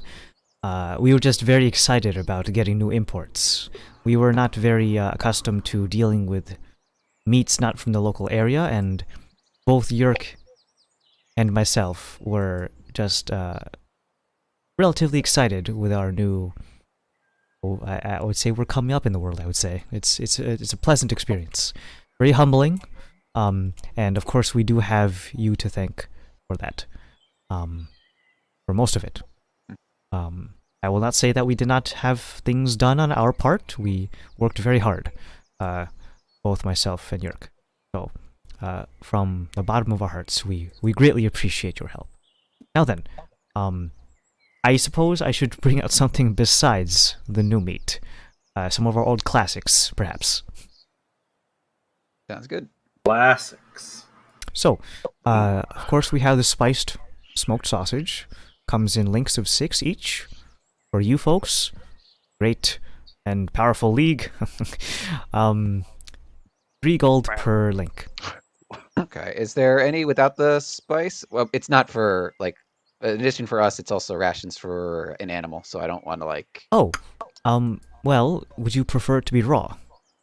If it's for a beast. Not saying they don't eat cooked meat, but generally speaking, maybe their palate isn't accustomed to cooked foods. Give it a try? Sure, we can, any particulars? Lamb, cow, pork, chicken? Let's keep reading off animals. Let's go with the ferret. Pork. Let's go with the pork. I would never. Marmot. I would never have ferret. Chicken. Even though, let's not.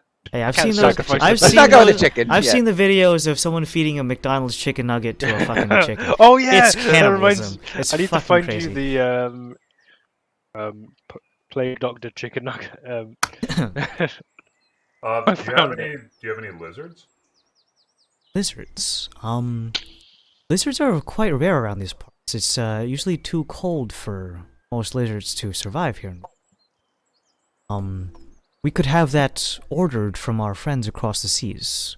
Like I was mentioning before, lizards from Dominus, they can grow towards they sent me a description of something called a crocodile. That's how they say it. Yeah. Yes. Well, apparently they can grow up to almost 15 foot in length, quite large. And they're quite flat, but apparently their meat is very good. So I would very much like to requisition our friend for one of these crocodiles. Yeah, turn to Varys. Well, if we're under the assumption of the volcano and everything, I'm thinking of stuff that would possibly live on a volcano. Yeah, no, I mean, I'm just looking for something for it to eat. Like, I don't. Well, we can sort out if the creature you're not is this what, a dog you're trying to feed? I do know carnivorous bird. Carnivorous bird, or at least semi-carnivorous. Okay, so let me take the chicken off. If you want to have the biggest meat to coinage ratio in terms of amount of meat you get for your coinage, I could sell you the now, not to say the creature doesn't deserve the best, but the trimmings that we usually don't put into anything besides. Yeah, let's figure. I want to make sure it actually eat the stuff first. So that actually sounds. That sounds fine. That sounds fair. Sure. We can go into our trimmings and sell you that for. I hope you have a good grip strength, because the trimmings come in large barrels that we usually dump out to the local guard dogs. They like those. But in either case, you can buy the entire barrel for, how does 20 gold pieces sound? You said 20? 20 gold pieces for a literal barrel? Yeah, that sounds fair. I'd prefer if we can get the barrel back, but if not, that's not a big deal. Well, question becomes how many... Adam, what would you say that translates into, like, daily rations for? Assuming that it doesn't spoil, which it probably will, if you don't eat the whole dang thing, that is, in terms of raw quantity of food, like a month's worth of food for that little guy. Okay. Assuming that it doesn't go raw, spoiled, but it could, because it's literally raw meat. How about this? I'll take a little bit of it. So you said 20 for the whole day. How about what would, for like maybe 2 days worth? Is that like, would you say that's like 4 gold? Like, tell you what, it's just trimmings. If it's just 2 days for well, creature, it's also just take your pick. Okay. We usually throw it out anyways, or send it to the local guard dogs. I'll take what looks like 2 days rations. You have trimmings. This is your. We'll stop back and trimmings. Come back if you and want purchase to, more. They're around the back, against the door. We don't want to keep it inside because it'll stink up the house. If you want to, just go around back and just rummage around there. If someone accuses you of going through our garbage, just tell them to fuck off. I leave some gold pieces on the counter. I'll take a couple days worth, and then I'll stop by and purchase more of it if it takes. Sounds good. We have plenty of trimmings. Just keep in mind, just a couple of those things are not exactly meat, like the pork knuckles. That's mostly cartilage, so just pick and choose like a kid in a candy store of meat. It is our business, after all. Is there anything else I can help you with for food, maybe for yourselves, or if you're fine? Always good to see you.